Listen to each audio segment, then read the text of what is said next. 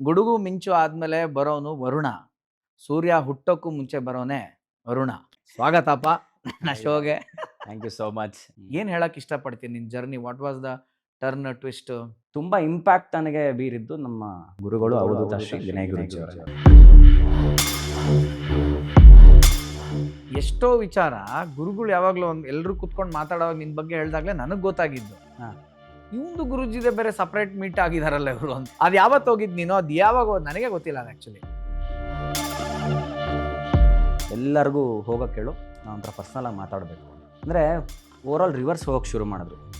ಆವತ್ತಿನ ಇನ್ಸಿಡೆಂಟು ಅದರಿಂದ ಹೋಗ್ತಾ ಎಲ್ಲಿವರೆಗೂ ಹೋದರು ಅಂದರೆ ನನಗೆ ಐ ವಾಸ್ ವೆರಿ ಸ್ಮಾಲ್. ನಾನು ಅವಾಗಿನ್ನೂ UKG ಫಸ್ಟ್ ಸ್ಟ್ಯಾಂಡರ್ಡ್ ಅನ್ಸುತ್ತೆ ನಾನು. ಅದನ್ನು ಹೇಳಿದ್ರಪ್ಪ ನನಗೆ. ಬಾ ಇವಾಗ ನಂಗೆ ಒಂಥರ ಎಮೋಷ್ನಲ್ ಆಗಿ ಹೋಗ್ತೀನಿ ಕೇಳಕ್ಕೆ ಹೋದರೆ. ಲೈಕ್ ಅದನ್ನು ಹೆಂಗೆ ಗುರು ಇದನ್ನು ಹೇಳ್ತಾರೆ ಇವರು? How can you say this? ನನಗದು ಉಳ್ಕೊಂಡಿದೆ ಮನಸ್ಸಲ್ಲಿ. ನಾನು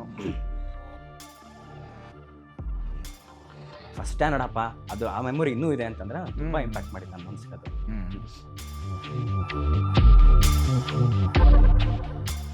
ಐ ಥಿಂಕ್ ನೀನು ಗುರುಜಿ ಸೇಮ್ ಏಜ್ ಅಂತ. 1919 ಅಲ್ವಾ? ಅವ್ರು 88 ಅವರು. ನೀನು 88.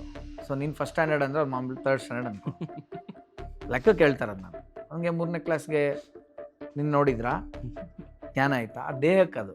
ಬಟ್ ಜ್ಞಾನ ಅಂತ ಬಂದಾಗ ಎಷ್ಟು ಜನ್ಮವೋ ಏನು ಕಥೆನೋ ಗೊತ್ತಿಲ್ಲ. ಗುರುಗಳ ಸ್ಪೆಷಾಲಿಟಿ ಅದೇನೆ, ಎಲ್ಲಿ ಹಿಡಿಬೇಕು ಅಲ್ಲಿ ಆ ಒಂದು ನರ್ವನ್ ಕರೆಕ್ಟಾಗಿ ಆ ಒಂದು ಸೂಕ್ಷ್ಮತೆನ ಹಿಡಿದು ಮಾತಾಡ್ಸ್ಬೇಕು. ಅಲ್ಲಿ ಅಳ್ಳಾಡ್ಬಿಡ್ತಾನೆ ಎಂಥವನೇ ಆಗಲಿ, ಎಂಥ ದೊಡ್ಡ ಹುಲಿ ಬರಲಿ, ಎಂಥ ದೊಡ್ಡ ಟೆರರ್ ಆಗಲಿ, ಅವನಲ್ಲೂ ಒಂದು ಸೂಕ್ಷ್ಮತೆ ಇರುತ್ತೆ, ಅವನಲ್ಲೂ ಯಾವುದೋ ಒಂದು ಡಾರ್ಕ್ ಸೀಕ್ರೆಟ್ಸ್ಗಳು ಕೆಲವು ಇರುತ್ತೆ. ಆ ಡಾರ್ಕ್ ಸೀಕ್ರೆಟ್ಸ್ ಈತನಿಗೆ ಹೇಗೆ ಗೊತ್ತಾಗುತ್ತೆ ಅನ್ನೋದು ದೊಡ್ಡ ಪ್ರಶ್ನೆ ಬಂದ್ಬಿಟ್ಟಾಗ ಇವರು ಯಾರೋ ನಮ್ಮ ಥರದವನಲ್ಲ ಅನ್ನೋದೇ ಫಸ್ಟ್ ಒಂದು ಬಾಟಮ್ ಲೈನ್ ಹಾಕೊಂಡ್ಬಿಡ್ತಾರೆ. ನಮ್ಮ ಥರ ಅಲ್ಲ, ಅಲ್ಲಿಗೆ ಸರೆಂಡ್ರೆ ಒಂದು ಲೆಕ್ಕಕ್ಕೆ ಎಂಥವ್ ಹಿಂಗೆ ಕುತ್ಕೊಂಡ್ಬಿಡ್ತಾನೆ. ಈ ಕಾರ್ಯಕ್ರಮದ ಪ್ರಾಯೋಜಕರು ಮೈಸೂರು ಸ್ಯಾಂಡಲ್ ಸೋಪ್, ಶ್ರೀಗಂಧದ ತವರು ಮನೆಯಿಂದ.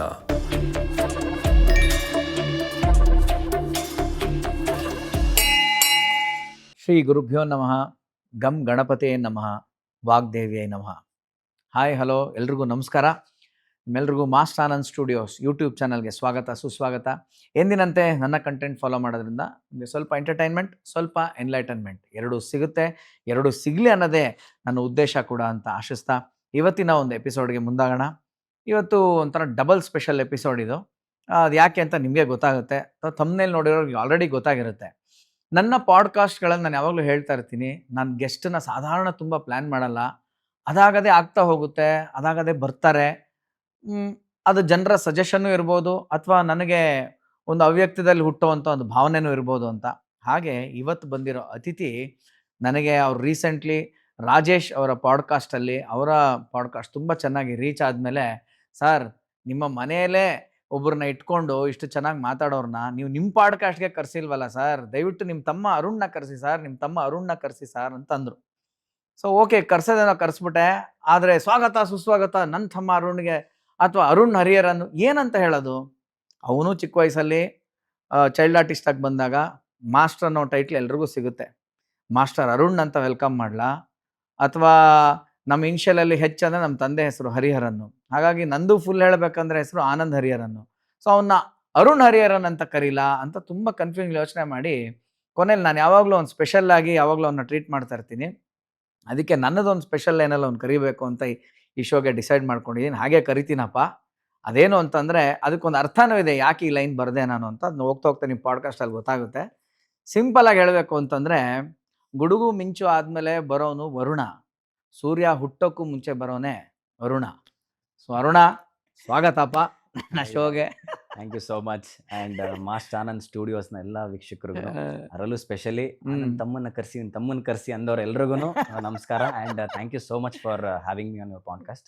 Thank you. ತುಂಬ ಫಾರ್ಮಲ್ ಆಗಿ ಸ್ಟಾರ್ಟಿಂಗ್ ಹೇಳ್ತೇನೆ, ಯಾಕಂದ್ರೆ ಹೋಗ್ತಾ ಹೋಗ್ತಾ ತುಂಬ ಇನ್ಫಾರ್ಮಲ್ ಆಗುತ್ತೆ ಅಂತ ನನಗೆ ಹೌದು ಗೊತ್ತಿದೆ. ಹೌದು ಹೌದು ಹೌದು. ಓಕೆ, ಚೆನ್ನಾಗಿತ್ತು ಲೈನ್ಸು. ಅರುಣ, ಸೂರ್ಯ ಹುಟ್ಟಕ್ಕೂ ಮುಂಚೆ ಬರೋ ಫಸ್ಟ್ ಕಿರಣಗಳನ್ನ ಅರುಣ ಅಂತನ. ಓಕೆ, ಆ ಅರುಣನು ಒಂದು. ಇನ್ನೊಂದು ಅದಕ್ಕೊಂದು ಆಧ್ಯಾತ್ಮದ ಅರ್ಥ ಇದೆ. ಯಾಕೆ ಅಂತಂದ್ರೆ ಸುಮಾರು ಜನಕ್ಕೆ ಗೊತ್ತಿರ್ಲಿಕ್ಕಿಲ್ಲ ಇದು. ನನ್ನ ಪಾಡ್ಕಾಸ್ಟು, ನನ್ನ ಜರ್ನಿ ನೋಡಿ ಆಶ್ರಮ ಇನ್ನೊಂದು ಮತ್ತೊಂದೆಲ್ಲದಕ್ಕೂ ನಾನು ಫಸ್ಟು ಅಂತ ಅನ್ಕೊಂಡ್ಬಿಟ್ಟಿದ್ದಾರೆ ಅವರು. ಓಕೆ, ಗುರುಗಳ ಪರಿಚಯ ನಾನು ಫಸ್ಟ್ ಆಗಿರ್ಬೋದು, ಆದರೆ ಒಂದು ಪೂಜೆ ಕೈಗೆತ್ಕೊಂಡು ಶಿವನ ಪೂಜೆ ಅಂತ ಸ್ಟಾರ್ಟ್ ಮಾಡಿ ನನಗೆ ಇನ್ಸ್ಪೈರ್ ಆಗೋ ಥರ ಆಲ್ಮೋಸ್ಟ್ 6 ತಿಂಗಳು 8 ತಿಂಗಳು 1 ವರ್ಷ ನನಗಿಂತ ಮುಂಚೆ ಮಾಡ್ದವ್ ನೀನು. ಆ ಲೈನ್ ಹೇಳ್ಬೇಕಂದ್ರೆ, ಯಾಕಂದ್ರೆ ಸೂರ್ಯ ಊಟಕ್ಕೆ ಮುಂಚೆನೆ ಹೋಗ್ತಾ ಇದ್ದೆ ನೀನು ದೇವಸ್ಥಾನಕ್ಕೆ. ಹೌದು. ಓಕೆನಾ, ಶಿವನ ಪೂಜೆ ಸ್ಟಾರ್ಟ್ ಮಾಡಿದೆ. ಅಂದ್ರೆ ಯಾವತ್ತು ಗುರುಗಳು ಹೇಳ್ತಾ ಇರ್ತಾರಲ್ಲ, ಗುರು ವಾಕ್ಯನ ಪಾಲಿಸೋನ್ ಮುಖ್ಯ ಆಗುತ್ತೆ, ಗುರು ದೇಹ ಫಾಲೋ ಮಾಡೋನಲ್ಲ ಅಂತ. ಸೊ ಅವ್ರ ವಾಕ್ಯನ ಅಷ್ಟು ನೀಟಾಗಿ 1 ವರ್ಷ ಹತ್ತತ್ರ ನೀನ್ ಪಾಲಿಸ್ತಾ ಇನ್ಸ್ಪೈರ್ ಮಾಡಿದೆ. ಇಲ್ಲಿ ಅಣ್ಣ ತಮ್ಮ ವಯಸ್ಸು ಅಂತರ ಮುಖ್ಯ ಆಗಲ್ಲ, ಜ್ಞಾನಕ್ಕಾಗ್ಲಿ ಅಥವಾ ಒಂದು ಡಿಸಿಪ್ಲಿನ್ಗಾಗ್ಲಿ ಯಾರು ನೋಡಿ ಯಾರು ಬೇಕಾದ್ರೆ ಇನ್ಸ್ಪೈರ್ ಆಗ್ಬೋದು. ನೀನು ಹೋಗೋ ಸ್ಟಾರ್ಟ್ ಆಗೇನೆ ನನಗೆ ಇದೇನು ಗುರು ಇವನು ಬೆಳಗಾನೆ ಎದ್ದು ಹೋಗ್ತಾನಲ್ಲ, ಇವನು ಹೊತ್ತು ಸೂರ್ಯನೇ ಹುಟ್ಟಿರಲ್ಲ, ಆಗ್ಲಿ ಹೆಸರಿಗೆ ತಕ್ಕಂಗೆ ಇವನು ಸೂರ್ಯ ಹುಟ್ಟಕ್ ಮುಂಚೆನೆ ಹೋಗ್ಬಿಡ್ತಾನಲ್ಲ ಅವನು ಅರುಣ, ಎಲ್ಲೋಗ್ತಾನೆ ಇವನು ಅಂತ ನಿನ್ನ ಹಿಂಬಾಲಿಸಿದಾಗ ಆ ಕತೆ ನೀನೇ ಹೇಳಪ್ಪ. ಹಾಗಾಗಿ ಇವತ್ತು ನನಗೆ ಈ ಲೈನ್ ಬರಕ್ ಕಾರಣ ಏನು ಅಂತಂದ್ರೆ ಅದನ್ನ ಸ್ವಲ್ಪ ಮಾಸಾಗಿ ಹೇಳಿದ್ವಿ, ಯಾಕಂದ್ರೆ ನಿನ್ನ ಸ್ಯಾಂಡಿ ಆಗಿ ನೋಡಿದ್ದಾರೆ ಜನ. ಓಕೆನಾ, ಅದಾದ್ಮೇಲೆ ಇನ್ನೊಂದು ಹೆಸರೇನು, ಜಾರ್ಜ್ ಆಗಿ ನೋಡಿದ್ದಾರೆ ನನ್ನ ಪಡವರಳ್ಳಿ ಪಡ್ಡೆಗಳು, ರೋಬೋ ಫ್ಯಾಮಿಲಿ. ಸೊ ನಿನ್ನ ಒಂದು ಕಾಮಿಡಿ ಸೀರೀಸು, ಈ ತರ ಒಂದು ಆಕ್ಟಿಂಗ್ ವೇದಿಕೆಯಲ್ಲಿ ನೋಡಿದಂಥ ಜನರಿಗೆ ಇವತ್ತೊಂದು ಆಶ್ಚರ್ಯನೂ ಆಗ್ಬೋದು, ಕೆಲವರು ಅದನ್ನು ಹಾಸ್ಯನೂ ಮಾಡ್ಬೋದು. ಅದಕ್ಕೆ ನಾನು ಮೊದಲೇ ಹೇಳಿದ್ದೇನಂತಂದ್ರೆ, ನನ್ನ ಪಾಡ್ಕಾಸ್ಟ್ ಶುರು ಆದಾಗ ಇವತ್ತು ಆಲ್ರೆಡಿ 1 ವರ್ಷ ಆಯ್ತು ಅರುಣ. 1 ವರ್ಷ ಆಗಿ 50 ಎಪಿಸೋಡ್ಗಳು ಕ್ರಾಸ್ ಆಗಿದ್ದೀನಿ.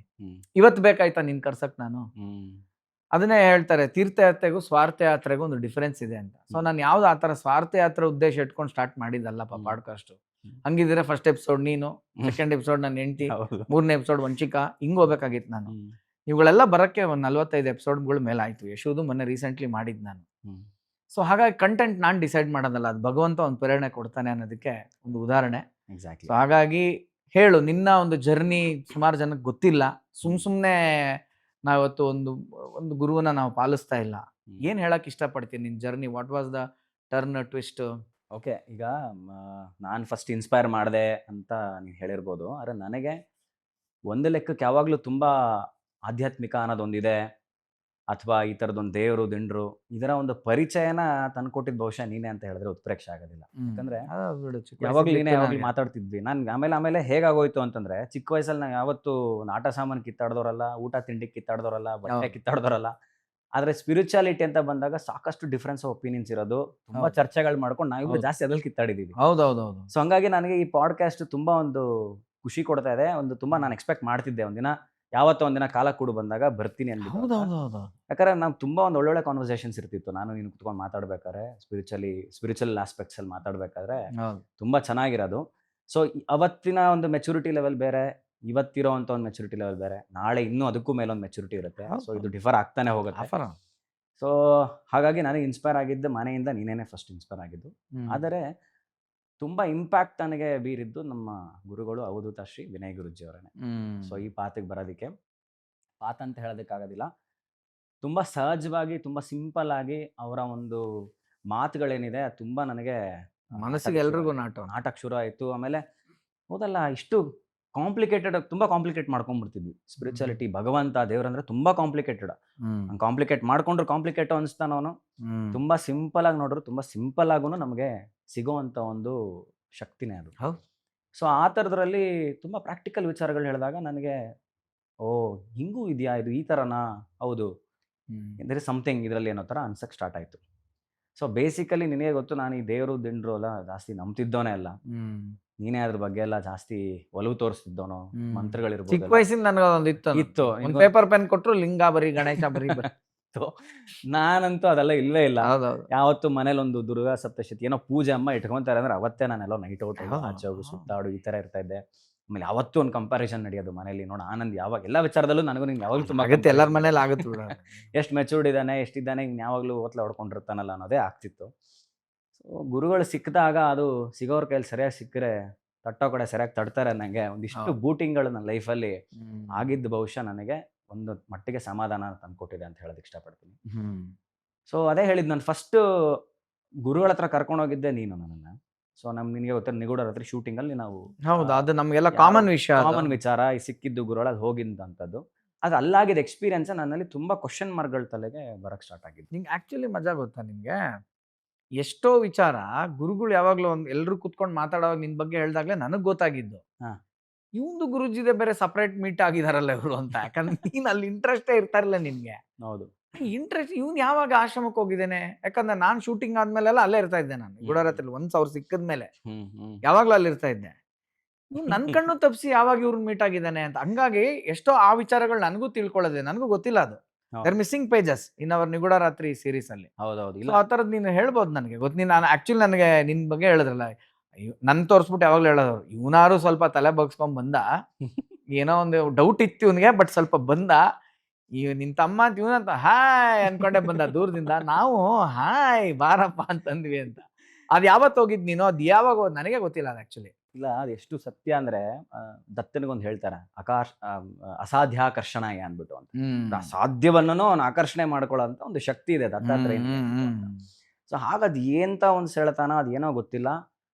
ಫಸ್ಟ್ ಟೈಮ್ ಹೋಗಿ ಬಂದಾಗ ನನ್ಗೆ ಇಂಟ್ರೆಸ್ಟ್ ಇರಲ್ಲ ಇನ್ ಕರೆದಾಗ ಬರೋದಕ್ಕೆ. ಅದೇನೋ ಆ ಕಡೆಗೆ ಒಂಥರ ಮನ್ಸು ಎಳಿಯೋದು ಹೋಗ್ಬೇಕು ಅಂತ. ಬ್ರೇಕು ಫ್ರೀ ಟೈಮ್ ಸಿಕ್ಕಿದ್ರೆ ಸಾಕು, ಸೈಡ್ಗೆ ಹೋಗ್ಬಿಟ್ಟು ಎಲ್ಲೋ ಒಂದು ಟೈಮ್ ಸ್ಪೆಂಡ್ ಮಾಡೋದು, 10 ನಿಮಿಷ ಮಲ್ಕೋಣ ಅನ್ನೋನ್ಗೆ ಒಂದು 5 ಕಿಲೋಮೀಟರ್ ಆಚೆ ಇವ್ರ ಆಶ್ರಮ ಇದೆಲ್ಲ ಹೋಗ್ಬೇಕು ಅಂತ.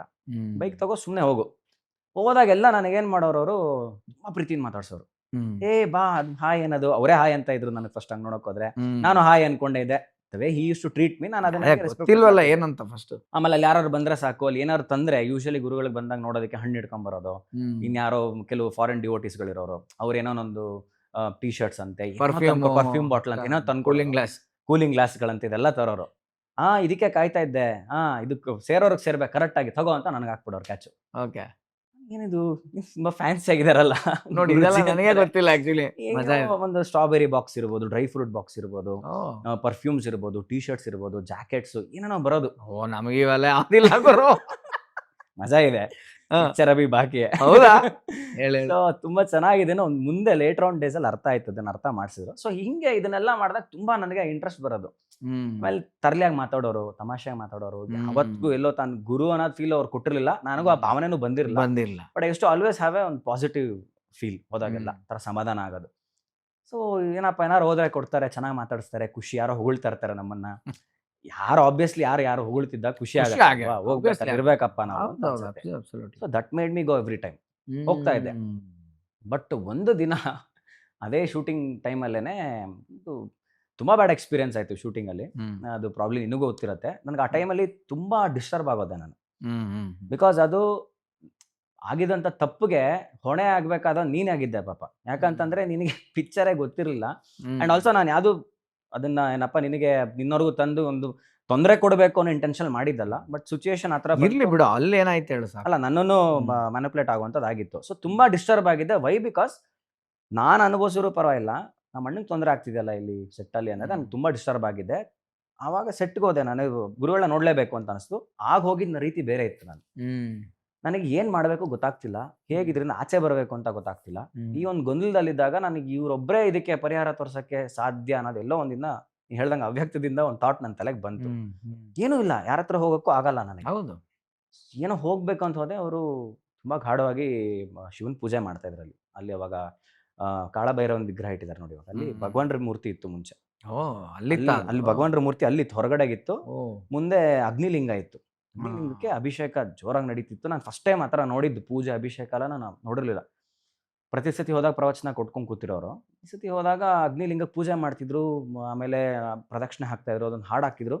ಅದು ತುಂಬಾ ಇವತ್ತಿಗೂ ನನ್ನ ತಲೆಯಲ್ಲಿ ಹಾಡು ಓಡತ್ತೆ. ಇವತ್ತಿಗೂ ನಾನು ಶಿವ ಪೂಜೆ ಮಾಡ್ತಾ ಅದೇ ಹಾಡು ಹಾಕೊಂಡೇ ಮಾಡ್ತೀನಿ. ಓಕೆ. ಸೊ ಅಷ್ಟು ನನ್ನ ಮನಸ್ಸಲ್ಲಿ ಇಂಪ್ಯಾಕ್ಟ್ ಆಯ್ತದ ಪೂಜೆ ನೋಡ್ತಾ ಇದ್ದೆ. ಹಾಗೆ ಎಲ್ಲ ಬಂದರು, ಆರತಿ ಎಲ್ಲ ಕೊಡಕ್ಕೆ ಬಂದರು. ಗುರುಗಳು ಹತ್ರ ಬಂದರು. ಬಂದ ತಕ್ಷಣ ಭಗವಂತ ಚೆನ್ನಾಗಿ ಹುರಿದಿದ್ದಾನಲ್ವಾ ಅಂದರು. ಇವಾಗಲೂ ಗೂಸ್ಬಂಪ್ಸ್ ಬರುತ್ತೆ, ಈಗಲೂ ಗೂಸ್ಬಂಪ್ಸ್. ಈ ಡೀಟೇಲಿಂಗ್ ನನಗೆ ಗೊತ್ತಿಲ್ಲ. ಇದೇ ವರ್ಡ್ ಹೇಳು. ಹೌದಾ? ಭಗವಂತ ಚೆನ್ನಾಗಿ ಹುರಿದಿದ್ದಾನಲ್ವಾ ಅಂದರು. ಅವತ್ತು ಬೇರೆನೇ ಮುಖ, ಬೇರೆನೇ ಒಂದು ವ್ಯಕ್ತಿತ್ವ. ಆ ಒಂದು ಹಾಯ್ ಬಾಯ್ ಸ್ಟೈಲು, ಕನ್ನಡಕ, ಜಾಕೆಟ್ ಎಲ್ಲ ಹೋಯ್ತು ಒಂದೇ ಸಲ. ಹುರಿದಿದ್ದಾನಲ್ವಾ ಅಂದರು. ಆಮೇಲೆ ನಗದು ಗೊತ್ತಲ್ಲ ಅವ್ರು ಬಿಟ್ಟು ಭಗವಾನ್ರನ್ನ ಒಂದ್ಸತಿ ನೋಡಿದ್ರು. ಆಮೇಲೆ ಅಲ್ಲಿ ಪ್ರಾಬ್ಲಿ ಯಾರೋ ಇನ್ನೊಬ್ರು ಇದ್ರು, ಚಂದ್ರನ ಸುಧಾಕರ್ ಅಂತ ಯಾರೋ ಒಬ್ರು ಇದ್ರು. ಅವ್ರನ್ನ ಕರೆದು ಬಿಟ್ಟು ಎಲ್ಲರಿಗೂ ಹೋಗಕ್ಕೆ ಹೇಳು, ನಾವು ಒಂಥರ ಪರ್ಸನಲ್ ಆಗಿ ಮಾತಾಡಬೇಕು ಅಂದ್ರು. ತುಂಬಾ ಜನ ಗೊತ್ತಲ್ಲ ಗುರುಗಳು ಬಂದ್ರೆ ಎಷ್ಟು ಜನ ಇರ್ತಾರೆ ಅಂತ. ಮತ್ತು ರಾತ್ರಿ ಬೇರೆ ಒಂದು 8-9 ಗಂಟೆ ಆಗಿತ್ತು. ಎಲ್ಲರನ್ನೂ ಕಳಿಸ್ಬಿಟ್ರು. ಭಗವಾನ್ರ ಮುಂದೆ ಕೂರಿಸ್ಕೊಂಡ್ರು. ನಾನು ಏನು ಹೇಳು ಅಂತ. ಅಲ್ಲ ಅದು ನೀವೇ ಹೇಳಿದ್ರಲ್ಲ, ತುಂಬ ಟೆನ್ಷನ್ಲಿದ್ದೀನಿ ಅಂತ ಅಂದ್ಬಿಟ್ಟು ಒಂದೊಂದೇ ಹೇಳೋದಕ್ಕೆ ಶುರು ಮಾಡಿದ್ರು.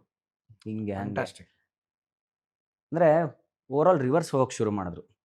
ಆವತ್ತಿನ ಇನ್ಸಿಡೆಂಟು ಅದರಿಂದ ನಮ್ಮ ಜೊತೆನೇ ಇಲ್ದೇ ಇರೋ ಒಬ್ಬ ವ್ಯಕ್ತಿ ಎಲ್ಲ ಇದೆಲ್ಲ ಹೇಳ್ದಂಗೆ ಹೆಂಗಾಗುತ್ತೆ. ಎಕ್ಸಾಕ್ಟ್ಲಿ ಹೋಗ್ತಾ ಎಲ್ಲಿವರೆಗೂ ಹೋದ್ರು ಅಂದ್ರೆ ನನಗೆ ಐ ವಾಸ್ ವೆರಿ ಸ್ಮಾಲ್. ನಾನು ಅವಾಗಿನ್ನು ಅತ್ತೆ ಮನೇಲಿದ್ದೆ, ರಾಜಿ ಅತ್ತೆ ಮನೇಲಿ. I was around UKG. ನಾನು ಇನ್ನು ಫಸ್ಟ್ ಸ್ಟ್ಯಾಂಡರ್ಡ್ ಅನ್ಸುತ್ತೆ. ನಾನು ಫಸ್ಟ್ ಸ್ಟ್ಯಾಂಡರ್ಡ್ ಆಕ್ಚುಲಿ ನಾನು ಇನ್ನೊಂದು ತುಂಬಾ ಮಿಸ್ ಮಾಡ್ಕೊಂತಿದ್ದೆ.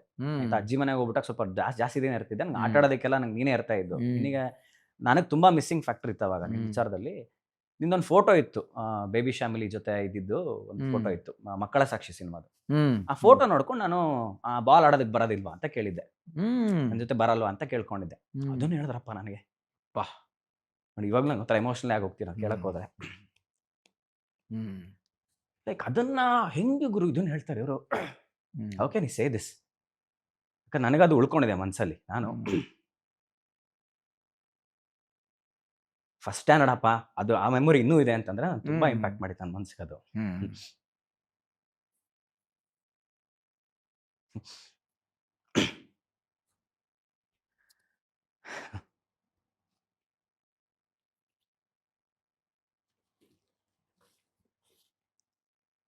ಓಕೆ, ಒಂದು ನಿಮಿಷ.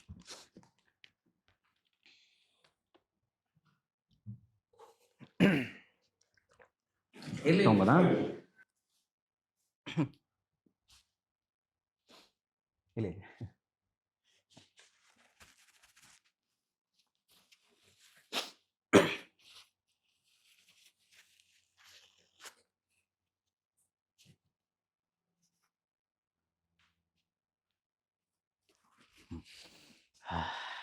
ಅಂದ್ರೆ ಅವ್ರೀಗ ಬಹುತೇಕ ಏನ್ ಹೇಳ್ತಾರೆ ಗೊತ್ತಾ ರೋಣಿ, ರೋಲಿಂಗ್ ಈ ಅಳು ನಗು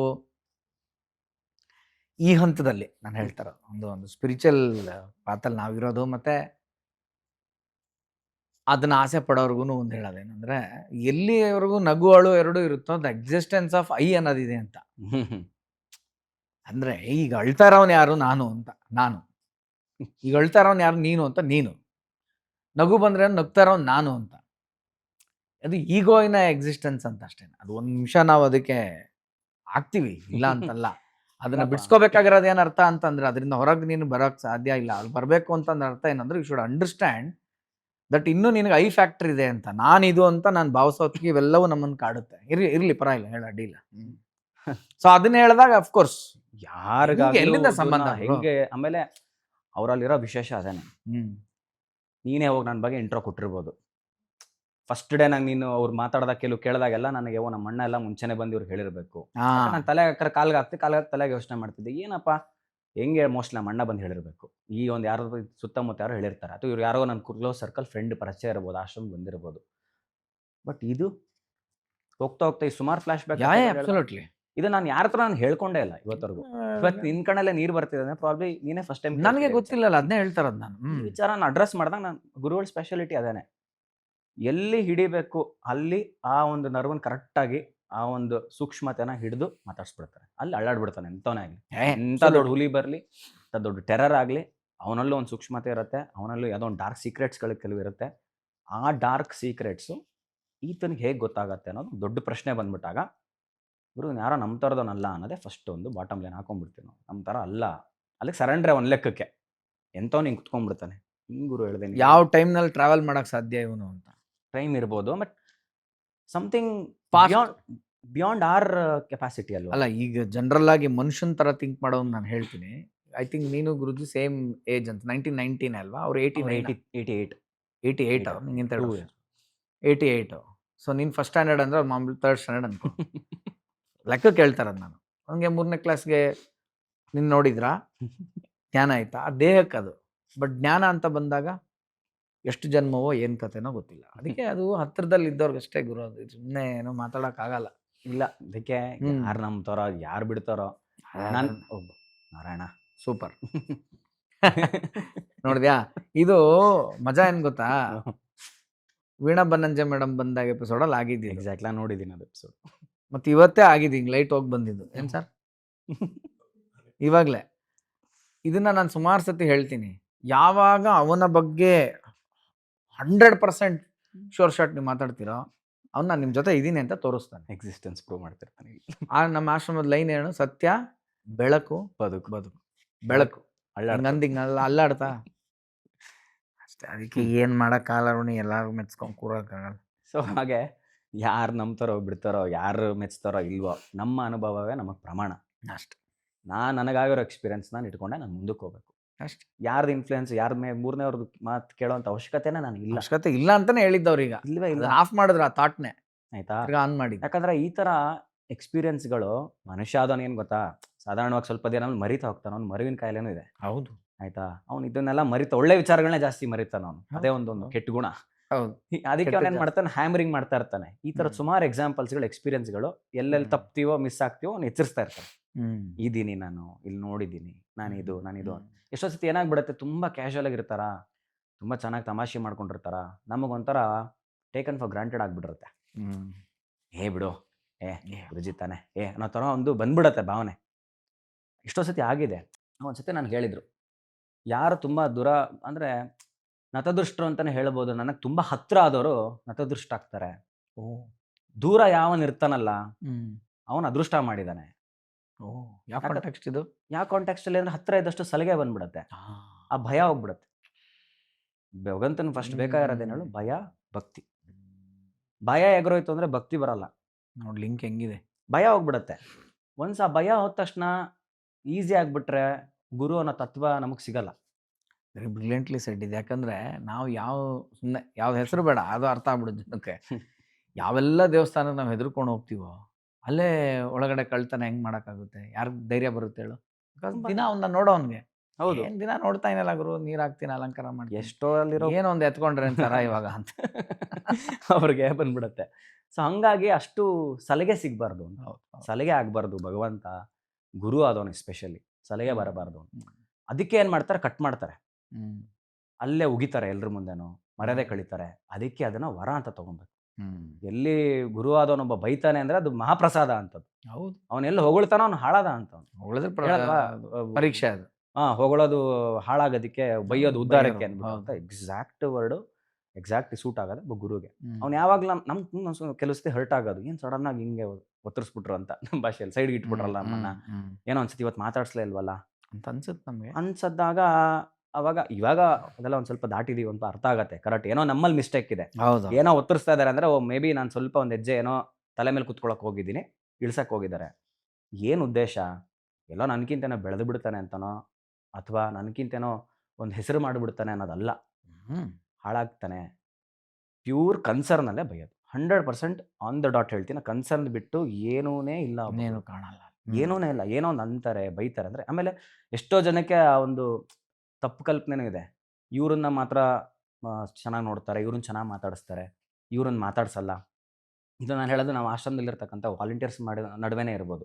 ಗುರುಗಳು ಇವ್ರು ಮಾತ್ರ ಕೆಲವರೆಲ್ಲ ಕ್ಲೋಸು, ಬರುತ್ತಾ ಭಾವನೆ ಎಲ್ರಿಗೂ ಬರುತ್ತೆ. ಒಂದ್ಸರಿ ನಮಗೂ ಬಂದು ಹೋಗಿದೆ ಅಲ್ವಾ? ನಮಗೂ ಬಂದು ಹೋಗಿದೆ, ಅದನ್ನ ಆ ಥರ ನನಗೂ ಬಂದಿದೆ. ಹೌದು.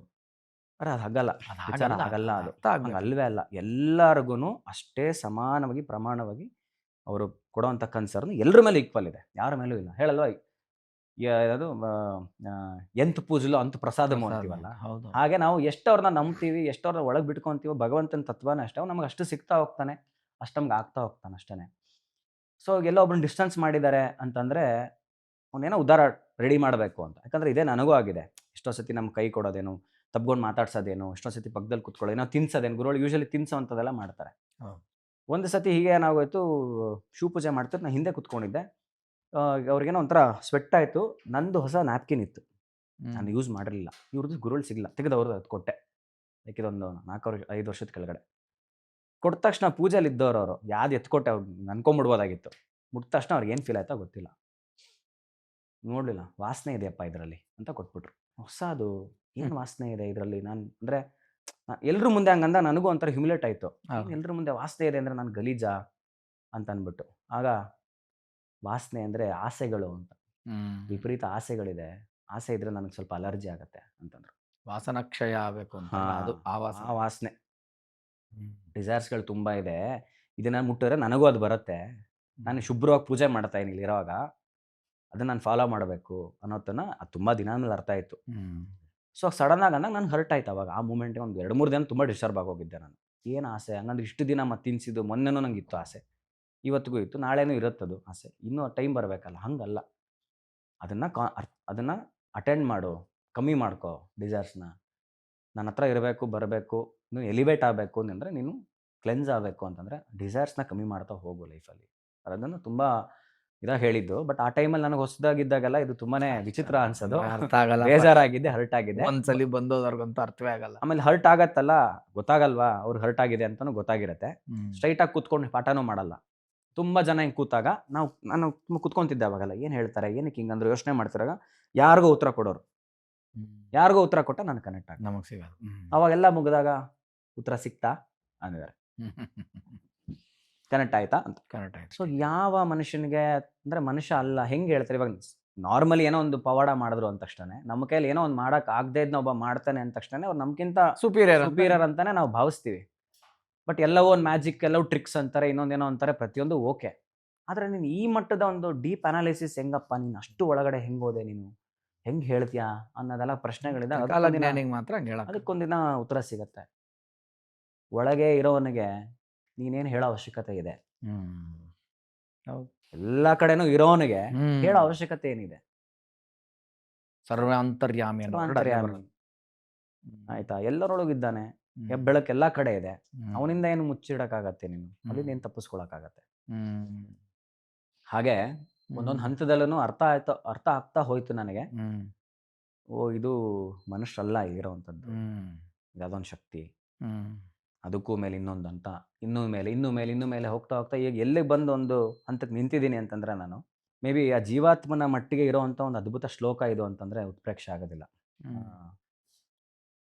ತ್ವಮೇವ ಮಾತಾ ಚ ಪಿತಾ ತ್ವಮೇವ, ತ್ವಮೇವ ಬಂಧು ಸಖಾ ತ್ವಮೇವ, ತ್ವಮೇವ ವಿದ್ಯಾ ದ್ರವಿಣಂ ತ್ವಮೇವ, ತ್ವಮೇವ ಸರ್ವಂ ಮಮ ದೇವ. ಇಷ್ಟೇ. ಇದೇನು ಇದಕ್ಕೆ ಮೇಲೆ ಒಬ್ಬ ಡಿವೋಟಿನೋ ಅಥವಾ ಇನ್ನೊಂದು ಜೀವಾತ್ಮನೋ ನಾರ್ಮಲ್ ನಮ್ಮ ಥರ ಇರೋವನಿಗೆ ಇದಕ್ಕೂ ಮೇಲೆ ಇನ್ನೇನು ಅನ್ಸುತ್ತೆ? ಎಲ್ಲಾನು ಆಗಿದ್ದಾಯ್ತು ನನ್ನ ಜೀವನದಲ್ಲಿ. ತಂದೆ ಆಗಿ, ತಾಯಿ ಆಗಿ ಪ್ರೀತಿ ಕೊಟ್ಟಿದ್ದಾಯ್ತು, ತಂದೆ ಆಗಿ ಒಂದು ಸ್ಟ್ರಿಕ್ಟಾಗಿ ನನಗೊಂದು ಅಡ್ವೈಸ್ಗಳು ಮಾಡಿ ನನ್ನ ಜೀವನನ ಒಂದು ಮಟ್ಟಿಗೆ ಟ್ರ್ಯಾಕಿಗೆ ತಂದಿದ್ದಾಯಿತು. ಬೆಸ್ಟ್ ಫ್ರೆಂಡಾಗಿ ತಮಾಷೆಗೆ ತರಲೆ ಮಾಡಿಕೊಂಡು ಎಷ್ಟೋ ವಿಚಾರಗಳನ್ನ ತಿದ್ದಿದ್ದಾಯಿತು ಮಾತಾಡಿಕೊಂಡು. ನನಗೆ ಒಂದು ಜ್ಞಾನ ಕೊಟ್ಟಿದ್ದಾಯಿತು ಒಂದು ತಕ್ಕ ಮಟ್ಟಿಗೆ. ಜ್ಞಾನ ಕೊಡ್ತಾ ಹೋಗ್ತೀವಿ, ಜ್ಞಾನ ಸಿಗ್ತಾ ಇದೆ. ಫಿನಾನ್ಷಿಯಲಿ ಎಲ್ಲೂ ಯಾರ ಹತ್ರನೂ ಕೈ ಹೊಡೆದಿರಂಗೆ, ಆಯ್ತಾ, ಯಾರ ಜೀವನ ಮುಖ್ಯ, ಸಾಲ ಇಲ್ದಿರಂಗೆ, 1 ರೂಪಾಯಿ ಸಾಲ ಇಲ್ದಿರಂಗೆ, ಕೈಗೆ ಹೊಡೆದಿರಂಗೆ ಒಬ್ಬನ ಹತ್ರನು ನನ್ನ ಇಟ್ಟಿದಾನಲ್ಲ. ಇನ್ನು ದ್ರವಿಣಮ್ಮ ಅವನೇ ಅಲ್ವಾ, ನನ್ನ ಫಿನಾನ್ಸ್ ಅವನೇ ಆಗಿರ್ಬೇಕಾದ್ರೆ ಸರ್ವವೂ ಅವನೇ ಅಂತ ಒಂದು ಬಾಟಮ್ ಲೈನು ನಾನು ಬಂದಿದ್ದಾಯ್ತು. ಏನು ಇಲ್ಲ, ಇನ್ನೇನು ಎಕ್ಸ್ಪೆಕ್ಟೇಷನು ಇಲ್ಲ ಯಾರಿಂದ. ಇನ್ನೇನೇ ಆದ್ರೂ ಇನ್ನು ಆಗುವುದಾದರೆ ಭಗವಂತನೇ ಆಗೋ ಅನ್ನೋದು ಅಷ್ಟೇ ಒಂದು ಬಾಕಿ ಇರೋವಂಥದ್ದು. ಮನುಷ್ಯನಾಗುವಂಥದ್ದು ಒಂದು ಮಟ್ಟಿಗೆ ಮನುಷ್ಯನಾಗಿದ್ದೀನಿ. ಯಾಕಂದ್ರೆ ತುಂಬ ಚೆನ್ನಾಗಿ ಹೇಳಿದ್ರು ಗುರುಗಳು, ನೋಡಿ ಇದಿಷ್ಟು ನೀನು ಆಗಕ್ಕೆ ಹೋಗ್ಬೇಡ, ಏನು ರಾಕ್ಷಸನಾಗಬೇಡ, ದೇವತೆಗಳಾಗಕ್ಕೆ ಹೋಗ್ಬೇಡ, ಆಯ್ತಾ, ಗುರು ಅಂತೂ ನೀನು ಆಗಕ್ಕೆ ಹೋಗ್ಬೇಡ. ನೀನು ಫಸ್ಟ್ ಏನಾಗಬೇಕು? ಒಬ್ಬ ಮನುಷ್ಯನಾಗಬೇಕು. ನಾವು ಮಿಸ್ ಹೊಡಿತಿರೋದೆ ಅಲ್ಲಿ. ಮನುಷ್ಯನಾಗಕ್ಕೆ ಅಂತ ಬಂದವನು ಬೇರೆ ಎಲ್ಲ ಮಾಡ್ತಾ ಕೂತ್ಕೊಂತೀವಿ. ಆ ಬದ್ದಿದ್ದ ಪ್ಯಾರಾಮೀಟ್ರಲ್ಲಿ ಕರೆಕ್ಟಾಗಿ ಕೂತ್ಕೊಳ್ಳಲ್ಲ. ಈ ಕಡೆ ರಾಕ್ಷಸಿ ಪ್ರವೃತ್ತಿಗಳು ನಮಗಿರುತ್ತೆ, ಈ ಕಡೆ ಹೋದ್ರೆ ಭಾರಿ. ಒಂದಿನ ಹೇಳಿದ್ರಲ್ಲ ಮನುಷ್ಯತ್ವ ಅನ್ನೋದು ಇದೆಯಲ್ಲ. ಹೌದು. ಹೇಳೋದು ಏನು ಮನುಷ್ಯತ್ವ ಇಲ್ವಾ ನನಗೆ? ಹೌದು. ಅಂದ್ರೆ ಹ್ಯೂಮನ್ ಟು ಹ್ಯೂಮನ್ ಮಾತಾಡೋವಾಗ್ಲೇನೆ ಮನುಷ್ಯತ್ವ ಇಲ್ವಾ ನಿನಗೆ ಅಂತ ಮನುಷ್ಯನ್ಗೆ ಯಾಕೆ ಹೇಳ್ತೀವಿ ಅಂದ್ರೆ, ಒಂದು ಪ್ರಾಣಿ ತರ ಬಿಹೇವ್ ಮಾಡ್ತಿದ್ಯಾ ನೀನು ಅಂತ. ಮನುಷ್ಯತ್ವದ ಟಿಪ್ ಅಂತಾರಲ್ಲ, ಅದೇ ದೈವತ್ವ ಅಂತೆ. ಅದೇ ಮಾನವದಿಂದ ಮಾಧವ ಅಂತ. ನೀನು ಮನುಷ್ಯನಾಗೋದು ಪೀಕ್. ನೀನು ಮೌಂಟ್ ಎವರೆಸ್ಟ್ ಪೀಕ್ ತುದಿ ಮನುಷ್ಯತ್ವ ನೀನ್ ತಲುಪಿಟ್ರೆ ಅದೇ ದೈವತ್ವ ಅಂತೆ. ಅಂದ್ರೆ ನಾವ್ ಅದಾಗಿಲ್ಲ ಅಂದ್ರೆ ಲೆಕ್ಕ ಹಾಕೋ. ಅಲ್ಲ, ಅದೇನೆ ಅದೇನಿದೆ ಅಂತ ಭಗವಂತನೇ ಮನುಷ್ಯನ ರೂಪ ಧಾರಣೆ ಮಾಡ್ಕೊಂಡ್ ಬರ್ತಾನೆ. ಅವನೇ ಮನುಷ್ಯನಾಗಿ ಬರ್ತಾನೆ. ಅಂದ್ರೆ ಮನುಷ್ಯರಾಗ ಕಲೀರಿ ಅಂತ ಹೇಳೋದಕ್ಕೆ ಬರ್ತಾನೆ ಅವನು. ಹೌದು ಹೌದು. ಆ ಲೆಸನ್ಸ್ ಕೊಡೋದಕ್ಕೆ ಅಂತ ಬರುವಂತ. ಅದಕ್ಕೆ ಹೇಳಿದ್ರು, ನೀಟಾಗಿ ಹೇಳಿದ್ರು ಗುರು ಆಗೋಕೆ. ಯಾಕಂದ್ರೆ ಸ್ವಲ್ಪ ಈ ಒಂದೆಲ್ಲೋ ಈ ಅರ್ಧ ಬೆಂದ್ ಮಡಕೆಗಳಂತೀವಲ್ಲ, ಹಾಗೆ ಎಲ್ಲೋ ಏನೋ ನಾವೆಲ್ಲರೂ ಅಷ್ಟೇ. ನನ್ನಲ್ಲಿ ಇದ್ದಿದ್ ರೋಗ ಒಂದು ಎಲ್ರಿಗೂ ಅದು ಇದೆ. ಬಟ್ ನಾನು ತುಂಬಾ ಜಾಸ್ತಿ ಮಾಡ್ತಿದ್ದೆ. ಎಷ್ಟೋ ವಿಚಾರಗಳ ಚರ್ಚೆ ತುಂಬಾ ಇಷ್ಟ. ಗುರುಗಳ ವಿಚಾರ ಹಿಂಗೆ ಮಾತಾಡ್ತಾ ಒಂದಿಷ್ಟು ವಿಚಾರಗಳು ಸಿಗ್ತಾ ಅವ್ರ ಮುಂದೆ ಕೂತಿದ್ರೆ ಅದೊಂಥರ ಹೆಂಗಂದ್ರೆ, ಒಂದು ಕಬ್ಬಣದ ಜೊತೆ ಜಾಸ್ತಿ ಇರೋ ಒಂದು ತಗಡಿಟ್ಟಿರು, ನೀನು ಇನ್ನೊಂದು ಇದಿಟ್ಟಿದ್ರು ಇದ್ರ ಮ್ಯಾಗ್ನೆಟ್ ಜೊತೆಗೆ ತಗಡಿಟ್ಟಿದ್ರು ಸ್ವಲ್ಪ ದಿನ ಅದಕ್ಕೂ ಪ್ರಾಪರ್ಟೀಸ್ ಬಂದಿರುತ್ತೆ. ಅದೇ ಅಂಟ್ತಾ ಇರುತ್ತೆ, ಸ್ವಲ್ಪ ದಿನ ಇರುತ್ತೆ ಅಷ್ಟೇ. ಹೇಳಿದಲ್ಲ, ಅವ್ರ ವಾಸನೆ ಬರುತ್ತೆ, ನನಗೂ ಎತ್ಕೋ ಖರ್ಚಿಪ್ ಅಂತ. ಅಲ್ಲ, ಹಂಗ ಅವ್ರ ಜೊತೆಲಿ ಇದ್ದಿದ್ದು ಕೆಲವೆಲ್ಲ ವಿಷಯಗಳು ಗೊತ್ತಾಗಿ, ಮಾತುಗಳು ಗೊತ್ತಾಗಿ, ಚರ್ಚೆಗೆ ಕೂತ್ಕೊಂಡಾಗ ಕೆಲವ್ರ ಪಾಪ ನಾರ್ಮಲ್ ಆಗಿರೋರು ಅರ್ಥ ಆಗ್ತಿರಲ್ಲ, ಕೆಲವ್ರಿಗೆ ಕನ್ವಿನ್ಸ್ ನನ್ನ ಕನ್ಫ್ಯೂಸ್ ಆಗ್ತಿರಲ್ಲ, ಕೆಲವ್ರಿಗೆ ಕನ್ವಿನ್ಸ್ ಆಗ್ಬಿಡೋರು, ಹೌದಲ್ವಾ ಇದೇನೋ ವಾವ್ ಅನ್ಸೋದು ಅಂತ. ಸೊ ಹಂಗೆ ಅನ್ಸ ತಕ್ಷಣ ನಮಗೊಂದು ಸ್ವಲ್ಪ ಹಿಂಗೆ ಬರೋದು, ನಾವೇನೋ ಕಲ್ತಿದ್ದೀವಿ, ಏನೋ ಹೇಳ್ತಾ ಇದೀವಿ ಅಂತ ಉಪದೇಶ ಕೊಡೋದಕ್ಕೆ ಶುರು ಮಾಡೋ ಅಂಥದ್ದಾಗಿತ್ತು. ನನಗೊಂದು ರೋಗ ಶುರು ಆಗಿತ್ತು. ಮಾತಾಡ್ಸೋದು, ಆಮೇಲೆ ಹೆಂಗ್ ಪರೀಕ್ಷೆ ಮಾಡ್ತಾನೆ ಅಂದ್ರೆ, ಆಶ್ರಮದಲ್ಲಿ ಪೂಜೆ ಎಲ್ಲ ಶುರು ಆಯ್ತಲ್ಲ, ಪೂಜೆ ಶುರು ಆದ್ಮೇಲೆ ನನಗೊಂದು ರೆಸ್ಪೆಕ್ಟ್ ಹೊರಗಡೆಯಿಂದ ಸಿಗಕ್ಕೆ ಶುರು ಆಯ್ತು. ಅದು ಭಗವಂತ ಕೊಟ್ಟಂತ ಅವ್ನ ಕಾರುಣ್ಯ ಅದು. ಯಾಕಂದ್ರೆ ಇಂಡಸ್ಟ್ರಿಲಿ ಅದು ಬೇರೆ, ಅವ್ನು ಡೈರೆಕ್ಟರ್ ಆಗಿ ತಗೊಳ್ಳೋಂಥದ್ದೆಲ್ಲ ಬೇರೆ. ಅದಲ್ಲದೆ ಅವ್ನು ಪರ್ಸನಲ್ ಯಾರೋ ಒಬ್ರು ಕೈ ಮುಗಿಯುವಂಥದ್ದು ವಯಸ್ಸು ನಂದಲ್ಲ, ಹೌದೌದು. ಆಯ್ತಾ, ಅಂತ ಸಾಧನೆನೂ ನಾನು ಮಾಡಿಲ್ಲ. ಹೌದು. ನಾನು ಯಾರೋ ಒಬ್ರು ನೋಡಿ ಕೈ ಮುಗಿಬೇಕು ಅಂತಂದ್ರೆ ಯಾಕೆ, ನಾನು ಮಾಡೋ ಶಿವ ಪೂಜೆನ ಕುತ್ಕೊಂಡು ಅನುಷ್ಠಾನದ ಬಲ ಅದು. ಅನುಷ್ಠಾನ ಮಾಡೋದನ್ನ ನೋಡೋರು, ಇಂಟೆನ್ಸ್ ಆಗಿ ಪಾಪ ಏನೋ ಪ್ರೇಯರ್ಗಳವ್ರು ಹೇಳೋರು, ಅವ್ರಿಗೆ ಆ ಪೂಜೆ ಸಮಾಧಾನ ಸಿಗೋದು. ಆ ಪೂಜೆ ಮಾಡೋ ವಿಧಾನ ಇರ್ಬೋದು, ಅದೊಂದು ಅನುಷ್ಠಾನದೊಂದು ಏನಿದೆ ಸಂಪೂರ್ಣ ಒಂದು ಇದು ಪ್ರಾಕ್ಟೀಸು ಗುರುಗಳು ನನಗೆ ಹಾಕಿದ ಭಿಕ್ಷೆ ಅದು. ಅದನ್ನ ಅವತ್ತು ಹೇಳಿದ್ರು. ಇವ್ನು ಬಂದ ಅವತ್ತು ಕೊಟ್ಟು ಇವ್ನಿಗೆ ಏನು ಕೊಡಬೇಕು ಗೊತ್ತಾಗಲ್ಲ, ಶಿವಲಿಂಗನ ಎತ್ಕೊಟ್ಬಿಟ್ಟೆ ನಾನು ಅಂದ್ಬಿಟ್ಟು ಅಂತ. ಆ ಶಿವ ಪೂಜೆಯಲ್ಲಿ ಆ ಶಿವಭಕ್ತಿ ನಾನು ನಿನಗೆ ಕೊಟ್ಟಿದ್ದೀನಪ್ಪ ಅಂತ ಹೇಳಿದ್ರು. ಸೊ ಆ ಇಂಟೆನ್ಸಲ್ಲಿ ಪೂಜೆ ಗುರುಗಳು ಹೇಗೆ ಮಾಡ್ತಿದ್ರಲ್ಲ, ಆ ಇಂಟೆನ್ಸ್ನ ಅಭ್ಯಾಸ ಮಾಡ್ಕೊಂಡಿದ್ದೆ. ಅವರು ನೀಟಾಗಿ ಹೇಳಿದ್ರು, ನೋಡು ಭಗವಂತನ ನೀನು ಏನೋ ಅದ್ಭುತ ಅಯ್ಯೋ ಅನ್ನೋ ಥರ ನೋಡಬೇಡ ಆ ಟೈಮಲ್ಲಿ, ಅದನ್ನ ಮಗು ಥರ ನೋಡು. ಓ, ಶಿವನ ಮಗು ಥರ ಓ, ನೋಡು. ನಿಂಗೆ ಗುರುಜಿನೇ ಹೇಳ್ಕೊಟ್ಟಿದ್ದ? ಗುರುಜಿ ಹೇಳ್ಕೊಟ್ಟಿದ್ದ. ಯಾಕಂದ್ರೆ ನಿನ್ನಿಂದ ನಾನು ನೋಡ್ಕೊಳ್ತಿದ್ದ ಅದು. ಇಲ್ಲ, ನನ್ಗೆ ಅವ್ರು ಹೇಳ್ಕೊಟ್ಟಿದ್ದು. ಅದೇ ನಾನು ಮಗು ಥರ ನೋಡು. ಓಕೆ. ಒಂದು ಮಗುಗೆ ಹೇಗೆ ಸ್ನಾನ ಮಾಡಿಸ್ತೀವಿ ಅಲ್ವಾ, ಹಾಗೆ ಸ್ನಾನ ಮಾಡಿಸು, ಒರೆಸ್ತೀವಿ ಮೈಯೆಲ್ಲ ನೀಟಾಗಿ. ಆ ಮಗುಗೆ ಧೂಪ ಹಾಕುವಂಥದ್ದು, ಬಾಣಂತಿ ಇದ್ದಾಗೆಲ್ಲ ಹಾಕ್ತಾರಲ್ವ, ಆ ಥರ ಧೂಪ ಹಾಕುವಂಥದ್ದು. ಪೌಡ್ರ್ ಹಾಕ್ತಿವಿ ಮಕ್ಕಳಿಗೆ, ಪೌಡ್ರ್ ಏನು ಶಿವನಿಗೆ ವಿಭೂತಿ ಹಾಕೋದು, ಪೂಜೆನ ಎಷ್ಟು ಚೆನ್ನಾಗಿ ಕನೆಕ್ಟ್ ಮಾಡ್ಕೊಂಡು ಪೌಡ್ರ್ ಹಾಕ್ತಿವಿ ಆಯ್ತಾ, ಅದಕ್ಕೆ ಸಿಂಗಾರ ಮಾಡ್ತೀವಿ, ಬೊಟ್ಟು ಇಡ್ತೀವಿ, ದೃಷ್ಟಿ ಬೊಟ್ಟೆಲ್ಲ ಇಡ್ತೀವಿ ಅದಕ್ಕೆ. ಫ್ಯಾಂಟಾಸ್ಟಿಕ್. ಆಮೇಲೆ ಬಟ್ ಕನೆಕ್ಟ್ ಹೆಂಗಿರುತ್ತೆ ಆ ಮಗು ಜೊತೆ, ಊಟ ಮಾಡಿಸ್ತೀವಿ ಅದಕ್ಕೆ ಅಲ್ವಾ, ಪ್ರೀತಿಯಿಂದ ಅಳತ್ತೆ ಅದು, ಅದಕ್ಕೆ ಸಮಾಧಾನ ಆಗ್ಬೇಕು, ಖುಷಿ ಆಗ್ಬೇಕು, ಊಟ ಮಾಡಿಸ್ತೀವಿ, ಊಟ ಮಾಡಿಸು. ಆಮೇಲೆ ಒಂದು ಆರತಿ ಮಾಡೋವಂಥದ್ದು ಪ್ರಕ್ರಿಯೆ. ಒಂದು ಮಗುನ ನೀನು ನೋಡೋ ಥರ ನೋಡು. ಅವನು ಭೋಲೆನಾಥ ಅಂತ ಕರೀತಾರೆ ಶಿವ. ಭೋಲೆ ಬಾಲೆ, ಅವನು ಇನ್ನೋಸೆಂಟ್. ಅವ್ನಿಗೆಲ್ಲ ಗೊತ್ತಿದ್ರು ಅವ್ನು ಗೊತ್ತಿಲ್ದಿರಂಗೆ ಇರ್ತಾನೆ. ಅದು ನಾಟಕ ಅಲ್ಲ, ಆದ್ರೆ ನಾಟಕ ಇನ್ನೊಂದು ಇರ್ಬೋದು, ಬಟ್ ಶಿವ ಇನ್ನೋಸೆಂಟ್. ಯಾಕಂದ್ರೆ ಅವ್ನು ತಟ್ಟಂತ ಅಂತ ರಾವಣನಿಗೆ ಆತ್ಮಲಿಂಗ ಕೇಳಿದ ತಕ್ಷಣ ತಗೋ ಭಕ್ತಿಯಿಂದ ನಾನು ಆತ್ಮಲಿಂಗನೇ ಕೊಡ್ತೀನಿ ಅಂತ ಅವ್ನು ಹಿಂದೆ ಮುಂದೆ ಹೆಂಡ್ತಿನ್ ಕೊಡು, ಪಾರ್ವತಿನ ಕೇಳಿದಾಗ್ಲೇ ಅವ್ನು ಕೊಟ್ಟು ಕಳ್ಸಕ್ಕೆ ತನ್ನ ಭಕ್ತನಿಗೆ ತಾನು ಏನು ಬೇಕಾದ್ರೂ ಕೊಡ್ತಾನ ಅವನು. ಶಿವ ಭೋಲೆನಾಥ. ಅವ್ನು ತಿರುಗಿ ಬಿದ್ರೆ ಮಾತ್ರ ಅದು ಬೇರೆ ಕತೆ. ಅದಕ್ಕೆ ವಿಷ್ಣು ತುಂಬಾ ಯೋಚನೆ ಮಾಡ್ತಾನೆ, ಶಿವ ಯೋಚನೆ ಮಾಡಲ್ಲ, ದಿಢೀರನ್ ಕೊಟ್ಬಿಡ್ತಾನೆ. ನೀನು ಅದಕ್ಕೆ ನೀನು ಶಿವನ್ ಬಿಟ್ಟಿರೋದು. ಅವನಿಗೆ ಮಡಿ ಮೇಲ್ಗೆ ಅನ್ನೋದೆಲ್ಲ ಅವ್ನು ಯೋಚನೆ ಮಾಡಲ್ಲ. ಬೇರೆ ದೇವತೆಗಳಿಗೆಲ್ಲ ಅದೆಲ್ಲ ಅವನ ಅನುಷ್ಠಾನಗಳ ಪ್ರಕ್ರಿಯೆ ಇರುತ್ತೆ. ಅವನು ಭಾವಪ್ರಿಯ, ಮೂಲತಃ ಅವನ ಭಾವನೆ ಅಷ್ಟೇ. ಬೇಡ್ರ ಕಣ್ಣಪ್ಪ ಏನ್ ಮಾಡ್ದ, ಮಾಂಸ ಹೊಡೆದಿಟ್ಟ, ಭಾವನೆಯಲ್ಲಿ ಬಂದು ತಗೊಳ್ಳಿಲ್ಲ ಅವನು. ಆದ್ರೆ ಅವನು ಇನ್ನ ಅವನು ದೊಡ್ಡ ಭಾವನೆ ಏನ್ ನೋಡಿದ್ದು, ನಾನೇ ನನ್ನಲ್ಲಿ ನಂತರನೇ ನೀನು ಅಂತ ನೋಡ್ದ ಅವನು. ನಿನ್ ಕಣ್ಣಿಲ್ಲ, ನನ್ ಕೊಡ್ತೀನಿ ಅಂತ ಅಂದ. ಹೌದು, ನೀನ್ ಮಾಂಸ ಇಟ್ಟ ಅಂತ ಅಷ್ಟೇ, ಇವತ್ತು ಮಾಂಸ ಇಟ್ಟು ನಾಳೆ ಕಣ್ಣು ಕೇಳ್ತಾನೆ, ಕೊಡೋ ಅಷ್ಟು ನಿನಗೆ ಇದೆಯಾ? ಆ ಭಾವನೆ ನೋಡ್ತಾನ ಅವನು ಅಷ್ಟೇನೆ. ಯಾಕೆ ಸಿಗಲ್ಲ, ಸಿಗ್ತಾನ ಭಗವಂತ. ಆದ್ರೆ ಭಾವನೆಗೆ ಅವನು ಒಲಿತಾನೆ. ಶಿವ ಅಂತೂ ಶುದ್ಧ ಭಾವಪ್ರಿಯನಪ್ಪ, ಅಭಿಷೇಕ ಪ್ರಿಯ ಕೂಡ. ಭಾವನೆಗೆ ಅವನು ಒಲಿತಾನೆ. ಸೊ ಹಂಗಾಗಿ ನೀನು ಹೀಗೆ ಮಾಡ್ಬೇಕು, ಇಂಥದ್ದೇ ಇಡಬೇಕು. ನೀನು ಏನ್ ಹಾಕಿದ್ರು ಅದ್ರ ಮೇಲೆ ಇನ್ನೊಂದು ಕ್ವಾರ್ಟರ್ ಹಾಕಿದ್ರು ಅವ್ನು ಶಿವನೇ. ಅದ್ರ ಮೇಲೆ ನೀನ್ ಪಂಚಾಮೃತ ವಾಟರ್ ಹಾಕಿದ್ರು ಅವ್ನು ಶಿವನೇ, ವಾಟರ್ ಹಾಕಿದ್ರು ಶಿವನೇ, ಕ್ವಾರ್ಟರ್ ಹಾಕಿದ್ರು ಶಿವನೇ. ಅವನು ಬದಲಾಗಲ್ಲ. ನಿನ್ನ ಭಾವನೆಯಲ್ಲಿ ಇನ್ನೇನಾಗಿದೆ ನಿನಗೆ ಅದು ರಿಫ್ಲೆಕ್ಸ್ ಕೊಡುತ್ತೆ. ನನಗೆ ಸಾರಿ ಟು ಇಂಟರಪ್ಟ, ಇವಾಗ ಹೇಳಕ್ ಹೇಳ್ಬಿಡ್ತೀನಿ. ನಾವು ಈ ರುದ್ರಾಕ್ಷಿ ಹಾಕ್ತಿವಲ್ಲ, ರುದ್ರಾಕ್ಷಿ ಎಷ್ಟೋ ಜನ ಕೇಳೋವಾಗ್ಲೂ ನಾನು ಕೇಳ್ತಾರೋ, ಸರ್ ಹಾಕೋಬೋದಾ? ತಪ್ಪಲ್ಲ, ನಮಗೂ ಇತ್ತಲ್ಲ ಅದು, ಭಯ ಅಲ್ವಾ, ಅದ್ರ ಬಗ್ಗೆ ರೆಸ್ಪೆಕ್ಟ್ ಇರುತ್ತೆ. ಎಕ್ಸಾಕ್ಟ್ಲಿ. ಸರ್ ನಾನು ಸ್ವಲ್ಪ ಇನ್ನೂ ಸ್ಮೋಕ್ ಮಾಡ್ತೀನಿ, ಡ್ರಿಂಕ್ ಮಾಡ್ತೀನಿ, ನಾನ್ ವೆಜ್ ತಿಂತೀನಿ, ರುದ್ರಾಕ್ಷಿ ಹಾಕೋಬೋದಾ? ಪಂಚಮುಖಿ ಲೆಕ್ಕಕ್ಕೆ ಮಾತ್ರ ಹೇಳ್ತಾರದು ಅಂತ ನಾನು ಹೇಳೋದು. ಹೌದು, ಅದನ್ನ ಒಂದು ಹೇಳಿದ್ದಾರೆ. ಏನಂದ್ರೆ ಇದನ್ನೆಲ್ಲ ಮೀರಿನವನು ಶಿವ. ನೀವೇನೇನ್ ಕಿಕ್ ಕೊಡುತ್ತೆ ಅಂತಿರಲ್ಲ, ಎಲ್ಲ ಕಿಕ್ಗಳನ್ನ ಮೀರಿನವನವನು. ಸೊ ಅವನಿಗೇನು ನೀವು ಇದನ್ನ ಹಾಕೊಂಡು ಅಕಸ್ಮಾತ್ ಆ ತರ ಮಾಡಿದ್ರು ಅದು ನೆಕ್ಸ್ಟ್ ಮಾಡದೇ ಇರೋ ತರ ಅವ್ನು ಮಾಡ್ತಾನೆ ಅಂತ.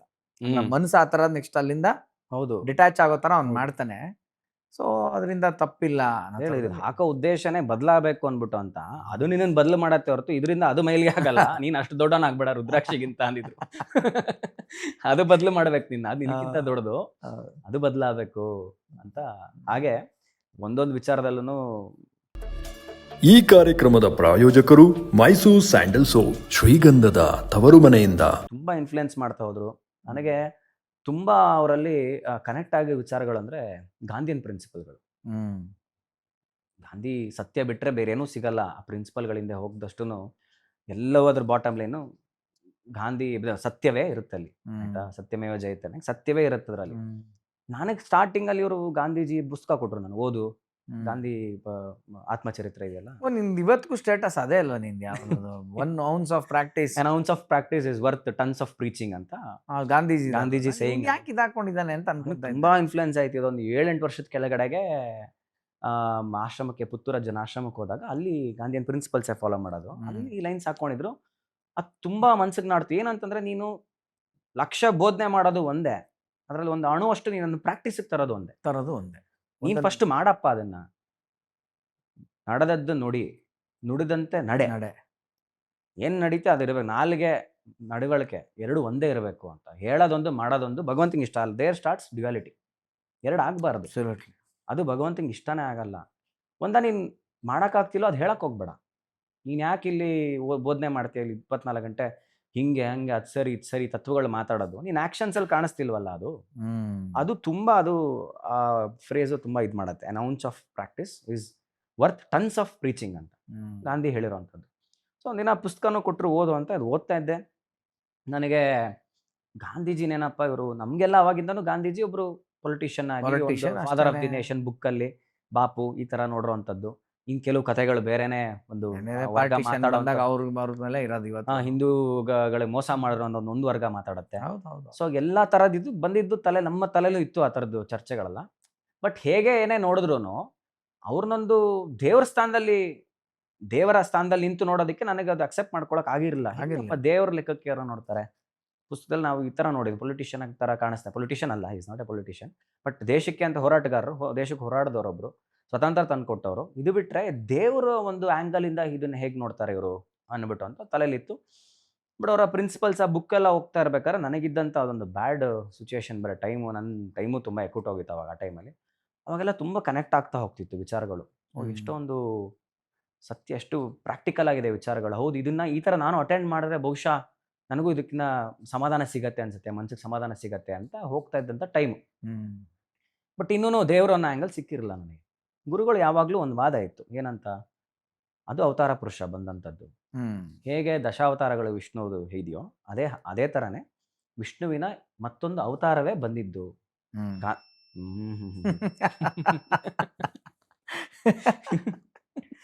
ಇಲ್ಲಿ ಇಂಪಾಸಿಬಲ್ ಇದು. ವಿಷ್ಣುವಿನ ಅವತಾರವೇ ಬಂದಂಥದ್ದು.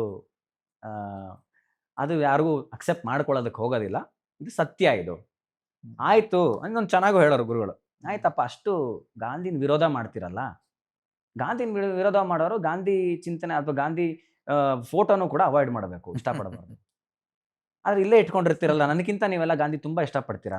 ಹೇಗೆ ಇಲ್ಲೇ ಇಟ್ಕೊಂಡಿದ್ದೀರ ಅಂದ್ರೆ, ದುಡ್ಡು ನೋಟ್ರೊಳಗಡೆ ಗಾಂಧಿ ಫೋಟೋ ಇದೆ. ಎಂಥವನ್ಗಾಗಿ ನೋಟ್ ಬಿಡಕ್ಕಾಗತ್ತಾ? ಎಷ್ಟೇ ದ್ವೇಷ ಮಾಡ್ಲಪ್ಪ ಇವತ್ತು, ಅವನು ಅಷ್ಟು ಸ್ವಾಭಿಮಾನಿ ಆದ್ರೆ ಗಾಂಧೀಜಿ ನನಗೆ ಆಗೋದೇ ಇಲ್ಲ ಅಂದ್ರೆ ಇವತ್ತೊಂದು ದುಡ್ಡು ಮುಟ್ಟಬಾರ್ದು, ಬೇಡಪ್ಪ ನನಗೆ ದುಡ್ಡು ಸಾವಾಸ ಬೇಡ ಅಂತ. ಅದಕ್ಕೆ ಅಂದ್ರು, ಭಗವಂತ ಕೊಟ್ರೆ ಒಂದು ಸ್ಥಾನನ ಅಲ್ಲಿ ಕೊಡ್ತಾನೆ, ಶಾಶ್ವತ, ಯಾರು ಅಳ್ಳಾಡ್ಸಕ್ ಆಗದೆ ಇರೋ ಅಂತ ಒಂದು ಸ್ಥಾನ ಕೊಡ್ತಾನೆ. ಹಾಗೆ ಅಂತ ಒಂದು ಜಾಗದಲ್ಲಿ ಗಾಂಧಿ ಫೋಟೋನ ತಂದಿಟ್ಬಿಟ್ರು. ಇನ್ನೂ ಒಂದು ಮಜ್ವಾದ್ದೆಳ್ಳ ಇದೇ ಲೆಕ್ಕಕ್ಕೆ ನಾನು ನಿನಗೂ ಗೊತ್ತದೆ, ಆ್ಯಕ್ಚುಲಿ ನೆನಪಿಸ್ತಾ ಇದ್ದೀನಿ ಅಷ್ಟೇ. ಇವಾಗ ಒಂದು ದಿನ ಪರ್ಟಿಕ್ಯುಲರ್ಲಿ ನಮಗೆ ಇವತ್ತೆಲ್ಲರೂ ಆಚೆ ಹೋಗಿ ಚಂದ್ರನ್ ನೋಡಿ, ಚಂದ್ರನಲ್ಲಿ ಏನು ಕಾಣುತ್ತೆ ನೋಡಿ ಅಂತಂದ್ರು ನಮಗೆ. ಆ ಎಕ್ಸ್ಪೆರಿಮೆಂಟ್ ಇವತ್ತಿಗೂ ಇದೆ. ನಾವೆಲ್ಲ ಯೂಶಲಿ ಚಂದ್ರನಲ್ಲಿ ಏನು ನೋಡ್ತೀವಿ, ಆ ಚಂದ್ರನ ಒಂದು ಕಲೆ ಇದೆಯಲ್ಲ, ಬ್ಲ್ಯಾಕ್ ಮೊಲ ತರ ಕಾಣಿಸುತ್ತೆ, ಮೊಲ ಕೂತಂಗೆ ಕಾಣುತ್ತೆ ಕೆಲವ್ರಿಗೆ. ಅವತ್ತು ಪರ್ಟಿಕ್ಯುಲರ್ಲಿ ತುಂಬ ನಾವು ಹಿಂಗೆ ನೋಡ್ತಾ ಇದೀವಿ. ಯಾರೋ ಪಕ್ಕದಲ್ಲಿರೋ, ಸರ್ ಸ್ವಲ್ಪ ಗಾಂಧೀಜಿ ಫೇಸ್ ಕಾಣ್ತಾ ನೋಡಿ ಅಲ್ಲಿ ಅಂದ್ರು. ಗೊತ್ತಾ ನಿಂಗೆ ಅದು? ಇಲ್ಲ ಗೊತ್ತಿಲ್ಲ ನಿಂಗೆ? ಅದೇ ಇವತ್ತಿಗೂ ನೋಡಿಲ್ಲ ನೀನು? ಇಲ್ಲ ನಾನು ನೋಡಿಲ್ಲ ನೋಡ್ಬೇಕು. ಪರ್ಟಿಕ್ಯುಲರ್ ಡೇ ನೋ ಅದನ್ನ ನಾನು ಆಮೇಲೆಲ್ಲ ನಾನು ತಲಾ ಸೊದ್ಸೆ ಬಿಡಲ್ಲ ನಾನು. ಆ್ಯಕ್ಚುಲಿ ದ ಮೂನ್ ಇಮೇಜ್ ಇದೆಯಲ್ಲ, ಇವತ್ತಿಗೂ ನಮ್ಗೆ ಏನು ಕಾಣುತ್ತಲ್ಲ, you just have to rotate it like this, ಉಲ್ಟಾ ಮಾಡಿದ್ರೆ ಪಕ್ಕ ನೋಟಲ್ಲಿ ಗಾಂಧೀಜಿ ಹೆಂಗಿದ್ದಾರೆ ಫೇಸು, ಹಾಫ್ ಫೇಸು ಬಂದು ಒಂದು ಕನ್ನಡಕ ನೀಟಾಗಿ ಬರುತ್ತೆ, ಅದು ನೀಟಾಗಿ ಕಾಣುತ್ತೆ. ಸರಿ, ನಾವು ಚಂದ್ರನ ದಿನ ತಲೆ ಎತ್ತು ನೋಡಲ್ವಲ್ಲ ನೋಡಿ, ಅದು ಮೂಮೆಂಟ್ ಅಲ್ಲಿ ಇದ್ದಾಗ ರೊಟೇಟ್ ಆಗುತ್ತೆ. ಅದು ನೀನ್ ಪೂರ್ಣ ಚಂದ್ರ ಹೇಳ್ತಾ ಇದೀಯ, ಫುಲ್ ಮೂನು ಹಾಫ್ ಅಲ್ಲಿ ಗೊತ್ತಾಗದೇ ಇಲ್ಲ. ಒನ್ ಪರ್ಟಿಕ್ಯುಲರ್ ಡೇ ಅವತ್ತು ಅನ್ಬೇಕಂದ್ರೆ ಇವತ್ತು ಹೋಗಿ ನೋಡಿ ಅಂತಂದ್ರು ಅವರು. ಅದೇ ಹೇಳಿದ್, ಇವತ್ತು ನಾನು ಇಷ್ಟು ದಿನ ಈ ಕಾಣಿಸಿಲ್ವಲ್ಲ. ಫುಲ್ ಮೂನಲ್ಲೂ ಅಷ್ಟೇ, ಯಾವಾಗ್ಲೂ ಫುಲ್ ಮೂನಲ್ಲಿ ಕಾಣಲ್ಲ, ಅದು ಸ್ಟ್ರೈಟ್ ಆಗೇ ಕಾಣ್ತಾ ಇರತ್ತೆ, ನಮ್ಮ ಮೊಲ ತರ. ಆ ಮೊಲ ಇದೆಯಲ್ಲ, ಅದು ರೊಟೇಟ್ ಆಗ್ಬೇಕದು 360 ಡಿಗ್ರಿ ಹಿಂಗ್ ತಿರ್ಗ್ಬೇಕು. ಸೊ ಇವತ್ತು ಹುಣ್ಣಿಮೆ ದಿನ ಅದು ರೊಟೇಟ್ ಮಾಡಿ ನೋಡಿದ್ರೆ ಕಾಣಿಸ್ತಾರೆ ಅಂತಿದೀಯ. ಹುಣ್ಣಿಮೆನ ಹೆಂಗ್ ತಿರ್ಸಿ ನೋಡ್ತೇನೆ ನೀನ್? ನಾನು ಗೂಗಲ್ ಫೋಟೋ, ಗೂಗಲ್ ಪಿಕ್ಚರ್ನ ನೀನ್ ಹಿಂಗ್ ತಿರ್ಗಿಸಿ ಇವತ್ತಿಗೆ ಗೂಗಲ್ ಫೋಟೋ ಇವಾಗ ಬೇಕಾದ್ರೆ ನನ್ನ ಮೊಬೈಲ್ ತೋರಿಸ್ತೇನೆ, ಅಥವಾ ಇಲ್ಲ ನೀವು ಸ್ಪ್ಲಿಟ್ ಸ್ಕ್ರೀನ್ ಇಮೇಜ್ ಆಲ್ರೆಡಿ ಹಾಕ್ತಾ ಇದೀನಿ ಇವಾಗ, ಅಲ್ಲಿ ಮಾರ್ಕ್ ಹೋಗ್ತಾ ಇದೆ ನೋಡಿ, ಇಲ್ಲಿ ಸೇಮು ಅದೇ ಥರನೇ ಬರುತ್ತೆ. ಆಮೇಲೆ ನೀನು ಕಣ್ಣನ್ನ ಚಿಕ್ಕದಾಗಿ ಮಾಡ್ಕೊಂಡು ನೋಡಬೇಕು. ಇವಾಗ ಹಾಕೋ ಇಮೇಜ್ನ ಕಣ್ಣನ್ನು ಚಿಕ್ಕದಾಗಿ ಮಾಡ್ಕೊಂಡು ನೋಡು, ಗೊತ್ತಾಗುತ್ತೆ. ಒಂದು ಚಿಕ್ಕದು ಮಾಡು, ದೊಡ್ಡದು ಮಾಡು, ಚಿಕ್ಕದು ಮಾಡು, ದೊಡ್ಡದು ಮಾಡು, ಅವಾಗ ಗೊತ್ತಾಗುತ್ತೆ ನೋಡಿ ಇಮೇಜು. ನಿಮಗೆ ಬಿಡು ನಾನು ತೋರಿಸ್ತೀನಿ. I was shocked. ಸೊ ನನ್ಗೆ ಹೆಂಗೆ ಡಾಟ್ಸ್ ಕನೆಕ್ಟ್ ಆಯ್ತು. ಅವತ್ತು ಪರ್ಟಿಕ್ಯುಲರ್ ನೋಡಿ ಅಂದಿದ್ದೇನಕ್ಕೆ ಗುರುಗಳು? ಅವತ್ತು ಆ ಪೊಸಿಷನ್ ಇದೆ, ಅದು ಹಂಗಿದೆ, ಅವತ್ತು ತಿರುಗಿದೆ. ಅದು ಇವ್ರಿಗೆ ಗೊತ್ತಲ್ಲ, ತಿರುಗಿದೆ ಅದು. ಅದೇನ್ ಕನೆಕ್ಟಿವಿಟಿ ಏನು ಚಂದ್ರಂಗು ಗಾಂಧೀಜಿಗೂ ಅನ್ನೋದೇನಿದೆ ಅದೇನ್ ಹೇಳಿ. ಅದನ್ನ ಹೇಳ್ತಾ ಇರೋದು ನಾನು ನಿಂಗೆ. ಶಾಶ್ವತವಾದ ಸ್ಥಾನ ನೋಟ್ ಅಂದ್ಯಲ್ಲ, ನಾಳೆ ಯಾವ್ದೋ ಬೇರೆ ಗೌರ್ಮೆಂಟ್ ಬಂದು ಗಾಂಧೀಜಿ ಫೋಟೋ ಬೇಡ ಇನ್ನೇದು ಹಾಕು ಅಂತಂದ್ರು ಕಾಲ ಬದಲಾಗಿ ಚೇಂಜ್ ಆಗ್ಬೋದು, ಗೊತ್ತಿಲ್ಲ. I'm just telling. ಚಂದ್ರನಲ್ಲಿ ಹೆಂಗ್ ತೆಗಿತೀಯ ಇವಾಗ ನೀನ್ ಗಾಂಧೀಜಿ? ಒಂದು, ಓಕೆ, ಗಾಂಧೀಜಿ ಹುಟ್ಟಿದ್ ಯಾವ ಡೇಟು? ಅಕ್ಟೋಬರ್ 2. 2 ಅಂದ್ರೇನು? ಎರಡು. ಆಸ್ಟ್ರಾಲಜಿಲಿ ಮೂನ್.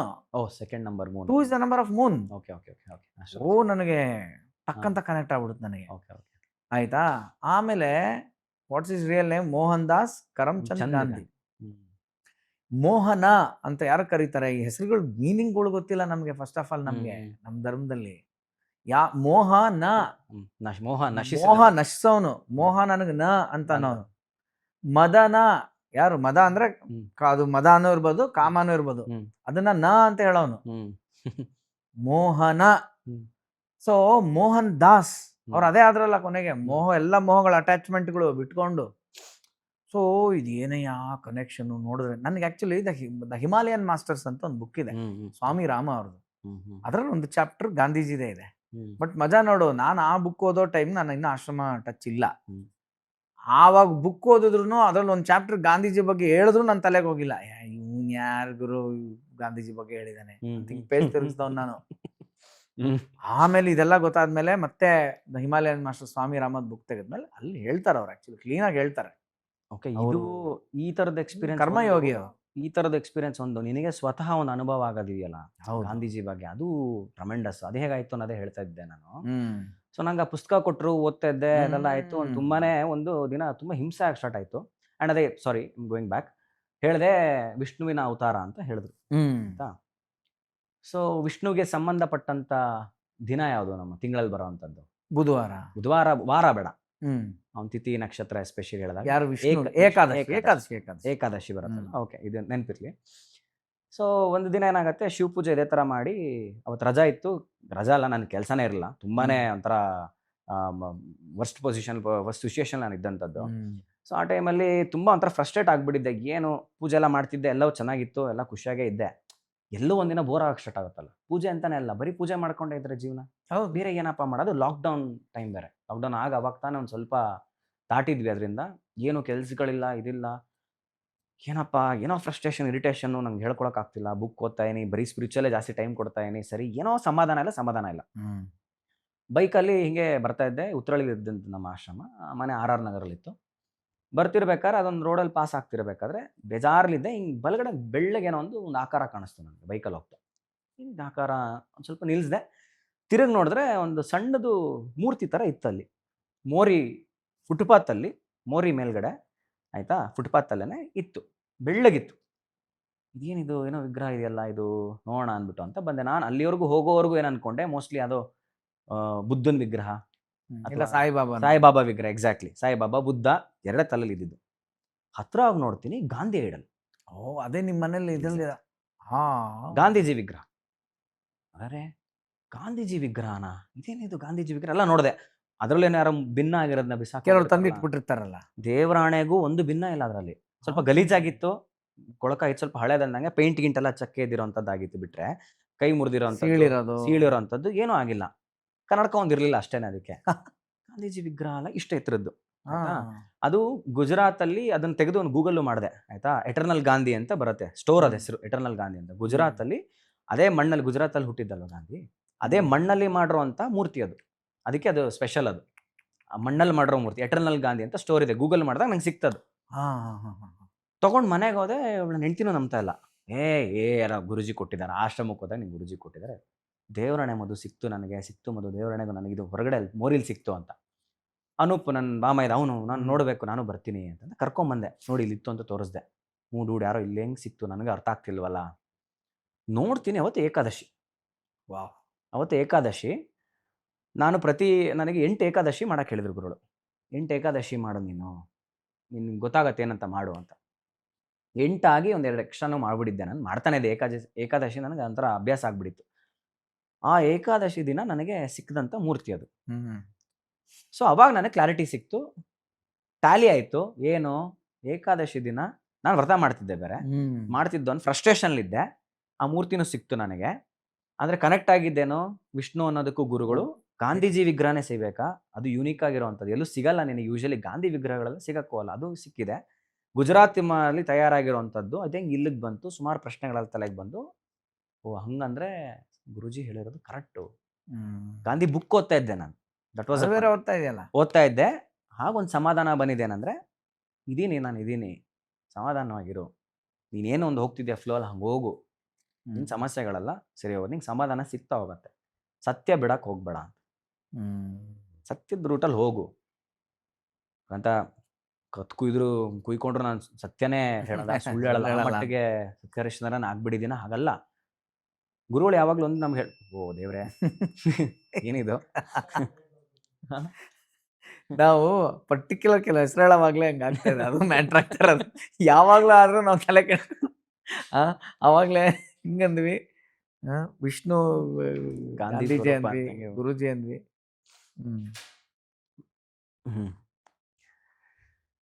ಸೊ ಏನದು, ಅಂದ್ರು ನಾನು ಸತ್ಯನೇ ಹೇಳ್ಕೊಂಡು ಹೋಗ್ತಿದ್ದೆ, ನಾ ಸುಳ್ಳೇ ಹೇಳಲ್ವಾ ಅಂತ.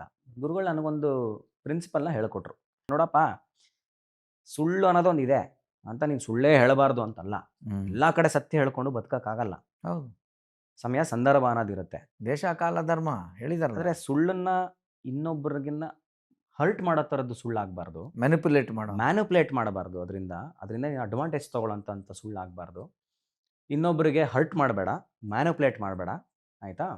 ಆಮೇಲೆ ಎಷ್ಟಾವತ್ತಷ್ಟು ಟ್ರಾನ್ಸ್ಪರೆಂಟಾಗಿ ಇರೋದಕ್ಕೆ ಟ್ರೈ ಮಾಡು. ನೀನಾಗಿ ಇರೋದಕ್ಕೆ ಹೋಗು. ನೀನು ಏನೋ ಒಂದು ಮಾಸ್ಕ್ ಮಾಡ್ಕೊಳಕ್ಕೆ ಹೋಗಬೇಡ. ಈ 3 ಗುಣ ನೀನು ಆಲ್ಟರ್ ಮಾಡ್ಕೊತಾ ಬಂದೆ ಅಂದರೆ ಭಗವಂತನಿಗೆ ನೀನು ಹತ್ರ ಆಗ್ತಾ ಹೋಗ್ತೀಯ. ಅವ್ನಿಗೆ ಇಷ್ಟ ಆಗೋವಂಥದ್ದು ಇಷ್ಟೇ, ಅವ್ನು ಎಕ್ಸ್ಪೆಕ್ಟ್ ಮಾಡೋದು ಇಷ್ಟೇ. ಟ್ರಾನ್ಸ್ಪರೆಂಟಾಗಿರು. ಟ್ರಾನ್ಸ್ಪರೆನ್ಸಿ. ಇನ್ನೊಬ್ರನ್ನ ಯಾಕೆ ಮಂಗ ಮಾಡ್ತೀಯಾ? ಮ್ಯಾನಿಪುಲೇಷನ್ ಯಾಕೆ ಮಾಡ್ತೀಯಾ? ಮಾಡಬೇಡ. ಸತ್ಯ ಎಷ್ಟಾಗುತ್ತೋ ಅಷ್ಟು ಮಾತಾಡು. ಸತ್ಯನ ಪ್ರಾಕ್ಟೀಸ್ ಮಾಡು. ಸತ್ಯವನ್ನು ಪ್ರಾಕ್ಟೀಸ್ ಮಾಡು. ಸತ್ಯ ಅಂತ ಬಂದಾಗ ಇಂತಿಂಥವ್ರು ಸತ್ಯ ಹೇಳಲೇಬೇಕು ಅಂತ ಹೇಳಿದ್ದಾರೆ. ಯಾರು?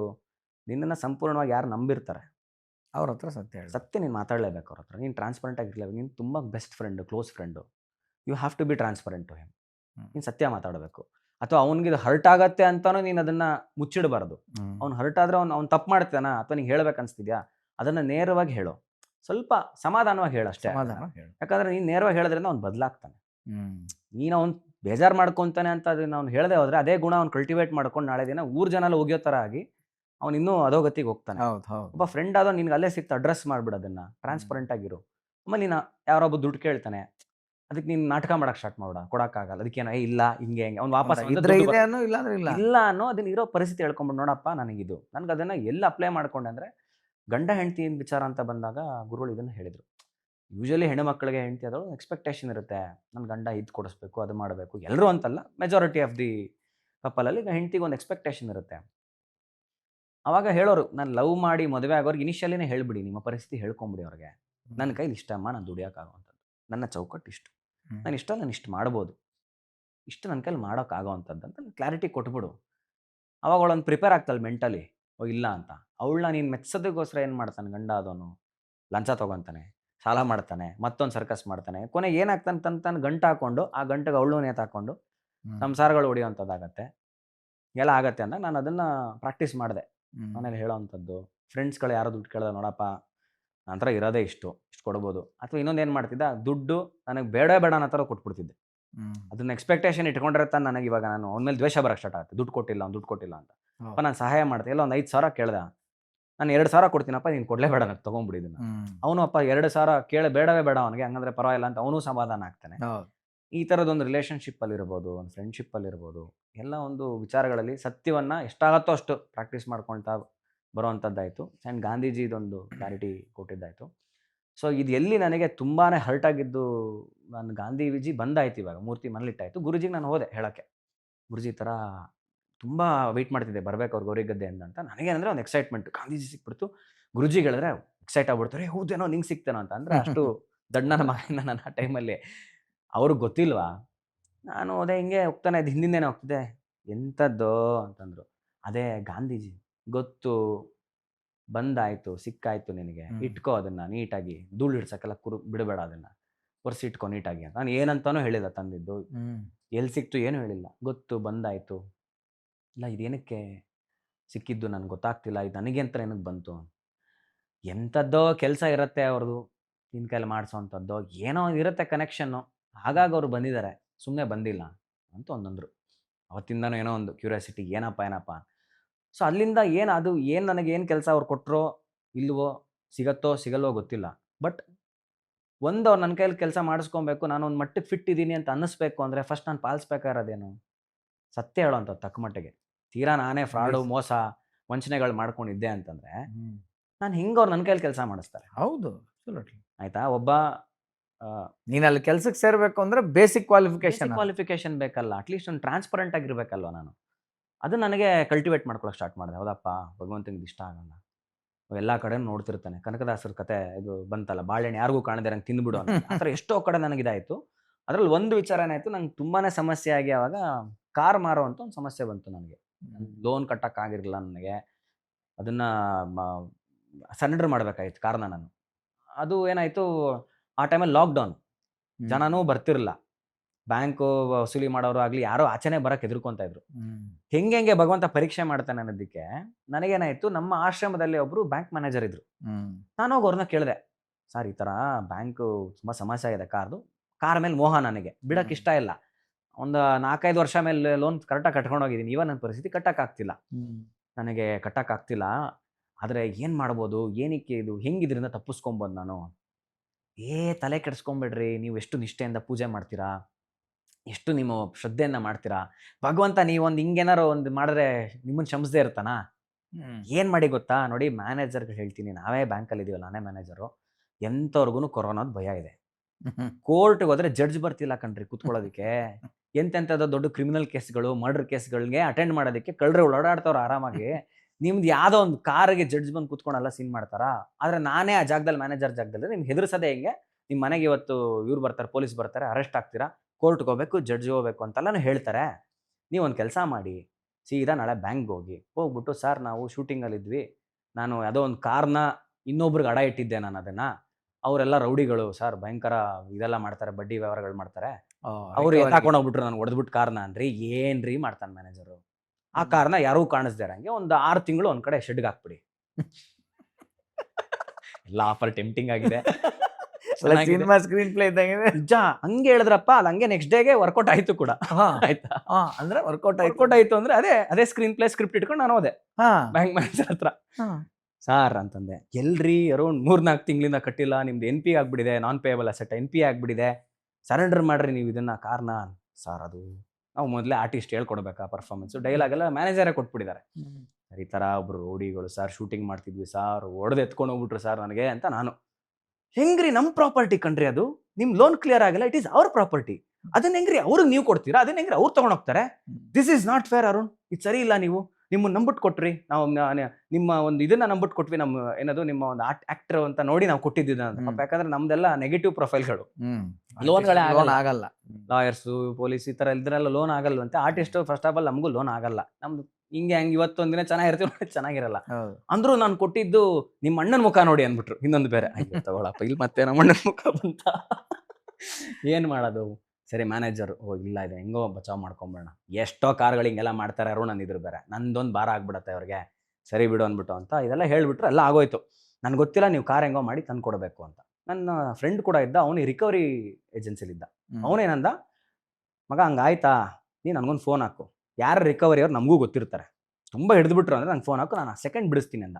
ಎಲ್ಲ ಥರ ನನಗೆ ರೆಡಿ ಇದೆ ಇವಾಗ, ತಪ್ಪು ಮಾಡೋದಕ್ಕೆ, ಒಬ್ಬನಿಗೆ ಮೋಸ ಮಾಡೋದಕ್ಕೆ. ನನ್ನ ಕಡೆ ಪ್ರತಿಯೊಂದು ಇದೆ ಇವಾಗ, ಸ್ಟ್ರಾಂಗ್ ಆಗಿದ್ದೀನಿ ನಾನು. ಅದು ನನಗೆ ನ್ಯಾಯ ಅಂತ ಫೀಲ್ ಆಗ್ತಿದೆ ಒಳಗಡೆ.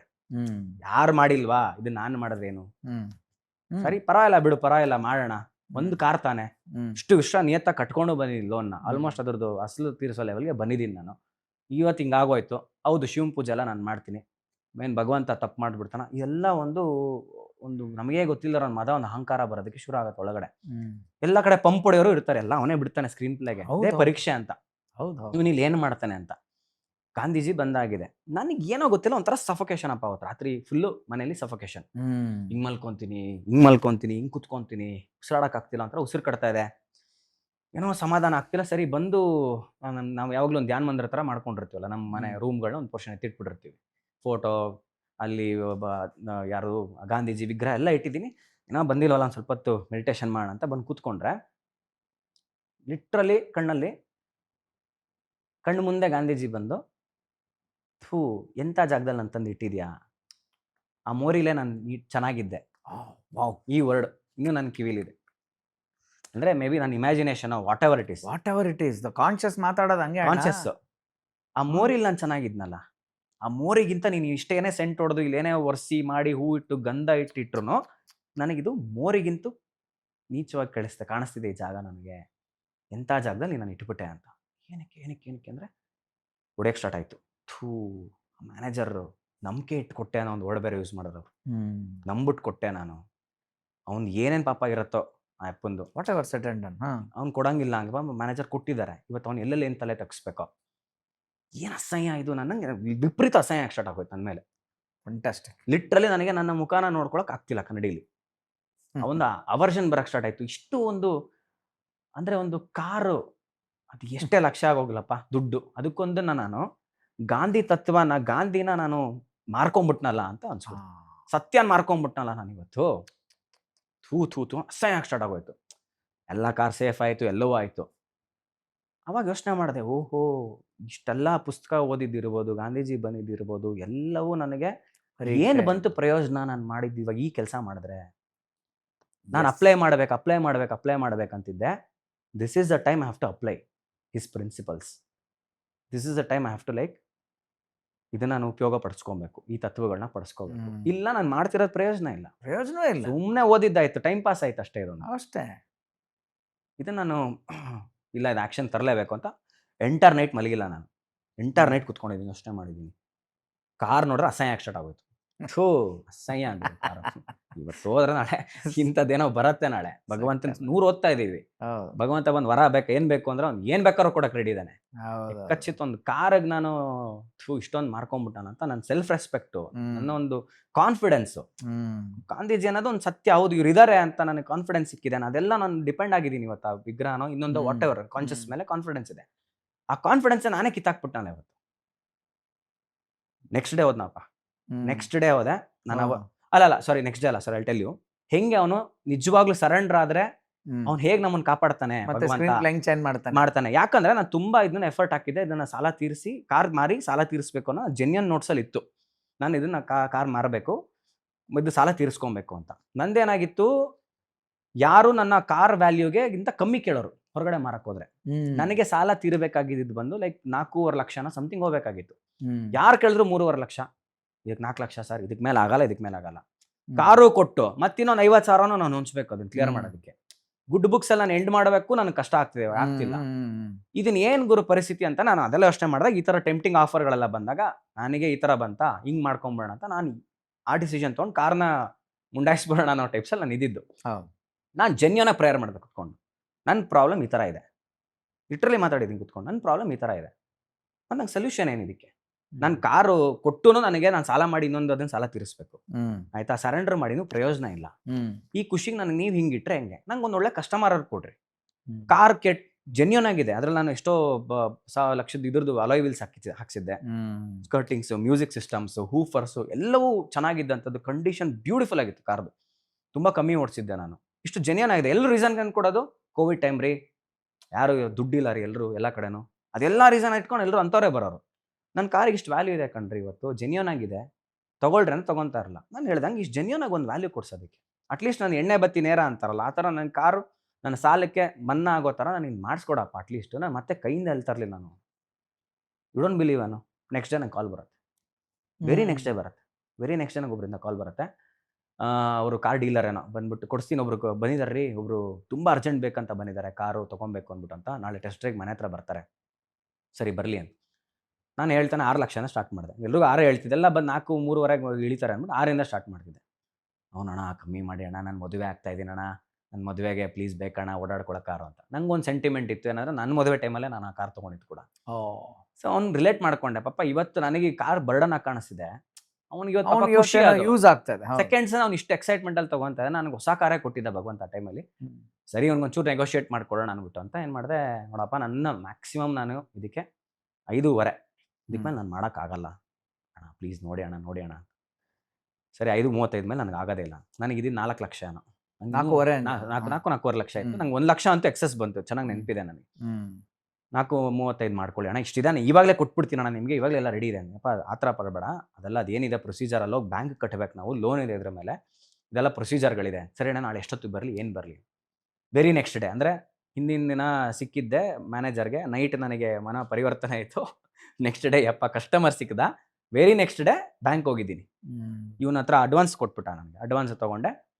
ಮ್ಯಾನೇಜರ್ ಬಂದ ತಕ್ಷಣ ಏನ್ರಿ ಇಲ್ಲ ಸರ್, ರೌಡಿಗಳೆಲ್ಲ ಸರ್ ಎಲ್ಲ ವಾಪಸ್ ಕೊನೆಗೆ ಸತ್ಯ ಒಪ್ಕೊಳ್ಳೋವಾಗ್ಲೂ ಒಂದ್ ಸುಳ್ಳು ಹೇಳ್ಬೇಕಾದ್ರೆ ಏನ್ ಮಾಡೋದು ಆ ಟೈಮ್ ಅಲ್ಲಿಂದ ಸ್ಟಾರ್ಟ್ ಆಯ್ತಲ್ಲ. ಹೌದು, ಮುಳ್ಳಿಂದ ತೆಗಿಬೇಕು. ಸತ್ಯನ ಆ ಸುಳ್ಳು ನೀವು ಸತ್ಯ ಹೇಳೋಕೆ ಒಂದು ಅವಕಾಶ ಮಾಡ್ಕೊಟ್ಟಿದ್ಯಾ, ಕೈ ಮುಗಿಬೇಕು. ಮ್ಯಾನೇಜರ್ ಸರ್ ದಯವಿಟ್ಟು ನೋಡ್ತಿದ್ರೆ, ಯಾಕಂದ್ರೆ ಇದೇ ಮ್ಯಾನೇಜರ್ ಈಗ ನೀನ್ ನೆನ್ನೆದೆಲ್ಲ ಕತೆ ಹೇಳಿದ್ರೆ ಅವ್ನು ನಂಬಲ್ಲ. ಅವಾಗ ಸರ್ ನಿಮ್ ನಾನು ಸುಳ್ಳು ಹೇಳಿದ್ದೆ, ಕಾರ್ಪೊರೇಷನ್ ಬ್ಯಾಂಕ್ ಅಲ್ಲಿ ಚರ್ಮ ಅಂದ್ಬಿಟ್ಟು ಅಂತಾರ, ಶರ್ಮಾ ಅದು ಚರ್ಮ ಅಂತೇನೋ ಕರೆಯೋರು ನನಗೆ, ಅವರು ಚರ್ಮ ಅಂತಾನೆ ಬರ್ದು ಕೊಡೋರು ಅವರು ಬುಕ್ಕಲ್ಲಿ. ಸರ್ ನಿಮಗೆ ನಾನು ಸಾರಿ ಕೇಳ್ತೀನಿ, ಅವತ್ತು ಆ ಟೈಮಲ್ಲಿ ಸುಳ್ಳು ಹೇಳಿದಂತೂ ಉಂಟು, ಅದೊಂದು ಸದ್ಯ ಇಲ್ಲ, ಒಂದು ಈ ವೇದಿಕೆಯಲ್ಲಿ ನನಗೆ ಅದನ್ನ ಆ ದೋಷನೂ ನಾನು ಹೋಯ್ತಪ್ಪ ಸುಳ್ಳು ಹೇಳಿದ್ದು.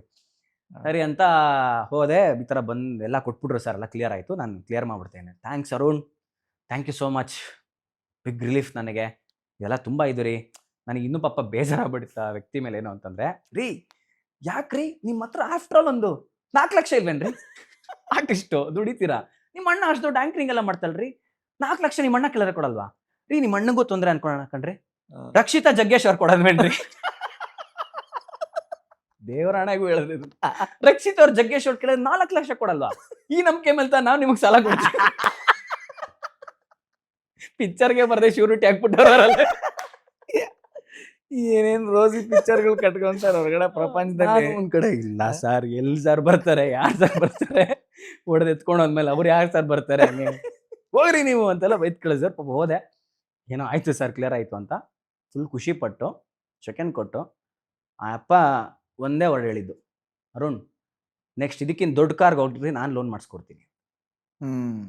ಎಂತ ವಿಶ್ವಾಸ ಉಳಿಸ್ಕೊಂಡೆ ನಾನು, ನನ್ನ ಮೇಲೆ ಇದು ವಿಶ್ವಾಸ ಉಳಿಸ್ಕೊಂಡೆ ಬಂತ ರೂಟು, ಎಂತ ಒಂದು ಬೆಲೆ ಸಿಕ್ತು. ನೆಕ್ಸ್ಟ್ ನೀವು ಏನೇ ದೊಡ್ಡ ಕಾರ್ ತಗೊಳ್ರಿ, ನಾನು ಮಾಡ್ಕೊಡ್ತೀನಿ ಲೋನ್, ಇದಕ್ಕೆ ಯೋಚನೆ ಮಾಡಬೇಡಿ ನೀವು, ನಾನು ಲೋನ್ ಮಾಡ್ಕೊಡ್ತೀನಿ ಇದಕ್ಕೆ ಅಂದ್ರೆ. ಅಪ್ಪ ಲೋನ್ ಸಾವಾಸನೆ ಬೇಡ ನನಗೆ, ನಡ್ಕೊಂಡು ಹೋಗ್ಬಿಡ್ತೀನಿ, ಸೈಕಲಲ್ಲಿ ಹೋಗ್ಬಿಡ್ತೀನಿ, ನನಗೆ ಯಾವ ಲೋನು ಬೇಕಾಗಿಲ್ಲ ನನಗೆ ಅಂದ್ಬಿಟ್ಟು ಅವತ್ತು ಡಿಸೈಡ್ ಆದೆ, ಕ್ಲಿಯರ್ ಮಾಡಿದೆ. ಅವತ್ತು ನೈಟನು ನಾನು ಮಲಗಿದ್ದು ಪೀಸ್ಫುಲ್ ಆಗಿ, ಆ ನಿದ್ದೆಗೆ ಆಯ್ತಾ ಯಾವ ನಿದ್ದೆನೂ ಮ್ಯಾಚ್ ಇಲ್ಲ. ನಿಶ್ಚಿಂತೆಯಿಂದ ನಿರಾಳವಾಗಿ ಏನೋ ಒಂದು ಸಾಧಿಸಿರೋ ಅಂತ ಒಂದು ಸಮಾಧಾನ, ಏನೋ ಒಂದು ಗೆದ್ದಿರೋ ಅಂತ ಒಂದು ಸಮಾಧಾನ. ಬಿಡಪ್ಪ ನಂಗೆ ಆಲ್ಮೋಸ್ಟ್ ನಾನೇ ಭಗವಂತ ಅನ್ನೋ ಫೀಲಿಂಗು. ಬಿಟ್ಟೆ, ಹಗುರ ಆಗುತ್ತಲ್ಲ ಮನ್ಸು, ಆ ಫೀಲಿಂಗು. ನೆಕ್ಸ್ಟ್ ಡೇ ಕಾರ್ ತಗೊಳಕ್ ಬಂದ ಹುಡುಗ, ಬಂದಾಗ ನಾನೇನು ಮಾಡಿದ್ದೆ, ಹೂಫರ್ದು ಒಂದು 15,000 ಇತ್ತು ಅದು ಕಾಸ್ಟು, ಅದನ್ನ ಇಟ್ಕೊಂಡಿದ್ದೆ ನಾನು, ಅದನ್ನ ಬಿಚ್ಕೊಂಡಿದ್ದೆ, ಹೂಫರ್ ಬಿಚ್ಕೊಂಡಿದ್ದೆ ನಾನು. ಅದ್ರ ಒಂದೇನೋ ಅದೊಂದು ಪೋರ್ಷನ್ ಎತ್ತಿಟ್ಕೊಂಡ್ರೋಣ, ಅದು 15,000 ಬೇರೆ ಎಲ್ಲರೂ ಕೊಡೋಣ ಅಂತ. ಅವ್ನು ಬಂದವಪ್ಪ, ಕ್ಯಾಶ್ ಎಲ್ಲ ಕ್ಲಿಯರ್ ಆಯಿತು, ಕಾರ್ ತೊಗೊಂಡು ಹೋಗ್ಬೇಕು. ಅವಾಗ ಸಾರ ಹೂಫರು ಅದಿದ್ರೆ ಒಂಚೂರು ನೋಡಿ ಸಾರ್ ಅಂತ ಅಂದ. ಆಮೇಲೆ ನನಗೊಂದು ನೆನಪಾಯಿತು, ಕಾರೇ ಹೋದ್ಮೇಲೆ ಅದು ಯಾವುದೋ ಒಂದು ಹೂಫರ್ನ ಅಂಟ್ಕೊಂಡು ಅಳ್ತಾ ನಾನು, ಅದ್ರ ಮೇಲೆ ಮೋಹ ಬಿಟ್ಟಿದ್ದಾಯಿತು. ಅದನ್ನೇ ಬಿಟ್ಟಾಕಿದ್ಮೇಲೆ ಹೂಫರ್ ಏನೋ ಅಂತ ಅಂದ್ಬಿಟ್ಟು, ಏನೋ ಒಂದು 5,000 10,000 ಕೊಡ್ತೀನಿ ಸರ್ ಕೊಡಿ ಅಂತಂದ. ತಗೊಳ್ರಿ, ಹ್ಯಾಪಿ ಮ್ಯಾರಿಡ್ ಲೈಫ್, ನಿಮ್ಮ ಮದುವೆ ಗಿಫ್ಟ್ ತಗೊಳ್ಳಿ, ಊಫರ್ ಕೊಟ್ಬಿಟ್ಟೆ. ಯಾಕಂದ್ರೆ ಅದು ಊಫರ್ ಇದ್ರೂ ನನಗದು ಸುಮ್ಮನೆ ಅದು ನೆನಪು ಮಾಡತ್ತೆ. ಆ್ಯಂಡ್ ಅವ್ನು ತೊಗೊಂಡೋಗ್ತಾ ಖುಷಿ ಪಡ್ಲಿ, ಪಾಪ ಹೋಗ್ಲಿ ಇಟ್ಕೊಳ್ಳಿ ಸ್ಟಾರ್ ಜೊತೆಗೆ, ಊಫರು ಹೋಗ್ಲಿ ಹಾಕೊಂಡು ಎಂಜಾಯ್ ಮಾಡ್ತಾ ಅವ್ನು ಒಂದು ಕಡೆ ಎಲ್ಲ ಅಪ್ಪ ಖುಷಿ ಪಟ್ಟಾಗೆಲ್ಲ ಆ ಒಂದು ರಿಗಾರ್ಡ್ಸ್ ನನಗೂ ಮುಟ್ಟತ್ತೆ ಅಂದ್ಬಿಟ್ಟು ಅಂತ ಅದನ್ನು ಕೊಟ್ಬಿಟ್ಟೆ ಅವನಿಗೆ. ಈ ಕಾರ್ಯಕ್ರಮದ ಪ್ರಾಯೋಜಕರು ಮೈಸೂರು ಸ್ಯಾಂಡಲ್ ಸೋಪ್, ಶ್ರೀಗಂಧದ ತವರು ಮನೆಯಿಂದ. ಸೊ ನೋಡು, ಗಾಂಧೀಜಿ ನಿನಗೆ ಹೆಂಗೆ ಒಂದು ರೋಡಲ್ಲಿ ಸಿಕ್ತು, ಹಿಂಗೆಲ್ಲ ಆಯ್ತು. ನನಗೆ ವೇ ಬ್ಯಾಕ್ ನಿಗೂಢ ರಾತ್ರಿ ಶೂಟಿಂಗ್ ಮುಗೀತು ಗೊತ್ತಾ, ಲಾಸ್ಟ್ ಡೇ ಮುಗೀತೆಲ್ಲ. ನೆಕ್ಸ್ಟ್ ಡೇ ನಾವು ಊರಿಗೆ ಹೊರಡಬೇಕು. ನಾನು 2 ಡೇಸಲ್ಲಿ ಹೋಗ್ತಾ ಇದ್ದೀವಿ ಅನ್ನೋವಾಗ ಶೃಂಗೇರಿಗೆ ಹೋಗಿದ್ದೆ ನಾನು. ಶೃಂಗೇರಿಗೆ ಹೋದಾಗ ಅಲ್ಲೊಂದು ಬಟ್ಟೆ ಅಂಗಡಿ, ನೋಡಿ ನೀನು ನಂಬ್ತೀಯೋ ಬಿಡ್ತೀಯೋ, ಆ ಬಟ್ಟೆ ಅಂಗಡಿಲಿ ಗಾಂಧೀಜಿ ಫೇಸ್ ಇರೋ ಟಿ ಶರ್ಟ್, ಅದ್ರದ್ದೊಂದು ಫೋಟೋ ಇದೆ, ಹಾಕ್ತೀನಿ ನಾನು. ನೋಡಿದೀನಿ. ಅವು ಎಲ್ಲ ಯಾರ್ಯಾರ್ದೋ ಏನೇನೋ ಇತ್ತು, ಗಾಂಧೀಜಿ ಫೇಸ್ ಇರೋದೊಂದು 20-25 ಟಿ ಶರ್ಟ್ ಇದೆ, 20-25 ಟಿ ಶರ್ಟ್ ಇದೆ. ನಾನು ಇದೇನ್ರಿ ಇದು ಬೇರೆ ಬೇರೆ ಎಲ್ಲ ಒಂದೊಂದೇ ಪೀಸ್ ಇದೆ, ಇದು ಇಷ್ಟೊಂದು ಪೀಸ್ ಉಳ್ಕೊಂಬಿಟ್ಟಿದೆಯಲ್ಲ ನಿಮ್ಮ ಹತ್ರ ಅಂತ ಕೇಳಿದೆ. ಸರ್ ಇದೇನೋ ಗೊತ್ತಿಲ್ಲ ಸರ್, ಒಂದು ಲಾಸ್ಟ್ ಸ್ಟಾಕ್ ಇದೆ ನೋಡಿ ಸರ್ ನೀವೇನಾದ್ರು. ನಾನು ಒಂದು ತೊಗೊಳಕ್ ಹೋದೆ, ನಾನೇ ಅನ್ಕೊಂಡೆ ಗಾಂಧೀಜಿ ಇರೋದೊಂದು ಟಿ ಶರ್ಟ್ ಹಾಕೊಂಡು ಗುರುಜಿನ ಲಾಸ್ಟ್ ಮಾತಾಡ್ಸ್ಬಿಟ್ಟು ಬೆಂಗ್ಳೂರಿಗೆ ಹೋಗೋಣ, ಇನ್ ಮತ್ತೆ ಯಾವಾಗ ಸಿಗ್ತಾರೋ ಏನೋ, ಇವ್ರು ನಮ್ ನಿಗೂಢ ರಾತ್ರಿ ಟೈಮಲ್ಲಿ ಸಿಕ್ಕಿದಂಥ ಗುರುಗಳು, ಮತ್ತೆ ಹೆಂಗ್ ಸಿಗ್ತಾರೋ ಬೆಂಗಳೂರಲ್ಲಿ ನೋಡೋಣ ಅನ್ನೋ ಥರದಲ್ಲಿ ನಾನು ಹೋದವನಿಗೆ ನಾನು ಈ ಥರದ್ದು ಇದೆಯಾ ಅಂತ, ಸರ್ ಇನ್ನೂ ಸ್ಟಾಕೇ ಇದೆ ಸರ್ ಅಂತ ತೆಗಿತಾನೆ, ಫುಲ್ ಒಂದು 20-25 ಟಿ ಶರ್ಟ್ ಹೌದು, ನೀನ್ ತಂದು ಅದನ್ನ ತಂದು ಕೊಟ್ಟೆ ನನ್ನ ಗುರುಜಿಗೆ. ಆಮೇಲೆ ಯು ಡೋಂಟ್ ಬಿಲೀವ್, ಗಾಂಧೀಜಿ ನೋಡ್ತಾ ಇದ್ದು ವಾಚ್ ಇತ್ತು ಗೊತ್ತಾ, ಸೊಂಟದಲ್ಲಿ ಸಿಕ್ಸ್ಕೊಳ್ಳೋದು ಚೈನ್ ಲಾಕೆಟ್ ತರ ಬರುತ್ತೆ. ಆ ಥರದ್ದು ಒಂದು ವಾಚ್ ಬೇರೆ ಇತ್ತು ಅವನ ಅಂಗಡಿಲಿ. ನಾನು ಇದೆರಡು ಗಿಫ್ಟ್ ತಗೊಂಡ ಗುರುಜಿಗೆ ಅಂದ್ಬಿಟ್ಟು ಅಂತ. ಅವಾಗೆಲ್ಲ ಗುರುಜಿಗೆ ಗಿಫ್ಟ್ ಕೊಡೋ ಜೋಶಲ್ಲಿ ಇದ್ವಿ ನಾವು ಇನ್ನ. ಅವಾಗ ಅದು ವಾಚ್ ತಗೊಂಡೆ ಗಿಫ್ಟು. ಇದಿಷ್ಟು ತಗೊಂಡೋಗಿ ಗುರೂಜಿ ಮುಂದೆ ಇಟ್ಟೆ ನಾನು. ಗುರೂಜಿ ಶೂಟಿಂಗ್ ಎಲ್ಲ ಆಯಿತು, ಹೊರಡ್ತಾ ಇದ್ದೀವಿ, ಮುಗೀತು, ಅದಕ್ಕೆ ಗಿಫ್ಟ್ ಥರ ನಿಮಗೆ, ಓ ಇದು ಸಿಕ್ತೇನಾ ನಿಂಗೆ ಅಂತ ಅದು ವಾಚನ್ನು ನೋಡಿದ್ರು. ಅದಾದಮೇಲೆ ಏನಿದು ಗುರು, ಎಲ್ಲ ಬಿಟ್ಟು ನನಗೆ ಗಾಂಧೀಜಿದು ಇಷ್ಟೊಂದು ಟಿ ಶರ್ಟ್ ಸಿಕ್ಬಿಡ್ತಲ್ಲ ಸ್ಟಾಕು, ಏನಿದು ಅಂತಂದೆ. ಹಾಂ, ಮುಂದೆ ಕೆಲಸ ಇದೆ, ಅದಕ್ಕೇನೆ ಸಿಕ್ಕಿದೆ ಇವಾಗ ಅಂದರು. ನನಗೆ ಅವಾಗ ಅರ್ಥನೇ ಆಗಿಲ್ಲ ಗುರು. ಅವಾಗ ನನಗೆ ನೋಡ್ರಿ, ಎಂಟೈರ್ ಆಶ್ರಮ ಗಾಂಧೀಜಿ ತತ್ವದ ಮೇಲೆ ಗುರುಜಿ ನಡೆಸ್ತಕ್ಕಂಥದ್ದು. ಅವ್ರು ಅಕ್ಸೆಪ್ಟ್ ಮಾಡಿರೋ 5 ಗುರುಗಳಲ್ಲಿ ಗಾಂಧೀಜಿ ಒಬ್ರು. ಹೌದು, ಗಾಂಧಿ ಸರ್ಕಲ್ ಇಂದಾನೆ ಇವತ್ತು ಅವರ ಆಶ್ರಮಕ್ಕೆ ನಾವು ಹೋಗೋ ಅಂಥದ್ದು. ಎಲ್ಲವೂ ಅದೇ ಥರ ಆಗಿದೆ. ಆ್ಯಂಡ್ ಕೊರೋನಾ ಬಂದಾಗ, ಲಾಕ್ಡೌನ್ ಆದಾಗ ನಾನು ಉತ್ರಳ್ಳಿ ಆಶ್ರಮದೊಳಗೆ ಇದ್ದೆ, ನಾನು ಮನೆಗೆ ಹೋಗಲಿಲ್ಲ ನಾನು. ಆವಾಗ ನನ್ನ ಮೈಂಡಿಗೆ ಬಂದಿದ್ದು, ಯಾಕೆ ಹೆದರ್ಕೊಂಡು ಲಾಕ್ಡೌನ್ ಅಂತ ಕೂತ್ಕೊಂತೀಯ, ಕಾಯನೊಬ್ಬ ಇದ್ದಾನೆ, ಇಷ್ಟು ನಂಬಿಕೆ ನಿನಗಿದೆ ಅಂತಂದ್ಮೇಲೆ ಸೇವೆ ಮಾಡು, ಯಾರ್ಯಾರು ಹಸ್ದಿರೋರ್ಗೆ ಊಟ ಕೊಡು ಅಂತ. ಅವಾಗಲೇ ನಾನು ಅಡುಗೆ ಮಾಡೋಕ್ಕೆ ಸ್ಟಾರ್ಟ್ ಮಾಡಿದೆ ಅಲ್ಲಿ, ಇನ್ನೊಬ್ಬನ ಟೀಮ್ನ ಹಾಕ್ಕೊಂಡು. ಅವಾಗ ಒಂದಿನ ತೆಗಿತೀನಿ, ಬ್ಯಾಗಲ್ಲಿ ಈ ಗಾಂಧೀಜಿ ಟಿ ಶರ್ಟ್ ಇದೆ. ಅವಾಗ ಅರ್ಥ ಆಯ್ತು ನಂಗೆ, ಓಹೋ ಮುಂದೆ ಕೆಲಸ ಇದೆ ಅಂದ್ರಲ್ಲ, ಇದು ಕೆಲಸ, ಸೇವೆನೇ ಒಂದು ದೊಡ್ಡ ಯಜ್ಞನಪ್ಪ ಅಂತ ಅವತ್ತು ನನಗೆ ಹಂಗೆ ಮೆಸೇಜ್ ಗೊತ್ತಾಯ್ತು ನನಗೆ. ಯಾಕಂದ್ರೆ ಹೇಳಿರೋದೇ ಅದೇ ಗುರುಗಳು, ಕಲಿಯುಗ ಅಂತ ಬಂದಾಗ ಎರಡೇ ಫಲಿಸೋವಂಥದ್ದಂತೆ, ಒಂದು ನಾಮ ಜಪ, ಒಂದು ಸೇವೆ. ಇನ್ನು ಏನು ಮಾಡಿದ್ರು ಆ ಮಟ್ಟದ ಒಂದು ಏನಿದೆ ರಿಸಲ್ಟ್ ಸಿಗೋವಂಥದ್ದಿಲ್ಲ. ಇನ್ಸ್ಟೆಂಟ್ ಅಥವಾ ಬೇಗ ಇದಕ್ಕೆ ಒಂದು ದಾಟುವಂಥ ಒಂದು ಪ್ರಕ್ರಿಯೆ, ಸಮಸ್ಯೆಗಳಿರ್ಬೋದು ಅಥವಾ ಒಂದು ಜಂಜಾಟಗಳಿಂದ ಬಿಡಿಸ್ಕೊಂಡು ದಾಟಕ್ಕಿರೋವಂಥದ್ದೇ ನಾಮಜಪ. ನಾರಾಯಣ. ಯಾವ್ದು ತಾಕತ್ತಿರೋ ಮ್ಯಾಟ್ರ್ ಹೇಳಿದ ತಕ್ಷಣನೇ ನಾಮಜಪ, ಇನ್ನೊಂದು ಸೇವೆ, ಎರಡು ಅಲ್ಲೇನೆ ಕಾಣಕ್ಕಾಗುವಂಥದ್ದು ಅಂತ. ಆಮೇಲೆ ಹೇಳಿದ್ರಲ್ಲ, ಇವರೆಲ್ಲ ಅವಧೂತರು, ಅವರು ಬಂದ ಕೆಲಸ ಮುಗಿದ್ಮೇಲೆ ಹೊಟ್ಟೋಗ್ತಾರೆ, ಅವ್ರಿಗಿದ್ದಿಟ್ಟ ಸ್ವಾತಂತ್ರ್ಯ ಕೊಡಿಸ್ಬೇಕಂತ. ಸೊ ಹಂಗಾಗಿ ಮುಗಿದ ತಕ್ಷಣ 1947 ಆಗಸ್ಟ್ ಅಲ್ಲಿ ಬಂತು. 48 ಜನವರಿಲಿ ಶೂಟ್ಔಟ್ ಆಗೋದಲ್ಲ. ಹೌದೌದೌದು. ಆಮೇಲೆ 1 ವರ್ಷಕ್ಕೆ ಮುಂಚೆ, ಅಂದ್ರೆ 1947 ಜಾನ್ವರಿ 30 ಎಕ್ಸಾಕ್ಟ್ಲಿ 1 ವರ್ಷದ ಮುಂಚೆ, ಅದು ಗೊತ್ತಾ ನಿಂಗೆ, ಗಾಂಧೀಜಿಗೆ ತುಂಬಾ ಮೈ ಹುಷಾರ್ ತಪ್ಪಿರುತ್ತೆ. ಆ ಹುಷಾರ್ ಹೆಂಗೆ ಅಂದ್ರೆ ಆಲ್ಮೋಸ್ಟ್ ಸತ್ತೋಗ್ತಾರೆ ಅನ್ನೋ ಥರದಲ್ಲಿ. ಅವಾಗ ಅವ್ರು ಔಷಧಿ ಕೊಡಕ್ ಬಂದಾಗ ಅವ್ರು ಹೇಳ್ತಾರೆ, ಇದು ಔಷಧಿಯಿಂದ ಕಾಪಾಡಲ್ಲ, ಒಂದು ಬ್ಯಾಕ್ಟೀರಿಯಾ ವೈರಸ್ ಇಂದ ಸಾಯೋ ದೇಹ ಅಲ್ಲ, ನ್ಯಾಚುರಲ್ ಡೆತ್ ಅಲ್ಲ ಇದಕ್ಕೆ, ಇದು ಆ ಥರ ಒಂದು ಬ್ಯಾಕ್ಟೀರಿಯಾ ವೈರಸ್ ಇಂದ ಹೋಗ್ಬಿಟ್ರೆ ರಾಮನಾಮನೇ ಸುಳ್ಳು ಅಂತ ಹೇಳ್ತಾರೆ. ಹೌದು, ಅದನ್ನ ನೋಟ್ ಮಾಡ್ಕೊಂತ ಇರ್ತಾರೆ ಅವ್ರು ಮಾತಾಡಿದ್ದೆಲ್ಲ. ಸೊ ಯಾವತ್ತು ಅವ್ರು ಶೂಟ್ಔಟ್ ಆಗುತ್ತಲ್ಲ, ಅವತ್ತು ಬುಕ್ ತೆಗೆದು ನೋಡ್ತಾರೆ, ಯಾವತ್ತು ಮಾತಾಡಿದ್ರು ಇದನ್ನ ಅಂತ. ಅದು ನೋಡಿದ್ರೆ ಸೇಮ್ ಜಾನ್ವರಿ 30 1947 ಮಾತಾಡಿರ್ತಾರೆ. ಇಲ್ಲ, ಆ ಸಬ್ಜೆಕ್ಟ್ ತುಂಬಾ ಡೀಪ್ ಇದೆ, ಬೇರೆನೇ ಇದೆ. ಅದು ನಮ್ಮ ಆಶ್ರಮದ್ದು ನಾವು ಆರಾಧಿಸುವಂತ ಗುರುಗಳು ನಿತ್ಯಾನಂದ ಭಗವಾನ್ರದ್ದು ಗೊತ್ತಿರಬೇಕಲ್ಲ, ಗಾಂಧೀಜಿಗೂ ಗುರುಗಳಾಗಿದ್ದವರು. ಅವ್ರು ಹೇಗಂದ್ರೆ ರೌಂಡ್ ಟೇಬಲ್ ಕಾನ್ಫರೆನ್ಸ್ ನಡೆಯೋದಲ್ಲ, ದುಂಡು ಮೇಜಿನ ಸಭೆ ಅಂತ, ಅದನ್ನ ಗಾಂಧೀಜಿ ಏನ್ ಮಾತಾಡ್ತಿರೋರಲ್ಲ, ಅದನ್ನ ಹಿಂದಿನ ದಿನ ಭಗವಾನ್ರು ಬಾಂಬೆಲಿ ಕುತ್ಕೊಂಡು ಜನಗಳ ಮುಂದೆ ಹೇಳೋರಂತೆ, ಮಾತಾಡ್ತಿರೋರಂತೆ, ಹಿಂಗೆ ಇವತ್ತು ನಾಳೆ ಹಿಂಗಾಗತ್ತೆ, ಇದು ಹಿಂಗಾಗತ್ತೆ, ಈ ಡಿಸಿಷನ್ ತಗೊಂತಾರೆ, ಇದು ಹಿಂಗಾಗತ್ತೆ ಅಂತ. ನೆಕ್ಸ್ಟ್ ಡೇ ರೇಡಿಯೋ ಅಲ್ಲಿ ಗಾಂಧೀಜಿ ಮಾತಾಡ್ತಿರೋರಂತೆ ಸೇಮ್. ಯಾವ ಕಾಲ ಅದು, ಯಾವ ಫೋನ್ ಮಾಡಿ ಲೈವ್ ವಿಡಿಯೋ ಲೈವ್. ಆಮೇಲೆ ಭಗವಾನ್ರು ಅಷ್ಟೇನೆ, ಅವ್ರು ಬಂದಾಗ ಅವ್ರ ಎದುರುಗಡೆ ಎಲ್ಲರೂ ಕೆಳಕ್ ಕೂತವ್ರೆ, ಅವ್ರು ಚೇರ್ ಹಾಕಿದ್ದು ಒಂದೇ ವ್ಯಕ್ತಿಗಂತೆ, ಗಾಂಧೀಜಿ. ಇವಾಗ ಚೇರ್ ತರಿಸು, ಒಬ್ರು ಬರ್ತಿದ್ದಾರೆ ಅಂತ. ಇವ್ರಿಗೆಲ್ಲ ಆಶ್ಚರ್ಯ, ಇದೇನು ಭಗವಾನ್ರು ಚೇರ್ ತಗೊಂಬನ್ನಿ ಅಂತಿದ್ದಾರೆ, ಯಾರು ಅವ್ರ ಸಮಕ್ಕೆ ಕೂರಿಸ್ತಿದಾರಲ್ಲ ಅಂತ. ಅವ್ರ ಸಮಕ್ಕೆ ಕೂರಿಸಿ ಮಾತಾಡದಂತವ್ರು ಅವರೇ ಅಂತೆ. ಅಲ್ಲ, ಅದು ತುಂಬಾ ಡೆಪ್ತ್ ವಿಷಯ ಇದೆ ಬಿಡು, ಅದು ಮಾತಾಡೋ ರೇಂಜು ನಮ್ಗಿಲ್ಲ ಆಕ್ಚುಲಿ. ಅದಕ್ಕಿನ್ನ ಬೇರೆನೇ ಲೆವೆಲ್ ಉತ್ತರಗಳು ಬೇಕು. ಯಾಕಂದ್ರೆ ನಾವೀಗ ಇಷ್ಟ ಹೇಳಿದ್ರು ಇದಕ್ಕೂ ಬೇರೆ ಒಂದು ಅರ್ಥದಲ್ಲಿ ಮಾತಾಡೋರು ಇರ್ತಾರೆ. ಬಟ್ ಎನಿವೆ, ನಮಗೆ ಗೊತ್ತಿರೋಂಥ ಸತ್ಯ, ನಾವು ಅದನ್ನ ನಮ್ಮ ಜೀವನವನ್ನ ಬದಲು ಮಾಡಿದ ಸತ್ಯಗಳಷ್ಟೇ ನಮಗ್ ಸತ್ಯ. ಹೌದು ಹೌದು. ಈಗ ನೀನ್ ಹೇಳಿದ್ಯಲ್ಲ, ನಿನ್ ಮನ್ಸಲ್ಲಿ ಅವ್ರು ಕೂತು ನಿನಗೆ ಅವ್ರು ಆನ್ಸರ್ ಮಾಡಿದ್ರು, ಹಂಗಾಗಿ ನೀನ್ ಕಾರ್ ವಾಪಸ್ ಕೊಟ್ಟೆ, ಅದೇ ಸತ್ಯ. ಸೊ ಇನ್ನ ಒಂದು ಆಶ್ರಮದೊಂದು ಪರಿಚಯ, ಕಿರು ಪರಿಚಯ ನಾನು ನಿನ್ನ ಹತ್ರನೇ ಕೇಳಕ್ ಇಷ್ಟಪಡ್ತೀನಿ. ಅದೊಂದು ಸಣ್ಣದಾಗಿ ಹೇಳಿ ನಾವು ಮುಗಿಸ್ಕೊಳ್ಳೋಣ. ಯಾಕಂತಂದ್ರೆ ಸುಮಾರು ಜನಕ್ಕೆ ಆಶ್ರಮ ಅಂದ್ರೆ ಬೇರೆನೇ ಕಲ್ಪನೆ ಇರುತ್ತೆ. ಅಲ್ಲಿ ಬಂದ್ಮೇಲೆ ನಾನು ಕೇಳ್ತಾರೆ ಎಷ್ಟೊಂದು ಜನ, ಸರ್ ನಿಮ್ಮ ಪಾಡ್ಕಾಸ್ಟ್ ಕೇಳ್ಕೊಂಬಂದ್ವಿ, ಆಶ್ರಮ ಅಂದ್ರೆ ಆಶ್ರಮ ಥರನೇ ಇಲ್ವಲ್ಲ ಸರ್ ಅಂತ. ಸೊ ಅಲ್ಲ, ಆ ಥರ ಅಲ್ಲ ಅದು actually. But at the same time ಅಷ್ಟೇ ಶಕ್ತಿ ಇರ್ತಕ್ಕಂಥ ಒಂದು ಜಾಗ. ಸೊ ಹೇಳು, ನೀನು ಪೂಜೆ ನೀನು ಸ್ಟಾರ್ಟ್ ಮಾಡಿ ಆಮೇಲೆ ನಾನು ಕಂಟಿನ್ಯೂ ಮಾಡಿದಂಥ ಲಿಂಗದಿಂದ ಹಿಡಿದು ಇವತ್ತೇನೇನಿದೆ, ಆಶ್ರಮದಲ್ಲಿ ಅನ್ನೋದನ್ನ ಒಂದು ಪರಿಚಯ ನೀನೇ ಮಾಡ್ಸಬೇಕು. ನೀನೇ ತಾನೇ ಪೂಜಾ ಕಮಿಟಿ. ಇಲ್ಲ, ಆಶ್ರಮ ತುಂಬ ಒಂದು ವಿಶೇಷವಾದಂಥ ವಿಚಾರಗಳು ಕೂಡಿದೆ. ಅಲ್ಲಿರೋ ಒಂದು ವಿಗ್ರಹಗಳಾಗಿರ್ಬೋದು, ಅಥವಾ ಒಂದು ಮೂರ್ತಿಗಳಾಗಿರ್ಬೋದು, ಲಿಂಗ ಆಗಿರ್ಬೋದು, ಎಲ್ಲದರಲ್ಲೂ ಒಂದು ವಿಶೇಷವಾದ ಶಕ್ತಿ ಜೊತೆಗೆ ಅದರದ್ದೊಂದು ಸ್ಪೆಷಲೈಸೇಷನ್ನೇ ಬೇರೆ ಇದೆ. ಅದು ಯಾವುದೂ ಒಂದು ಆರ್ಡರ್ ಕೊಟ್ಟು ಕೆತ್ತಿಸಿ ಮಾಡಿರೋವಂಥದ್ದು ಯಾವುದೂ ಅಲ್ಲ ಅಲ್ಲಿರೋವಂಥದ್ದು. ಎಲ್ಲವೂ ಒಂದು ಸ್ವಯಂಭೂ ಅಂತಾರಲ್ಲ ಹಾಗೆ ಗುರುಗಳು ತೊಗೊಂಬಂದಿರೋವಂಥದ್ದು ಎಲ್ಲ ಪ್ರತಿಷ್ಠಾಪನೆ ಮಾಡಿರೋವಂಥದ್ದೇ ನಮ್ಮ ಆಶ್ರಮದಲ್ಲಿ ಸಿಗೋವಂಥದ್ದು ಬಹುಪಾಲಾಗಿ. ಸೊ ನಮಗೆ ಫಸ್ಟು ಅದೇ ಹೇಳಿದ್ದು, ಅಲ್ಲಿ ಒಂದು ದತ್ತಕಟ್ಟೆ ಇದೆ ಗೊತ್ತಲ್ವ. ಆ ದತ್ತಕಟ್ಟೆ ಮುಂದೆ ಗುರುಗಳು ಅವಾಗ ನಮ್ಮ ಇವಾಗ ಲ್ಯಾಂಡ್ ಓನರ್ ಏನಿದ್ದಾರೆ ಹೇಮಂತ್ ಅವರು, ಅವ್ರ ಹತ್ರ ಹೇಳಿದ್ದಿದ್ದ ಅವಾಗ ಬರೀ ಒಂದು ದತ್ತಕಟ್ಟೆ ಇತ್ತು, ಶಿವ ಮಂದಿರನೂ ಇರಲಿಲ್ಲ, ಏನೂ ಇರಲಿಲ್ಲ. ನಾಗರ್ ಕಲ್ಲು ಒಂದು ಇತ್ತು ಅಲ್ಲಿ ಅಷ್ಟೇ. ಬಿಟ್ರೆ ಫುಲ್ಲು ಗ್ರಾನೈಟ್ ಫ್ಯಾಕ್ಟ್ರಿ ಅದಾಗಿದ್ದು, ಸುತ್ತಾನು ಗ್ರಾನೈಟ್ ಫ್ಯಾಕ್ಟ್ರಿ. ಅದ್ರದ್ದೆಲ್ಲ ಫೋಟೋಸ್ ಇದೆ, ನಾನು ಕೊಡ್ತೀನಿ. ಆ ದತ್ತಕಟ್ಟೆ ಒಂದಿತ್ತು, ಔದುಂಬರ ಮರ. ದತ್ತಕಟ್ಟೆ ಅಂದ್ರೆ ಔದುಂಬರ ಮರ ಇತ್ತು. ಆ ಕಟ್ಟೆ ಹತ್ರ ಹಿಂಗೆ ಮಲ್ಕೊಂಡಿದ್ರಂತೆ ಗುರುಗಳು. ಮಲ್ಕೊಂಡು ಸುತ್ತ ನೋಡ್ಬಿಟ್ಟು 360 ನೋಡ್ಬಿಟ್ಟು, ಈ ಕಡೆ ಜ್ಞಾನಕಾಶಿ ಬಲಗಡೆಗೆ, ಈ ಕಡೆ ಜ್ಞಾನಕಾಶಿ, ಈ ಕಡೆ ಬಡೂರ್ ಕಾಶಿ ಆಗತ್ತೆ ಅಂತ ಅಂದಿದ್ರು. ಆಯ್ತಾ, ಎಲ್ಲ ಹಂಗೆ ಹೇಳಿದ್ದು. ಆಯ್ತಾ, ಇಲ್ಲಿ ಜ್ಞಾನಕಾಶಿ ಬಡೂರ್ ಕಾಶಿ ಅಂತ ಅದು ಗೊತ್ತಾಗಿರ್ಲೇನೋ ಅಂತ.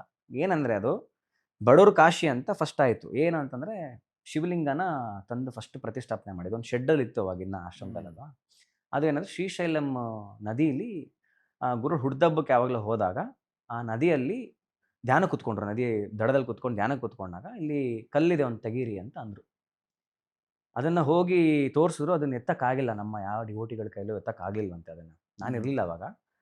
ಆಗ ಗುರುಗಳು ಹೋಗಿ ಅದನ್ನ ಕಾಲಲ್ಲೇನೋ ಒಂದ್ಸತಿ ಇಟ್ಟಿದ್ದ, ಕಲ್ಲು ಮೇಲೆ ಕಾಲಿಟ್ಟಿದ್ದು, ತೆಗೀರಿ ಅಂದಾಗ ಅದು ಕೈಗೆ ಸರಳವಾಗಿ ಬಂದ್ಬಿಡ್ತು ಅಂತ ತಂದು ಅದನ್ನ ಅದ್ರ ಜೊತೆಗೆ ಒಂದಿಷ್ಟು ಕಲ್ಲುಗಳನ್ನು ತೊಗೊಂಬಂದ್ರು. ಒಂದು 12-13 ಕಲ್ಲುಗಳನ್ನು ತೊಗೊಂಬಂದ್ರು. ಉಳಿದ ಕಲ್ಲುಗಳನ್ನ ಗೌರಿ ಗದ್ದೆಗೆ ಕಳಿಸಿದ್ದಾರೆ. ಅಲ್ಲಿ ವಲ್ಲಭರದ ವಿಗ್ರಹ ಸುತ್ತ ಕಲ್ಲುಗಳಿದೆಯಲ್ಲ, ಅದು ಶ್ರೀಶೈಲಂ ಅಂತಂದ ಕಲ್ಲುಗಳನ್ನೇ. ಇದು ಒಂದು ದೊಡ್ಡ ಕಲ್ಲನ್ನ ಮಾತ್ರ ಇಲ್ಲಿ ಪ್ರತಿಷ್ಠಾಪನೆ ಮಾಡಿ, ಇದು ಶ್ರೀಶೈಲ ಮಲ್ಲಿಕಾರ್ಜುನನೇ. ಯಾಕಿದಾಯ್ತು ಅಂತಂದ್ರೆ, ಕಾಶಿಗೆ ಒಂದ್ಸತಿ ಗುರುಗಳು ಹೋದಾಗ ಅಲ್ಲಿ ನೋಡ್ತಾ ಬೇಜಾರಾಯ್ತಂತೆ ಅವ್ರಿಗೆ. ಒಂದು ಅರ್ಚನೆಗೆ ಇಷ್ಟು ಟಿಕೆಟು, ಅಲ್ಲಿ ಶಿವನಿಗೆ ನೀರು ಹಾಕಕ್ಕೆ ಒಂದಿಷ್ಟು ಸಾವಿರ ಕೊಡಬೇಕು, ಅಲ್ಲಿ ಇನ್ನೊಂದು ಏನದು ಮುಟ್ಟಬೇಕು ಅಂತಂದ್ರೆ ಸ್ಪರ್ಶ ದರ್ಶನ ಅಂತೆಲ್ಲ ಇರ್ತಾವಲ್ಲ, ಅದಕ್ಕೆಲ್ಲ ಇಷ್ಟು ಕೊಡಬೇಕು. ಬಡವ್ರಿಗೆ ಮತ್ತೆ ಭಗವಂತ ಇಲ್ವಾ ಅನ್ನೋ ಕಾನ್ಸೆಪ್ಟ್ ಬಡವರ ಕಾಶಿ. ಇಲ್ಲಿ ಯಾರು ಬೇಕಾದ್ರೂ ಬರ್ಬೋದು, ಇಲ್ಲಿ ಯಾರು ಬೇಕಾದ್ರೂ ಮುಟ್ಬೋದು, ಯಾರು ಬೇಕಾದ್ರೂ ನೀರು ಹಾಕರ್ ಹಾಕ್ಬೋದು. ಇಲ್ಲಿ ಚೀಟಿ ಅನ್ನೋ ಕಾನ್ಸೆಪ್ಟ್ ಬರಬಾರ್ದು ಅಂತ ಸ್ಟ್ರಿಕ್ಟ್ ರೂಲ್ಸ್ ನಮ್ಮ ಆಶ್ರಮದಲ್ಲಿ. ಚೀಟಿ ಬರ್ಸ್ಕೊಳ್ಳೋವಂಥದ್ದು, ಅಭಿಷೇಕಕ್ಕಿಷ್ಟು, ಇದಕ್ಕಿಷ್ಟು ಇವತ್ತಿಗೂ ಇಲ್ವಾ? ಇವತ್ತಿಲ್ಲ, ಅದೇನೆ, ಅದು ಸ್ಟ್ರಿಕ್ಟ್ ರೂಲ್ಸ್. ಬಡವರು ಕಾಶಿ ಅಂದ್ರೆ ಇಲ್ಲಿ ಭಗವಂತ ಎಲ್ರಿಗೂ ಸಿಗ್ತಾನೆ, ಅವನು ಬೆಳಕು, ಅವನು ಎಲ್ಲರ ಮೇಲೂ ಬೀಳ್ತಾನೆ. ಬೈಫರ್ಕೇಶನ್ ಇರಬಾರ್ದು ಅಂತಾನೆ ಮಾಡಿದಂಥದ್ದು. ಅದಕ್ಕೆ ನಮ್ಮಲ್ಲಿ ಇವತ್ತು ಗರ್ಭಗುಡಿ ಅನ್ನೋದು ಯಾವ ಇದರಲ್ಲೂ ಇಲ್ಲ. ಯಾವ ಲಿಂಗದ ಹತ್ರ ಹೋದ್ರು ಯಾರು ಬೇಕಾದ್ರೂ ಆಕ್ಸೆಸ್ ಇದೆ, ಮುಟ್ಬೋದು. ಆದ್ರೂ ಕೆಲವೊಂದೊಂದು ಹೇಳೋವಂಥದ್ದು ಏನಂದ್ರೆ, ಬಂದವ್ರಿಗೆ ಕೈಕಾಲು ತೊಳೆದಿರಲ್ಲ ಒಂದೊಂದ್ಸತಿ. ಬೇಸಿಕ್ ಅಪ್ಪ, ಅದು ತೀರಾ ಹಂಗೆ ಪೂಜೆ ವಿಧಾನ ಟೈಮಲ್ಲಿ ಪೂಜೆ ಆಗಿ ಒಂದು ಸ್ವಲ್ಪ ಹೊತ್ತು ಅದ್ರದ್ದು ಎನರ್ಜಿ ಇರುತ್ತೆ ಕಾಸ್ಮಿಕ್. ಆ ಟೈಮಲ್ಲಿ ಯಾರು ನಮಗೂ ಹೇಳ್ತಾರೆ, ಮಾಡಿದ್ಮೇಲೆ ಮುಟ್ಬಿಡಬೇಡಿ, ಬಿಟ್ಟು ಬಂದ್ಬಿಡಿ, ಮುಟ್ಬೇಡಿ ಅಂತ. ಆಗ ಮುಟ್ಟಕ್ಕೆ ಬಿಡಲ್ಲ. ಬಿಟ್ರೆ ಕೈಕಾಲು ತೊಳೆದು ನೀಟಾಗಿರಬೇಕು. ಅದು ಬಿಟ್ಟರೆ ಯಾರು ಬೇಕಾದ್ರೂ ಮುಟ್ಬೋದು. ನಮ್ಮಲ್ಲಿ ಬರೋಲ್ಲ, ಆಶ್ರಮಕ್ಕೆ ಬರೋರು ಎಲ್ಲರ ಕೈಲೂ ನಾವು ನೀರು ಹಾಕಿಸ್ತೀವಿ ಅಭಿಷೇಕಕ್ಕೆ. ಸೊ ಆ ಶ್ರೀಶೈಲ ಲಿಂಗದ ಏನು ಸ್ಪೆಷಾಲಿಟಿ ಅಂತಂದ್ರೆ, ಅದರಲ್ಲಿ ಅದ್ಭುತವಾಗಿರೋ ಓಂಕಾರ ಇದೆ, ನೋಡಿದ್ಯಲ್ಲ ನೀನು? ಆ ಓಂಕಾರ ತ್ರಿಶೂಲ ಎಲ್ಲ ಬರತ್ತೆ ಅದರಲ್ಲಿ.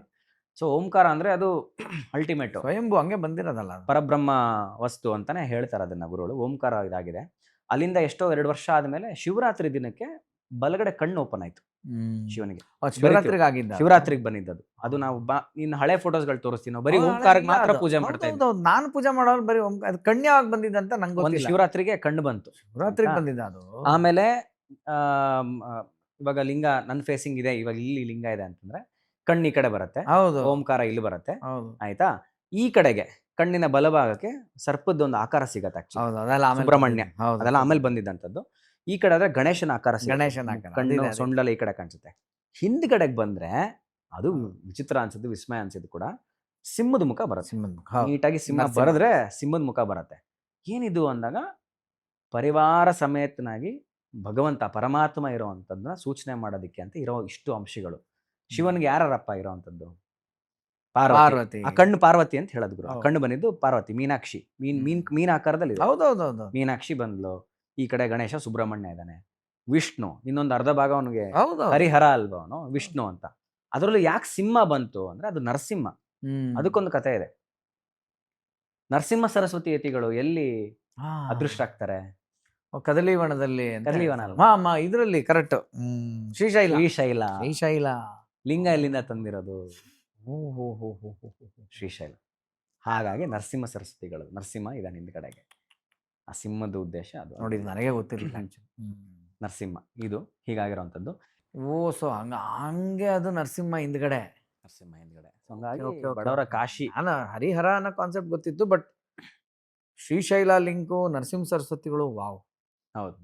ಸೂಪರ್ ಗುರು ಇದು. ಸೊ ಈ ಕಡೆ ಆಯ್ತು, ಇವಾಗ ಬಡವರ ಕಾಶಿ ಆಯ್ತು. ಈ ಕಡೆ ಹೌದು. ಜ್ಞಾನ ಕಾಶಿ ಏನು, ಸೊ ವಿದ್ಯೆ ಕೊಡುವಂತ ಜಾಗ ಜ್ಞಾನ ಕಾಶಿ. ಹೌದು. ಸ್ಕೂಲೇ ಆಯ್ತು, ಈ ಕಡೆ ಬಡವರ ಕಾಶಿ ಇಲ್ಲ, ಆಯ್ತು. ಅವರು ತುಂಬಾ ಡೆಡಿಕೇಟೆಡ್ ಆಗಿ ಮಾಡ್ತಾರಪ್ಪ. ಅವ್ರು ಬಹಳ ಖುಷಿ ಇದೆ, ಯಾಕಂದ್ರೆ ಇವತ್ತೇನಾಗ್ತಿದೆ ಅಂತಂದ್ರೆ ಒಂದು ಎಜುಕೇಶನ್ ಅನ್ನೋದು ಒಂದು ಎಲ್ಲರಿಗೂ ರೀಚ್ ಔಟ್ ಆಗಬೇಕು ಅನ್ನೋ ಒಂದು ಗುರುಜಿ ಕಾನ್ಸೆಪ್ಟ್ಗೆ ಹೌದು ಅವ್ರು ನಿಜವಾಗ್ಲೂ Hemanth sir, Komala madam, husband and wife ನಿಂತಿದಾರಪ್ಪ. ಹೌದೌದು. ಇಲ್ಲ ಖುಷಿ ನಿಜವಾಗ್ಲೂ ಇನ್ನೊಂದು ಆ ಸ್ಕೂಲಲ್ಲಿ ಓದೋ ಮಕ್ಕಳು ನಿಜ ಪುಣ್ಯ ಮಾಡಿದ್ದಾರೆ ಅಂತ ಹೇಳಬೇಕು. ಹೌದು, ಯಾಕಂದ್ರೆ ಯಾಕಂದ್ರೆ ಗುರುಗಳು ಹೇಳೋಂತ ಕೆಲವು ವಿಚಾರಗಳೆಲ್ಲ ಅಡಾಪ್ಟ್ ಮಾಡ್ಸ್ಕೊಂಡು ಅಡಾಪ್ಟ್ ಮಾಡ್ಲೇಬೇಕಲ್ಲ. ರುದ್ರ ರುದ್ರಪಾರಾಯಣ, ರುದ್ರ ಮಂತ್ರ ಹೇಳ್ಕೊಟ್ಟಿದ್ರು. ಎಷ್ಟು ವೇದಗಳೆಲ್ಲ ಎಲ್ಲ ಕಡೆ ಎಷ್ಟೋ ಕಡೆ ಮರ್ತೆ ಹೋಗ್ತಿದ್ದಂತ ಹೌದು, ಸಮಯದಲ್ಲಿ ಎಲ್ಲ ಎರಡನ್ನೂ ಬ್ಯಾಲೆನ್ಸ್ ಆಗಿ ತಗೊಂಡ್ ಹೋಗ್ತಿದಾರೆ. ಹೌದು. ಸೊ ಹಂಗಾಗಿ ಮತ್ತೆ ಅಲ್ಲಿ ವೇದ ಅಭ್ಯಾಸಗಳೆಲ್ಲ ಶುರು ಆಯ್ತು. ಆ ಸ್ಕೂಲ್ ತುಂಬಾ ಡಿಫ್ರೆಂಟ್ ಆಗಿದೆ, ತುಂಬಾ ಚೆನ್ನಾಗಿದೆ ಆ ಸ್ಕೂಲ್. ಜ್ಞಾನ ಕಾಶಿ ಅಲ್ಲಿ, ಬಡವರ ಕಾಶಿ ಇಲ್ಲಿ. ಆಮೇಲೆ ಹಾಗೆ ಬಂದ್ರೆ ಆಂಜನೇಯ ವಿಶೇಷವಾಗಿ ಗೊತ್ತಿದೆ. ಅದು ಗುರುಗಳು ಮಂತ್ರಾಲಯದಿಂದ ಬಂದಾಗ ಆವಾಗ ಅಲ್ಲಿ ಫುಲ್ ಕ್ವಾರೆಗಳ ತರ ಇತ್ತು ನಮ್ಗೆ ಅಲ್ಲಿ ಆಶ್ರಮ ಗ್ರಾನೈಟ್ ಫ್ಯಾಕ್ಟರಿ. ಆ ಬಂಡೆ ಮೇಲೆ ಆಂಜನೇಯ ದರ್ಶನ ಕೊಟ್ಟಿದ್ದು ಅಲ್ಲಿ. ಅಭಯಸ್ಥ ಆಂಜನೇಯ ಏನಿದೆ ನಮ್ಗೆ ಅಲ್ಲಿ, ಆ ಬಂಡೆ ಮೇಲೆ ದರ್ಶನ ಕೊಟ್ಟಿದ್ದು ಗುರುಗಳಿಗೆ. ಅದಕ್ಕೆ ಕೆತ್ಸಿದ ಅದು. ಅದನ್ನ ಹಂಗೆ ಅಲ್ಲಿ ಕೆತ್ಸು, ಇಲ್ಲಿ ಹಿಂಗೆ ದರ್ಶನ ಕೊಟ್ಟ ಅಲ್ಲಿ ಹಂಗೆ ಕೆತ್ಸು. ದೇವರಣೆಗೆ ಈ ಸ್ಟೋರಿಗಳೇ ಗೊತ್ತಿಲ್ಲ ನನಗೆ. ನನಗೆ ಗೊತ್ತಿರೋದೇನು ಅಂದ್ರೆ ಹೇಳಿದ್ರು ಮಾಡ್ತಿದ್ದಾರೆ ಅಂತ. ಅದಕ್ಕೆ ಕೇಳಿದ್ ನನಗೆ ಅಷ್ಟೊಂದು ಗೊತ್ತಿಲ್ಲಪ್ಪ ಅಲ್ಲಿ ಅಂತ. ಕೆತ್ಸಿರೋದನ್ನ ಆಗ ಗುರುಗಳು ಗೊತ್ತಿದ್ದು, ಬಟ್ ಅವ್ರಿಗೆ ಅಲ್ಲಿ ಆಂಜನೇಯ ದರ್ಶನ ಕೊಟ್ಟಿದ್ದು. ಅಲ್ಲೇ ದರ್ಶನ ಕೊಟ್ಟಿದ್ದು. ಇಲ್ಲಿ ಬರಬೇಕು ನಾನು ಇದೀನಿ ಅಂದ್ಬಿಟ್ಟು ಅಂತ. ಯಾಕೆ ಅವನು ಬಂದಿರೋದು ಅಂದ್ರೆ, ನಮ್ಮ ಆ ಕ್ಷೇತ್ರ ಏನಿದೆ ಆ ಕ್ಷೇತ್ರಕ್ಕೆ ಕ್ಷೇತ್ರಪಾಲ ಆಂಜನೇಯ ನಮಗೆ. ಅದೇ ಸೌತ್ ಫೇಸಿಂಗ್ ಅಲ್ಲ, ದಕ್ಷಿಣದಲ್ಲಿ ಇರೋದು. ಅದಕ್ಕೆ ಆಟ ಆಡಬೇಡ ಅವನ ಹತ್ರ ಅಂತ. ನಮಗೆಲ್ಲ ಲೆಫ್ಟ್ ರೈಟ್ ನಮ್ಗೆ ಡೆಂಟ್ ಎಲ್ಲ ತೆಗ್ದಿರೋದೇ ನಮ್ಗೆ ಆಂಜನೇಯ ಅಲ್ಲಿ. ಅಲ್ಲಿ ಯಾರೋ ಸ್ವಲ್ಪ ಅಲ್ಲಿ ಬಂದು ಒಂದು ರೇಂಜಲ್ಲಿ ಆಡ್ತಿರ್ತಾರ ವಾಲಂಟಿಯರ್ಸ್ ಆಗಿ ಬಂದವರು, ಹೆಂಗೆ ಆಗತ್ತೆ ಅಂದ್ರೆ ನಾನೇ ನೋಡಿದೀನಿ. ಒಂದ ಕೈ ಮುರಿದಿರುತ್ತೆ, ಕಾಲ್ ಮುರ್ಕೊಂತಾರೆ, ಪಾಠ ಏನೋ ಪೆಟ್ಟು ಬೀಳ್ದೆ ಯಾರು ರೆಡಿ ಆಗಲ್ಲ ಅಂತ ಗುರುಗಳು ಹೇಳ್ತಾರೆ. ಆಂಜನೇಯ ನೀನು ಇದು ಮಾಡ್ಬೇಡ, ಆಂಜನೇಯ ಹತ್ರ ಆಟ ಆಡ್ಬೇಡ್ರಿ, ಕ್ಷೇತ್ರಪಾಲ ಅವನು. ಏನಿದ್ರು ಅವನ ಹತ್ರ ಸರೆಂಡರ್ ಆಗ್ಬೇಡಿ, ನಿಮ್ಮೆಲ್ಲ ಮೆಂಟರ್ ಅವನು. ಅಲ್ಲಿದ್ದಾನೆ, ಅವನ ಹತ್ರ ನಿಮ್ ಪ್ರಾಬ್ಲಮ್ ಹೇಳ್ಕೊಳ್ಳಿ ಅಂತ. ಅಲ್ಲಿ ಖಂಡಿತ ಅವ್ನು ಹೇಳ್ಕೊಂಡ್ರಾಗತ್ತೆ. ಮಂಗಳವಾರ ಮತ್ತು ಶನಿವಾರ ಎನಿವೇಸ್ ವಿಶೇಷ ಆಂಜನೇಯನಿಗೆ. ಮಂಗಳವಾರ ತುಂಬಾ ವಿಶೇಷವಾಗಿ ನಾವು ಮಾಡ್ತೀವಿ. ಯಾಕಂತಂದ್ರೆ ಮಂಗಳವಾರ ಸೀತೆ ಅನುಷ್ಠಾನ ಮಾಡಿದ್ದಂತೆ ಹನುಮಂತನ ವನವಾಸದಲ್ಲಿ ಇದ್ದಾಗ. ವನವಾಸವಲ್ಲ ಅದು, ರಾಮನಿಂದ ದೂರ ಆಗಿ ಲಂಕೆಯಲ್ಲಿದ್ದಾಗ ತನ್ನ ಗಂಡ ಬೇಗ ಬಂದು ಕರ್ಕೊಂಡು ಹೋಗ್ಬೇಕು ಅಂದ್ಬಿಟ್ಟು ಅಂತ ಸೀತೆ ಅನುಷ್ಠಾನ ಮಾಡಿದ್ದಂತೆ ಹನುಮಂತನ. ಅಂದ್ರೆ ನಥಿಂಗ್ ಬಟ್ ಶಿವನ ಅಂಶ ಅಲ್ಲ, ಶಿವಾಂಶ ಸಂಭೂತ. ಹನುಮಂತನ ಪ್ರಾರ್ಥನೆ ಮಾಡಿ ನನ್ನ ದುಃಖ ಹೋಗ್ಸು ಅಂತ ಕೇಳ್ಕೊಂಡಿದ್ದು. ಹಾಗಾಗಿ ಮಂಗಳವಾರ ನಮ್ಮ ಆಶ್ರಮದಲ್ಲಿ ಬಂದು ಆ ಆಂಜನೇಯನಿಗೆ ವಿಶೇಷವಾಗಿ ತೈಲಾಭಿಷೇಕ ಆಗುತ್ತೆ, ಹಾಲೆಲ್ಲ ಕೊಡೋದು, ಎಳ್ಳಿರೆಲ್ಲ ಕೊಟ್ಟು ಹೋಗ್ತಾರೆ. ಮಾಡೋದ್ರಿಂದ ದುಃಖ ಹೋಗುತ್ತೆ ಅಂತ ಮಂಗಳವಾರ ಆಂಜನೇಯನ ವಿಶೇಷವಾಗಿ ಅನುಷ್ಠಾನ ಮಾಡಿ ಅಂತ. ಆಮೇಲೆ ಇನ್ನೊಂದು ಲೈನ್ ಹೇಳ್ತಿರ್ತಾರೆ ಗುರುಗಳು ಯಾವಾಗಲೂ, ಅಮಂಗಳ ಅಂತ ಒಂದು ವರ್ಡ್ ಇದೆಯಲ್ಲ, ಅದು ಉಂಟಾಗದೆ ಇರಲಿ ಅಂತ ಮಾಡೋದಕ್ಕೆ ಪೂಜೆನೆ ಮಂಗಳವಾರ ಮಾಡೋದು. ಹೌದು, ಅಮಂಗಳವೂ ಹೋಗ್ಲಿ ಅಂತ, ಮಂಗಳವಾಗ್ಲಿ ಅಂತ ಮಂಗಳವಾರ ಮಾಡ್ತಾರೆ. ಸೊ ದುಃಖವನ್ನ ಹೋಗ್ಸೋಂಥ ದಿನ ಮಂಗಳವಾರ ಆಂಜನೇಯನ ಪ್ರಾರ್ಥನೆ ಮಾಡೋದ್ರಿಂದ ಅಲ್ಲಿ ವಿಶೇಷವಾಗಿ ಅಲ್ಲಿ ಮಾಡ್ತೀವಿ. ಇನ್ನೂ ಏನು ವಿಶೇಷ ಅಂತಂದ್ರೆ, ಸಾಕ್ಷಾತ್ ಆಂಜನೇಯ ಅಲ್ಲಿ ಇದ್ದಾನೆ, ಜೀವಂತವಾಗಿದ್ದಾನೆ ಅಂತ ಗುರುಗಳು ಹೇಳಿದಕ್ಕೆ ಏನು ಉದಾಹರಣೆ ಅಂತಂದ್ರೆ, ಪ್ರತಿ ವರ್ಷಕ್ಕೆ 1 ಸೆಂಟಿಮೀಟರ್ ಅಷ್ಟು ಆಂಜನೇಯ ಬೆಳೀತಾ ಇದೆ. ಹೌದೌದು, ಅದು ನನ್ನ ಸೈಜ್ ಡಿಫ್ರೆನ್ಸ್ ಗೊತ್ತಾಗಪ್ಪ. ಅದೆಲ್ಲಿ ಪ್ರತಿಷ್ಠಾಪನೆ ಆದಾಗ ಅದು ಫಸ್ಟ್ ಪೂಜೆ ಮಾಡಿದವ್ ನೀನು, ಅದಾದ್ಮೇಲೆ ರೆಗ್ಯುಲರ್ ಪೂಜೆ ಮಾಡಿದ್ಯಾರು ನಾನು, ಕೃಷ್ಣಮೂರ್ತಿ. ಅವಾಗ ಇದ್ದಿದ್ದ ಸೈಜ್ಗೂ ಕೈ ಅದೆಲ್ಲ ದಪ್ಪ ಆಗ್ತಿದೆ, ಗುಂಡುಗಿದೆ ಇವಾಗ. ಹೌದು, ಹೇಳ್ತಾರೆ ಜೀವ ಇದ್ರತನಪ್ಪ ಬೆಳೆಯುತ್ತೆ. ಹೌದೌದು, ಜೀವ ಇದೆ, ಅದಕ್ಕೊಂದು ಪ್ರೂಫ್ ಬೇಕಾ ಅಂತ. ಆಮೇಲೆ ಎಷ್ಟೋ ಪ್ರಶ್ನೆಗಳನ್ನ ಕೇಳ್ತೀವಿ ನಾವು ಆಂಜನೇಯನ ಹತ್ರ. ಹೂ ಇಟ್ಬಿಟ್ಟಲ್ಲಿ, ಹೂ ಅದಾದ್ರೆ ಕೊಡಪ್ಪ, ನಾವು ಎಲ್ಲ ಹೊತ್ತು ಪರೀಕ್ಷೆ ಮಾಡಬೇಕು ಅಂತ ಆಂಜನೇಯನ. ನಮ್ಗೆ RCB ಗೆಲ್ಬೇಕು ಗುರುಜಿ, RCB ಗೆಲ್ಬೇಕು, RCB ಮ್ಯಾಚ್ ಅವತ್ತು ನಮ್ಗೆ RCB ಗೆಲ್ಬೇಕು. ಎಂತಾದ್ರು ಏನ್ ಅನ್ಕೊಂಡಿದ್ರ ನಮ್ಮನೆಲ್ಲ ನಿಮ್ ಬೆಟ್ಟಿಂಗ್ಗಳು ಇದಕ್ಕೆ ಗೆಲ್ಬೇಕು RCB ಅನ್ಬಿಟ್ಟು ಅಂತ ನಾನು ಪ್ರಾರ್ಥನೆ ಮಾಡೋದಕ್ಕೆ ಹೇಳ್ತಿದ್ದೀರಾ? ಹನುಮಂತ ಇದ್ದಾನಲ್ಲ, ಹೋಗ ಅವ್ನ್ ಕೇಳಿ ಪ್ರಾರ್ಥನೆ ಮಾಡ್ಕೊಳ್ಳಿ. ಅವ್ನ್ ಬಲಕ್ ಹೂ ಕೊಟ್ಟ ಅಂದ್ರೆ RCB ಗೆಲ್ಲತ್ತೆ, ಎಡಕ್ ಕೊಟ್ಟ ಅಂದ್ರೆ ಗೆಲ್ಲಲ್ಲ ಅಂತಪ್ಪ ಹೇಳಿದೀನಿ. ಅವನಿಗೆ ಬಿಟ್ಟಿದ್ದಾನೆ, ಅವನು ಕೊಟ್ಟಿದ್ದೀನ ಟಾಸ್ಕ್ನ ಅಂತಂದ್ರು. ನಾವೆಲ್ಲ ಬಂದು ಎಲ್ಲ ಏನ್ ಇಷ್ಟೇ, ನಾವು ವಾಲಂಟಿಯರ್ಸ್ ನೋಡಿದ್ವಿ, ಎಷ್ಟು ಜನ ಕ್ರಿಕೆಟ್ ಕ್ರೇಜ್ ಇದೆ ಇಲ್ಲಿ, ಹೆಣ್ಮಕ್ಳೆಲ್ಲ ನಿಂತ್ಕೊಂಡಿದ್ದಾರೆ RCB ಗೆಲ್ಬೇಕು ಅಂತ ಅನ್ಬಿಟ್ಟು ಅಂತ. ಎಲ್ಲ ಹನುಮಂತನ ಮೇಲೆ ಇಟ್ರು. ತಪ್ಪ ಅಂತ ಯೋಚನೆ ಮಾಡಿದೆ, ಬಲಗಡೆಗೆ ಪ್ರಸಾದ ಆಗೋಯ್ತು, ಗೆಲ್ತು RCB. ಹೋಗ್ಲಿ ಹೇಳ್ತಿರ್ತಾರೆ, ಏಯ್ ಹೋಗ್ರು ಅಲ್ಲಿ ಕಷ್ಟ ಏನೋ ಹೇಳ್ಕೊಂಡ್ರೆ ಹೋಗ್ರು. ಮ್ಯಾಚ್ ಅಬ್ಸರ್ವ್ ಮಾಡಿದೆ, ಲಾಸ್ಟ್ ಅಲ್ಲಿ ಆಲ್ಮೋಸ್ಟ್ ಹೋಗ್ಬಿಟ್ಟಿದ್ ಗುರು, ಅದು ಮ್ಯಾಚ್ ಬಂತದ್ ಲೆಕ್ಕ. ಹೇಳ್ತಾರೆ ಗುರುಗಳು, ನಿಮ್ಗೆ ಎಲ್ಲ ಪ್ರೂವ್ ಮಾಡಿದೀನಲ್ಲ, RCB ಗೆಲ್ಸಿದ್ದು ಹನುಮಂತ್ ತಕೊಂಡು ಹೋಗ್ರು, ಅಲ್ಲಿ ಕೇಳ್ಕೊಳ್ರೋ, ನನ್ಗೆ ಯಾಕ್ರೋ ಪ್ರಾಣ ತಿಂತೀರ, ಅಲ್ಲೋಗಿ ಕೇಳ್ರೋ, ಇದಾನೆ ಅವನೊಬ್ಬನ ಡ್ಯೂಟಿಗೆ ಹಾಕಿದೀವಿ ನಾವು, ಕೇಳು ಅಂತ ಗುರುಗಳು ಆ ಥರ. ಸೊ ಅಲ್ಲಿ ಇರೋವಂಥದ್ದು. ಅಲ್ಲೇ ಗರುಡ ಪ್ರತಿಷ್ಠಾಪನೆ ಮಾಡಿದ್ರು. ಆ ಗರುಡನ ವಿಶೇಷ ಏನು ಅಂತಂದ್ರೆ, ಸುಮಾರು ಸರ್ಪದೋಷಗಳೆಲ್ಲ ಹೋಗೋದು ಗರುಡನ ಅನುಗ್ರಹ ಇದೆ. ಸರ್ಪಗಳು ಹೆದರುತ್ತಲ್ವಾ, ಅದನ್ನ ಯಾರು ಮುಟ್ಟಿ ಅದನ್ನ ಪೂಜೆ ಯಾರು ಅನುಷ್ಠಾನ ಮಾಡ್ತಾರೋ, ಅವನ್ನ ಮುಟ್ತಾರೋ, ಅದ್ರ ಮೇಲೆ ಸಾಕಷ್ಟು ಸರ್ಪಗಳಿದೆ ಗರುಡನ ಮೇಲೆ. ಹೌದೌದೌದು. ಸರ್ಪದೋಷಗಳೆಲ್ಲ ಹೋಗುತ್ತೆ ಆ ಗರುಡನ್ ಮುಟ್ಟಿದ್ರೆ ಅನ್ನೋದು ಒಂದು ಪ್ರತೀತಿ ಇದೆ. ಅದಕ್ಕದು ಅದಿದೆ. ಇನ್ನೊಂದು ವಿಶೇಷ ಏನಂತಂದ್ರೆ, ಆಂಜನೇಯನಿಗೂ ಗರುಡನ್ಗೊಬ್ಬ ಬಾಸ್ ಇದಾನಲ್ಲ, ವಿಷ್ಣು. ಅಲ್ಲಿ ಲಿಂಗ ಸ್ವರೂಪದಲ್ಲಿ ವಿಷ್ಣು ಇರುವಂತದ್ದು, ಮಧ್ಯದಲ್ಲಿರುವಂತ ನರಸಿಂಹ. ಆ ನರಸಿಂಹ ವಿಷ್ಣು ಇಟ್ಟಿದ್ದು. ಅದು ಏನು ವಿಶೇಷ ಅಂತಂದ್ರೆ, ಆ ಕಲ್ಲು ಬಂದು ಆಶ್ರಮದ ಗೇಟ್ ಹತ್ರನೇ ಇದ್ದಿದ್ ಕಲ್ಲದು. ಸುಮ್ಮನೆ ಎಷ್ಟೋ ವರ್ಷದಿಂದ ಬಿದ್ದಂತ ಬಂಡೆ ಒಂದು ಕಲ್ಲದು. ಗುರುಗಳು ಅಲ್ಲಿ ಕಲ್ಲು ತಗೊಂಬಂದು ಇಲ್ಲಿ ಪ್ರತಿಷ್ಠಾಪನೆ ಮಾಡಿ, ನಾಳೆಯಿಂದ ಅದಕ್ಕೆ ಅಭಿಷೇಕ ಶುರು ಆಗಬೇಕು, ಇಷ್ಟು ದಿನ ನಾನೇ ಅದಕ್ಕೆ ಅಭಿಷೇಕ ಮಾಡ್ತೀನಿ, ಪ್ರತಿಷ್ಠಾಪನೆ ಮಾಡಿ ಅಂತ. ನಾವು ಅವತ್ತವರೆಗೂ ಶಿವ ಅಂತಾನೆ ಅನ್ಕೊಂಡಿದ್ದದ್ದು. ಅದು ಲಿಂಗ ಅಂದ್ರೆ ನಾವು ಶಿವನ ಅನ್ಕೊತೀವಿ, ವಿಷ್ಣುನು ಈ ತರ ಲಿಂಗ ಸ್ವರೂಪದಲ್ಲಿ ನೋಡ್ಬೋದು ಅಂತ ಗೊತ್ತಿರಲಿಲ್ಲ. ನರಸಿಂಹ ಕರಾವಲಂಬ ಸ್ತೋತ್ರನ ಗುರುಗಳು ನಿರಂತರ ಹೇಳಿ ಅಭಿಷೇಕ ಮಾಡೋರು. ನಾನೇ ಇರ್ತಿದ್ದೆ ಅವಾಗ ಅಭಿಷೇಕಕ್ಕೆಲ್ಲ ಕೊಡಕ್ಕೆ. ಆ ಮಂತ್ರಕ್ಕೆ ಎಷ್ಟು ಶಕ್ತಿ ಇದೆ ಅಂತ ಅಂದ್ರೆ, ಆ ನರಸಿಂಹ ಉದ್ಭವ ಆಗೋದ ಕಲ್ಲಲ್ಲೇನೆ. ಆ ಕಲ್ಲು ಅಬ್ಸರ್ವ್ ಮಾಡಿದ್ರೆ ನಾಸ್ಟ್ರಿಲ್ಸ್ ಕಾಣಿಸುತ್ತೆ, ಸಿಂಹದ ಮುಖ ಬರಿತೀವಲ್ಲ, ಈ ಕಡೆ ಶಂಕು ಚಕ್ರ ಬಂತು. ಹೌದು, ಅದು ಯಾವ್ದು ಕಲ್ ತಂದಾಗ ಇರ್ಲಿಲ್ಲ. ಫಸ್ಟ್ ಇರ್ಲಿಲ್ಲ, ಏನಿರ್ಲಿಲ್ಲ. ಅದು ಗೊತ್ತಿಲ್ಲ ನಂಗೆ. ನಾನು ಫಸ್ಟ್ ತಂದಾಗಿಂದಾನೆ ಹಂಗಿದೆ ಅನ್ಕೊಂಡು. ನಾಸ್ಟ್ರಿಲ್ಸ್ ತರ ಇತ್ತು ಸುಮ್ನೆ ಬಿಟ್ರೆ, ಅದು ಕಲ್ಲು ಪೂಜೆ ಮಾಡ್ತಿದ್ವಿ ಬಿಟ್ರೆ. ಗುರುಗಳು ನೀರ್ ಹಾಕೋರು, ಒಂದಿನ ಅಲಂಕಾರ ಮಾಡಿದ್ರು ಗುರುಗಳೇ. ಅಷ್ಟನ್ನೆಲ್ಲ ಹಚ್ಚಿ ಕಣ್ಣೆಲ್ಲ ಬರೆದು ಹೊಳ್ಳ ಇಟ್ರು. ಹಿಂಗೆ ಇಟ್ಟು ಮುಖ ನೋಡ್ತೀವಿ, ಸಿಂಹದ ಮುಖ ನೋಡ್ರೆ ಇಲ್ಲಿ ಶಂಖ ಚಕ್ರ ಆಗ ಬಂದಂಥದ್ದು. ನರಸಿಂಹ ಕರಾವಲಂಬ ಮಂತ್ರನ ಹೇಳಿ ನಮಗೆ ಪ್ರೂವ್ ಮಾಡಿದ್ವಿ. ಎಲ್ಲವೂ ಏನಂತಂದ್ರೆ, ಎಲ್ಲವೂ ಎಕ್ಸ್ಪೆರಿಮೆಂಟ್ ನಮ್ಮ ಮುಂದೆನೆ ಗುರುಗಳು ಮಾಡಿರೋಂಥದ್ದು. ಹಿಂಗೆ ಮಾಡಿದ್ರೆ ನೋಡ್ರಿ, ಮಂತ್ರಕ್ಕೆ ಯಾಕೆ ಶಕ್ತಿ ಇಲ್ಲ ಅಂತಾರೆ. ಶಂಕರಾಚಾರ್ಯರು ಕೊಟ್ಟಂತ ಮಂತ್ರಗಳು ಎಲ್ಲದಕ್ಕೂ ಶಕ್ತಿ ಇದೆ. ಕರೆಕ್ಟಾಗಿ ಎಲ್ಲ ಫಾರ್ಮುಲಾಗಳು, ಅದನ್ನ ಹೇಳೋ ರೀತಿಲಿ, ಅದನ್ನ ಹಾಕೋ ರೀತಿಲಿ ಹಾಕಿದ್ರೆ ಸೊಲ್ಯೂಷನ್ ಯಾಕೆ ಸಿಗಲ್ಲ. ಆಮೇಲೆ ಕನಕದಾರ ಸ್ತೋತ್ರಗಳು, ಹೋಮ, ಕನಕದಾರದ ಹೋಮ ಮಾಡ್ಸೋರು. ನನಗೆ ಆಗಿದೆ ಎಕ್ಸ್ಪೀರಿಯನ್ಸ್ ಇದು. ಕನಕದಾರ ಹೋಮ ಮಾಡ್ಸೋರು, ಆ ನಲ್ಲಿಕಾಯಿ ಮತ್ತೆ ಕಮಲದ ಹೂ ಕೊಡುವಂಥದ್ದು. ನನಗೆ ಅವಾಗ ಇದ್ರದ್ದು ಚಾನಲ್ ಸ್ಟಾರ್ಟ್ ಮಾಡಬೇಕು ಅಂತ, drive to YouTube channel start ಮಾಡಬೇಕು ಅಂತ ಎಲ್ಲವೂ ರೆಡಿ ಆಗಿತ್ತು. ನನಗೆ ಮೈಕ್ ತಗೊಳ್ಳೋದಕ್ಕೆ ದುಡ್ಡಿರಲಿಲ್ಲ ಅವಾಗ.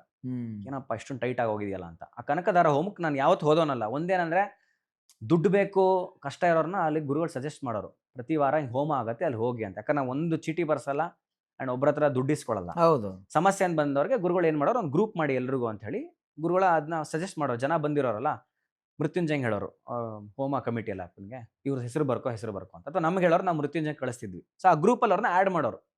ಸೊ ಯಾವತ್ತು ಕನಕದಾರ ಹೋಮ ಬರುತ್ತೆ, ಅದು ಪ್ರಾಬ್ಲಿ ಯಾವ್ದದು ನಕ್ಷತ್ರ ಗೊತ್ತಾಗ್ತಿಲ್ವಲ್ಲ ನನಗೆ, ಆಶ್ಲೇಷ ನಕ್ಷತ್ರ ದಿನ ಏನೋ ಬರುತ್ತದು. ಅದಾ ನಕ್ಷತ್ರ, ಅದೊಂದು ಮರ್ತೋಗಿದೆ ನನಗೆ. ಆ ದಿನಕ್ಕೆ ಹೋಮ ಅವತ್ತಿಗೆ ಎಲ್ಲ ಬರಬೇಕು ಅಂತ. ನಾನು ಅವತ್ತು ಅಚಾನಕ್ ಆಗಿ ಅವತ್ತು ಆಶ್ರಮಕ್ಕೆ ಸಂಜೆ ಹೋಗಿದ್ದೀನಿ. ಹೋಮಕ್ಕೆ ಕೂತ್ಕೊಳ್ಬೇಕು ಅಂತ ಹೋದೋನಲ್ಲ, ಸುಮ್ಮನೆ ಬಂದೆ. ಹೋಮ ಅವಾಗ ಪೂರ್ಣಾವತಿ ಆಗ್ತಿತ್ತು, ನಿಂತ್ಕೊಂಡಿದ್ದೆ, ಹೋಮ ಮಾಡ್ತಾ ಇದ್ರು. ನಂದು ಚಾನಲ್ ಸ್ಟಾರ್ಟ್ ಆಗಿತ್ತು, ರೆಂಟ್ ಮಾಡಿ ನಾನು ತರ್ತಾ ಇದ್ದೆ, ಮೈಕನ್ನು ತೊಗೊತಿದ್ದೆ, ಪರ್ಚೇಸ್ ಮಾಡೋಕೆ ಆಗಿರಲಿಲ್ಲ. ನಿಂತ್ಕೊಂಡಿದ್ದೆ. ನನ್ನ ಪಕ್ಕದಲ್ಲಿ ಪವನ್ ಅಂತ ಇನ್ನೂ ನೆನಪಿದೆ ನನಗೆ, ಅವಾಗ ಡಿವೋಟಿ, ಅವಾಗ ತಾನೇ ಆಶ್ರಮಕ್ಕೆ ಬರ್ತಿದ್ರು ಅವ್ರು. ನಿಂತ್ಕೊಂಡಿದ್ರು, ಸಾರ್ ನಿಮ್ಮ ಡ್ರೈವ್ ಟು ಡಿವೈನ್ ತುಂಬ ಚೆನ್ನಾಗಿ ಬರ್ತಿದೆ ಸರ್, ನಾನು ಏನಾರು ಒಂದು ಸ್ಪಾನ್ಸರ್ ಮಾಡಬೇಕು ಅಂತ ನಂಗೆ ಆಸೆ ಆಗ್ತಿದೆ. ದೇವರಣ ಆಗಿದ್ದು. ನಾನು ಹೋಮ ನೋಡಿದೆ, ಆಹಾ ಏನು ಗುರು ಸ್ಪಾನ್ಸರ್, ಕನಕದಾರ ಹೋಮ ಮುಂದೆ ನಾನು ಇದೀನಿ, ಮೈಕ್ ಇಲ್ವಲ್ಲ ಅಂತ ಯೋಚನೆ ಮಾಡ್ತೇನೆ. ನಾನು ಕೇಳಲು ಇಲ್ಲ, ನಾನು ಸತ್ಯವಾಗ್ಲೂ ಕೇಳಲು ಇಲ್ಲ. ನಂಗೆ ಅದೊಂಥರ ಹಿಂಸೆ ಆಗತ್ತೆ ಹೋಗಿ ಕೇಳೋದು, ಆ ಹೋಮಕ್ಕೆ ಪರ್ಪಸ್ ನಿಂತ್ಕೊಳ್ಳೋದು. ಇಷ್ಟೆಲ್ಲ ಗುರುಗಳು ಹೇಳಿದ್ಮೇಲೆ ದುಡ್ಡುಗೋಸ್ಕರ ನಿಂತ್ಕೊಂಡೆ ನನಗೆ ಒಂದು ಅವಮಾನ ಆಗುತ್ತೆ. ಬಟ್ ಅಟೆಂಡ್ ಆಗತ್ತೆ ಎಲ್ಲವೂ ಅನ್ನೋದಕ್ಕೆ. ತಿರುಗಿದ ತಕ್ಷಣ, ಸರ್ ನಾನು ಸ್ಪಾನ್ಸರ್ ಮಾಡ್ತೀನಿ, ನಿಮ್ಗೆ ಏನಾಗುತ್ತೆ, ಒಂದು ಎಪಿಸೋಡ್ ಕಾಸ್ಟ್ ಏನಾಗ್ಬೋದು ನಿಮಗೆ? ಸರ್ ಆಗತ್ತೆ, ಒಂದು 30,000ವರೆಗೂ ನನಗೆ ಆಗತ್ತೆ ಅಂತ. ಸರ್ ಒಂದು ಎಪಿಸೋಡ್ ನಾನು ಕೊಡ್ತೀನಿ ಸರ್. ಒಂದು ಎಪಿಸೋಡ್ ಮೈಕ್ ತೊಗೊಂಡೆ ನಾನು, ದುಡ್ಡು ಕೊಡ್ತೇನೆ. ನಂದೇ ಅವ್ರಿಗೆ ಇರೋದನ್ನೇ ಹೇಳಿದೆ, ನನಗೆ ಆ್ಯಕ್ಚುಲಿ ಮೈಕ್ ತೊಗೊಬೇಕು ಅಂತ. ಎಷ್ಟು ಸರ್ ಅದು ಎಷ್ಟಾಗಲಿ ನಾನು ಕೊಡಿಸ್ತೀನಿ ನಿಮಗೆ. ಅಲ್ಲೇ ಡೀಲ್ ಆಯ್ತಪ್ಪ, ಅಲ್ಲೇ ಕೊಡಿಸಿದ್ರು ಮೈಕ್ ಅಪ್ಪ. ಒಂದು 2 ದಿನದಲ್ಲಿ ನನಗೆ ಮೈಕ್ ಅವರು ಕಡೆಯಿಂದ ಸ್ಪಾನ್ಸರ್ ಮಾಡೋದು. ಸೊ ಕನಕದಾರ ಹೋಮದ್ದು ಬೇಸಿಕಲಿ ಇದು. ಸಾಕಷ್ಟು ಹೋಮಗಳು ನಮ್ಮ ಆಶ್ರಮದಲ್ಲಿ ಆಗುತ್ತೆ. ಬಿಕಾಸ್ ಸಮಸ್ಯೆ ಅಂತ ಬಂದವ್ರಿಗೆ ಗುರುಗಳು ಹೋಮ್ ಕೂತ್ಕೊಳ್ಳಿ ಅಂತ ಹೇಳ್ತಾರೆ. ತರೋರು ಬೇಕಾದ್ರೆ ಮನ್ಸಿರೋರು ನಲ್ಲಿಕಾಯಿ ತೊಗೊಂಬನ್ನಿ, ಹೂ ತೊಗೊಂಬನ್ನಿ ಅಂತ ಹೇಳ್ತಾರೆ ಹೊರತು ಯಾರು ಇಷ್ಟು ಅಮೌಂಟ್ ಕೊಡಿ. ಇಲ್ಲಿ ತಿರ್ಗಾ ಒಂದು ಅಂಡರ್ಲೈನ್ ಮಾಡ್ಕೋಬೇಕು. ಏನಾಗುತ್ತೆ, ಓಕೆ, ಪ್ರತಿಯೊಬ್ಬರಿಗೂ ಒಂದು ಅಪೇಕ್ಷೆ ಇರುತ್ತೆ, ಒಂದು ಸಂಕಲ್ಪ ಇರುತ್ತೆ. ಬಟ್ ಕೆಲವರು ವಿಪರೀತ ಆಸೆ ಇಟ್ಕೊಂಡು ಕೂತ್ರೆ ವರ್ಕ್ ಆಗಲ್ಲ, ಅದು ಯಾವ ಇದಕ್ಕೂ ಆಗಲ್ಲ ಅಂತ ಅದು ಒಂದು ಹೇಳ್ಬಿಟ್ಟಿದ್ದಾರೆ. ನಾವು ಅದೇ ಹೇಳ್ಬೇಕು. ಯಾಕಂದ್ರೆ ನಾಳೆ ದಿವಸ ನಮ್ಗೆ 10 ಕೋಟಿ ಬೇಕು, ಒಂದು ನಲ್ಲಿಕಾಯಿ ಒಂದು ಹೂ ಹಿಡ್ಕೊಂಬಂದ್ಬಿಟ್ರೆ ಆಗುತ್ತೆ ಅನ್ಕೊಂಡ್ರೆ ಅದು ದುರಾಸೆ ಆಗುತ್ತೆ. ನಿಮ್ಗೆ ಕೇಳೋದಕ್ಕೂ ಒಂದು ಯೋಗ್ಯತೆ ಬೇಕಲ್ವಾ? ಹೌದೌದು. ನನ್ಗೆ ಎಷ್ಟಿದೆ ಕಾಲಷ್ಟಿದೆ ಅಷ್ಟೇ. ಹಾಸಿಗೆ ಚಾಚಬೇಕು. ನಾನು ಇಲ್ಲಿದ್ದೀನಿ, ನಂಗೆ 2 ಕಿಲೋಮೀಟರ್ ಹಾಸಿಗೆ ಹಾಸು ಅಂದ್ರೆ. ಇನ್ನೊಂದು ತುಂಬಾನೇ ಆ, ವಿಶೇಷ ಅಂದ್ರೆ ಭಗವಾನ್ರ ಮಂದಿರ ಇದೆ ಮೊದಲೇ ಮಹಡಿಲಿ. ನಿತ್ಯ. ಭಗವಾನ್ರ ಮಂದಿರದ ಗೊತ್ತಲ್ವಾ ನಿನಗೆ, ವಿಗ್ರಹ ಬಂದಿದ್ದು? ವಿಗ್ರಹ ಬಂದಿದ್ದ ದಿನ ನಾನಿದ್ದೆ ಆಕ್ಚುಲಿ. ಬಂದಿದ್ದ ದಿನ ಇದ್ದೆ. ನಾನೇ ಇದ್ದಿದ್ದು, ರಿಸೀವ್ ಮಾಡ್ಕೊಂಡಿದ್ದು. ನಾನು ಇನ್ನೊಂದು ಇನ್ನೊಂದು ಗೊತ್ತಾ? ಜನ ಇದ್ವಿ. ಹಾ. ಹಾ. ಗುರುಗಳು ಅವಾಗ ಇರ್ಲಿಲ್ಲ, ಬಂದ ರಿಸೀವ್ ಮಾಡ್ಕೊಂಡಾಗ ಅವ್ರು ಇಲ್ಲ. ಅವರು ಕಾಂಜಂಗ್ ನಾಡಲ್ಲಿದ್ರು. ಓ, ಅಲ್ಲಿದ್ರು ಅವಾಗ, ಅಲ್ಲಿದ್ರು. ಅಲ್ಲಿ ಅಂದ್ಬಿಟ್ಟು ಅವಾಗ ಅಲ್ಲಿ ಧ್ಯಾನಕ್ಕೇನೋ ಕೂತಾಗ ಗುರುಗಳು ಹೇಳಿದ್ರಂತೆ, ನೀವು ಬರ್ಬೇಕೀಗ ಆಶ್ರಮಕ್ಕೆ, ಬಂದಿರ್ಬೇಕು ನೀವು ಅಂತ ನಾವು ಕೇಳ್ಕೊಂಡಿದ್ದಾರೆ ಗುರುಗಳು. ಅಲ್ಲಿ ಭಗವಾನ್ ದರ್ಶನ ಕೊಟ್ಟು ನಾನು ಬಂದಾಗಿದೆ ಆಲ್ರೆಡಿ ಅಂತ ಅಂದಿದ್ದಾರೆ. ವಿಗ್ರಹದ ರೂಪದಲ್ಲ, ಎನರ್ಜಿ ಬರ್ಬೇಕಲ್ಲ. ಎನರ್ಜಿ ಬರ್ಬೇಕಲ್ಲ. ಬಂದಿದೆ ವಿಗ್ರಹ, ಎನರ್ಜಿ ಬರ್ಬೇಕಲ್ಲ, ಪ್ರತಿಷ್ಠಾಪನೆ ಆಗಿದೆ ಹೇಗೆ ಅಂತ. ಇದು ಪ್ರಾಣ ಪ್ರತಿಷ್ಠಾಪನೆ ಬರಬೇಕು ನೀವು, ನಾನು ಬಂದಾಗಿದೆ ಆಲ್ರೆಡಿ. ಹೇಗೆ ಅಂತಂದ್ರೆ ಫಸ್ಟ್ ಫ್ಲೋರ್ ಅಲ್ಲಿ ಹಾವು ಬಂದಿತ್ತು, ನೆನಪಿದೆ ನಿನಗೆ? ನಾನು ಇರ್ಲಿಲ್ಲ. ಆ ಫೋಟೋ ಇದೆ, ನಾನು ಕಳಿಸ್ಕೊಡ್ತೀನಿ. ಹೌದಾ? ಹಾವು ವಿತ್ ವಿಡಿಯೋ ಇದೆ. ಹಾವು ಬಂತು. ಭಗವಾನ್ರು ಯೂಶಲಿ ದರ್ಶನ ಕೊಡ್ತಾ ಇದ್ದು ಹಾವು ರೂಪದಲ್ಲಿ. ನೀನು ಎಷ್ಟೋ ಭಗವಾನ್ರ ಫೋಟೋಗಳು ನೋಡಿದ್ರೆ ಒಂದ್ ಸೈಡ್ ಭಗವಾನ್ ಇರುತ್ತೆ, ಒಂದ್ ಕಡೆ ಹಾವು ಇರುತ್ತೆ. ಹೌದೌದು. ನಾಗರಾವೆ. ಹೌದು. ಟಿಪಿಕಲ್ ನೋಡಿ, ಟಿಪಿಕಲ್ ನಾಗರಾವು. ಭಗವಾನ್ರದ್ದು ಏನ್ ನಾವು ಪ್ರತಿಷ್ಠಾ ಇಟ್ಟಿದೀವಲ್ಲ ಆ ಜಾಗದಲ್ಲಿ ನಾಗರಾವ್ ಇತ್ತು. ಆಗಿನೂ ಅಂಡರ್ ಕನ್ಸ್ಟ್ರಕ್ಷನ್ ನಡೀತಾ ಇತ್ತು, ಕನ್ಸ್ಟ್ರಕ್ಷನ್ ನಡೀತಾ ಇತ್ತು. ಅಲ್ಲಿ ಫಸ್ಟ್ ಫ್ಲೋರ್ ಹಾವು ಬಂದಿತ್ತು. ನಮ್ಮ ಅವಿನಾಶ್ ದತ್ತ ಗೊತ್ತಲ್ಲ, ಅವನೇ ಮೊಬೈಲ್ ಕ್ಯಾಪ್ಚರ್ ಮಾಡಿರೋದು. ಅವನೇ ಹೇಳಿ ಧೈರ್ಯ ಮಾಡ್ಫೋಟೋ, ಅವನು ಫೋಟೋ ತೆಗಿದ್ದಾನೆ. ಹಾವು ಬಂದಿತ್ತು ಅಲ್ಲಿ. ಗ್ರೌಂಡ್ ಫ್ಲೋರ್ ಫಸ್ಟ್ ಇಟ್ಟಿದ್ ನಾವು, ಅಲ್ಲಿತ್ತು. ಕಟ್ ಮಾಡಿದ್ರೆ ಅಲ್ಲಿ ಬಂತು, 2 ಹಾವು ಬಂತು. ಗ್ರೌಂಡ್ ಫ್ಲೋರ್ ಅಲ್ಲಿ ಬಂತು, 2ನೇ ಫ್ಲೋರ್ ಬಂತು. ಭಗವಾನ್ರು ಬಂದಾಯ್ತು, ಅದನ್ನ ಶಿಫ್ಟ್ ಮಾಡಿ ಒಳಗಡೆಗೆ ಅಂತ ಅಂದ್ರು, ಫೋನ್ ಮಾಡ್ರು ಗುರುಗಳು. ಅವಾಗ ಭಗವಾನ್ರು ಹೇಳಿದ್ರಂತೆ, ನಾನು ಬಂದಾಗಿದೆ ಆಲ್ರೆಡಿ ಅಂತ. ಏನಂದ್ರೆ ಹಾವು ರೂಪದಲ್ಲಿ ಆಲ್ರೆಡಿ ಬಂದಾಗಿದೆ. ಅದು ಆ ವಿಡಿಯೋ ನಾನು ಹಾಕಿಸ್ತೀನಿ, ಹೇಳ್ಕೊಡ್ತೀನಿ. ಸೊ ಭಗವಾನ್ರ ಅದೊಂದು ವಿಗ್ರಹ. ಅದರಿಂದ ಮೇಲೆ ಹೋದ್ರೆ ಈಗ ಅಮ್ಮನವರು ದೇವಸ್ಥಾನ ಮಾಡಿ ಶ್ರೀಚಕ್ರದ್ದು ಉಪಾಸನೆ ಆಗುವಂಥದ್ದು ಎಲ್ಲ ಅಲ್ಲಿ ನಡೆಯುವಂಥದ್ದು. ಅಲ್ಲೊಂದು ವಿಶೇಷ ಏನಂತಂದ್ರೆ, ಅಲ್ಲಿ ಎಕ್ಕದ ಬೇರಲ್ಲಿ ಉದ್ಭವ ಆಗಿರೋ ಒಂದು ಗಣೇಶ ಇದೆ. ಆ ಗಣೇಶದ್ದು ತುಂಬಾನೇ ವಿಶೇಷ. ಹೇಗ್ ಬಂತು ಅಂತ, ಈ ಅಂಗಾರಕ ಚತುರ್ಥಿ ಮಾಡ್ತೀವಿ, ಸಂಕಷ್ಟಿ, ಅಂಗಾರಕ ಸಂಕಷ್ಟಿ ಮಾಡ್ತೀವಲ್ಲ, ಅದು ತುಂಬಾ ವರ್ಷಕ್ಕೆ 2 ಸತಿ, 1 ಸತಿ 2 ಸತಿ ಬರೋದು. ಅದು ತುಂಬಾ ರೇರ್. ಮಂಗಳವಾರ ಬೀಳ್ಬೇಕದು. ಮಂಗಳವಾರ ಬರ್ಬೇಕು, ಅಂಗಾರಕ ಚತುರ್ಥಿ ಆಗ್ಬೇಕದು. ಸೊ ಆ ಸಂಕಷ್ಟಿ ಹೇಗಂದ್ರೆ ಅದೊಂದು ಮಾಡಿದ್ರೆ ವರ್ಷ ಎಲ್ಲ ಮಾಡ್ದಂಗೆ. ಮಹಾಶಿವರಾತ್ರಿ ಮಾಡಿದ್ರೆ, ಮಾಸ ಶಿವರಾತ್ರಿ ಎಲ್ಲ ಮಾಡಿದ್ರೆ ಮಹಾಶಿವರಾತ್ರಿ ಮಾಡೋದು ಹಿಂಗೆ ಹಾಗೆ ಅದು ಒಂದು ಮಾಡಿದ್ರೆ ಆ ಫಲ ನನಗೆ. ಅವತ್ತು ಅನ್ನೋವಾಗ ಹೋಮ, ದೊಡ್ಡ ಹೋಮ ಇಟ್ಕೊಂಡಿದ್ದಾರೆ ಗುರುಗಳು. ಎಕ್ಕಿನೆಲೆಗಳು ಅದೆಲ್ಲ ತಗೊಂಡು ಸಂಕಷ್ಟಿಗೆ ಹೋಮ ಮಾಡಬೇಕು ಅಂತ ಅನ್ಕೊಂಡಿದ್ದಾರೆ. ಆವತ್ತೇನಾಗತ್ತೆ, ನಮ್ಮ ಹೇಮಂತ್ ಸರು ಮತ್ತೆ ಕೋಮಲಾ ಮೇಡಮು ಟ್ರಸ್ಟಿಗಳೇನಿದ್ದಾರೆ, ಲ್ಯಾಂಡ್ ಲಾರ್ಡ್ ಏನಿದ್ದಾರೆ, ಅವ್ರು ಟ್ರಸ್ಟಿ ಅವ್ರು ತಗೊಂಬರ್ತಾರೆ. ಯಾವ್ದನ್ನ ಎಕ್ಕಿನ ಗಣಪತಿನ ತಗೊಂಬರ್ತಾರೆ.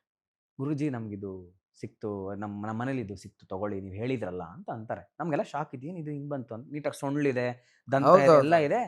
ಆಮೇಲೆ ಎಕ್ಕು ವಿಶೇಷವಾಗಿ ಗಣೇಶನ್ ತಾನು ಹೇಳ್ತೀವಿ. ಸೊ ಬಂತು ಅವಾಗ ಗುರುಗಳು, ನಾನು ಏನಕ್ಕೆ ವಿಗ್ರಹ ಒಂದು ಪೂಜೆಗೆ ಇಟ್ಕೋಬೇಕು ಇವತ್ತು, ಅಭಿಷೇಕಕ್ಕೆ ಆಮೇಲೆ ಪೂಜೆಗೆ ಅಂತ ಅನ್ಕೊಂಡೆ.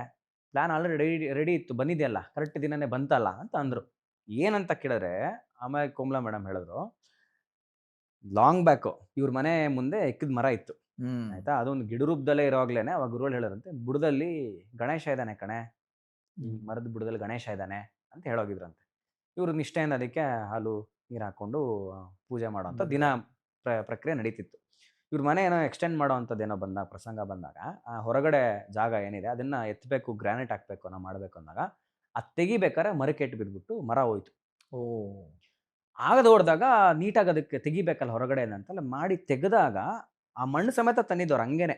ಹೌದೌದೌದು. ಅಂದ ಗುರುಜಿ ಹೇಳಿದ್ರಲ್ಲ, ಗಣೇಶ ಇದೆ ಅಂದ್ರೆ ಗಣೇಶನೇ ಇದೆ. ನಾವು ಗಣೇಶ ಇದೆ ಅಂದ್ರೆ ಏನೋ ಒಂದು ಸ್ವರೂಪದಲ್ಲಿ ಇರ್ಬೋದು, ಎನರ್ಜಿ ರೂಪದಲ್ಲಿ ಗಣೇಶ ಇರ್ಬೋದು ಅನ್ಕೊಂಡ್ರೆ, ಗದ್ದೆಲ್ ಕೆತ್ತಿದ್ರೆ ಶುಂಠಿ ಇರುತ್ತಲ್ಲ ಹಂಗೆ ಎತ್ಕೊಂಡ್ ಬಂದಾಗ ಅಳ್ಳಾಡ್ಸ್ಬಿಟ್ಟು ತಂದಾಗ ಗಣೇಶನೇ ಇತ್ತು. ಹೌದೌದು. ವಿಶೇಷವಾಗಿ ಗಣೇಶನ ಅಲ್ಲಿ ಆಶ್ರಮದಲ್ಲಿ ಅದೊಂದು ಇಟ್ಟಿದ್ದೀವಿ. ಸೊ ಪ್ರತಿ ಅನುಷ್ಠಾನ ಟೈಮಲ್ಲಿ ಗುರುಗಳು ಫಸ್ಟ್ ಅದಕ್ಕೆ ಅಲ್ಲಿ ಗಣೇಶನ್ಗೆ ಅಥರ್ವಣ ಶೀರ್ಷ ಹೇಳಿ ಅಲ್ಲಿ ಪೂಜೆ ಮಾಡಿ ಗಣೇಶನ್ಗೆ ಶುರು ಮಾಡಿದೆ, ಬೇರೆ ಮಾಡುವಂಥದ್ದು. ಸೊ ಇಷ್ಟೆಲ್ಲ ಇದೆ. ಈಗ ಇನ್ನೂ 2 ಮಾಡಿ ಲಿಂಗಗಳು ಬರ್ತಾ ಇದೆ. ಒಂದು ಉಜ್ಜಯಿನಿ ಮಹಾಕಾಳ, ಆಮೇಲೆ ಮೇಲೆ ಕೇದಾರ ಲಿಂಗೇಶ್ವರ. ಅದು ಅಷ್ಟೇನೆ, ಎಲ್ಲ ನದಿಗಳಲ್ಲಿ ತಂದಂಥದ್ದು. ಅದ್ರ ಹಿಂದ್ಗಡೆ ದೊಡ್ಡ ಓಂಕಾರ ಇದೆ, ಇನ್ನು ಅಬ್ಸರ್ವ್ ಮಾಡಿಲ್ಲ. ಉಜ್ಜಯಿನಿ ಮಹಾಕಾಳೇಶ್ವರ ನಾವು ಬರೀತೀವಿ, ಹಿಂದೆ ದೊಡ್ಡ ಓಂಕಾರ ಇದೆ. ಕರೆಕ್ಟ್. ಅದಕ್ಕೆ ಹಿಂದೆ ಓಂಕಾರ ಇದೆ. ನಾನು ಇದ್ಯಾಕೆ ಹಿಂದೆ ಓಂ ಬರೀತಾ ಇದ್ದಾರೆ ಇವರು ಅನ್ಕೊಂಡೆ. ಹಿಂದೆ ಅಲ್ಲಿ ಇದೆಯಾ, ಓಂಕಾರ ಇದೆ, ಅಲ್ಲಿ ಓಂಕಾರ ಬಂದಿರೋಂಥದ್ದು. ಆ ತಪಸ್ಸಿಗೆ, ಅನುಷ್ಠಾನಕ್ಕೆ ಇರೋಂಥ ಶಕ್ತಿ. ಯಾಕೆ ನಿಮ್ನೆಲ್ಲ ನಾನು ಮಾಸ್ ಪ್ರೇಯರ್ ಮಾಡಿಸ್ತೀನಿ, ಯಾಕೆ ಕೂತ್ಕೊಂಡು ರುದ್ರ ಹೇಳಿ ಅಂತೀನಿ ಎಲ್ರಿಗೂ, ನಿಮ್ಮೆಲ್ಲ ಕೂತ್ಕೊಂಡು ಹೇಳಿ ಹೇಳಿ ಹೇಳಿ ಅಲ್ಲಿ ಕಾಸ್ಮಿಕ್ ಕ್ರಿಯೇಟ್ ಆಗಿ ಅಲ್ಲಿ ಆ ಕಾಸ್ಮಿಕ್ ಜಾಸ್ತಿ ಇರುತ್ತೋ ಅಲ್ಲಿ ಉದ್ಧಾರ ಆಗುವಂಥದ್ದು ಈ ಬೆಳವಣಿಗೆಗಳು ಚೆನ್ನಾಗಾಗತ್ತೆ.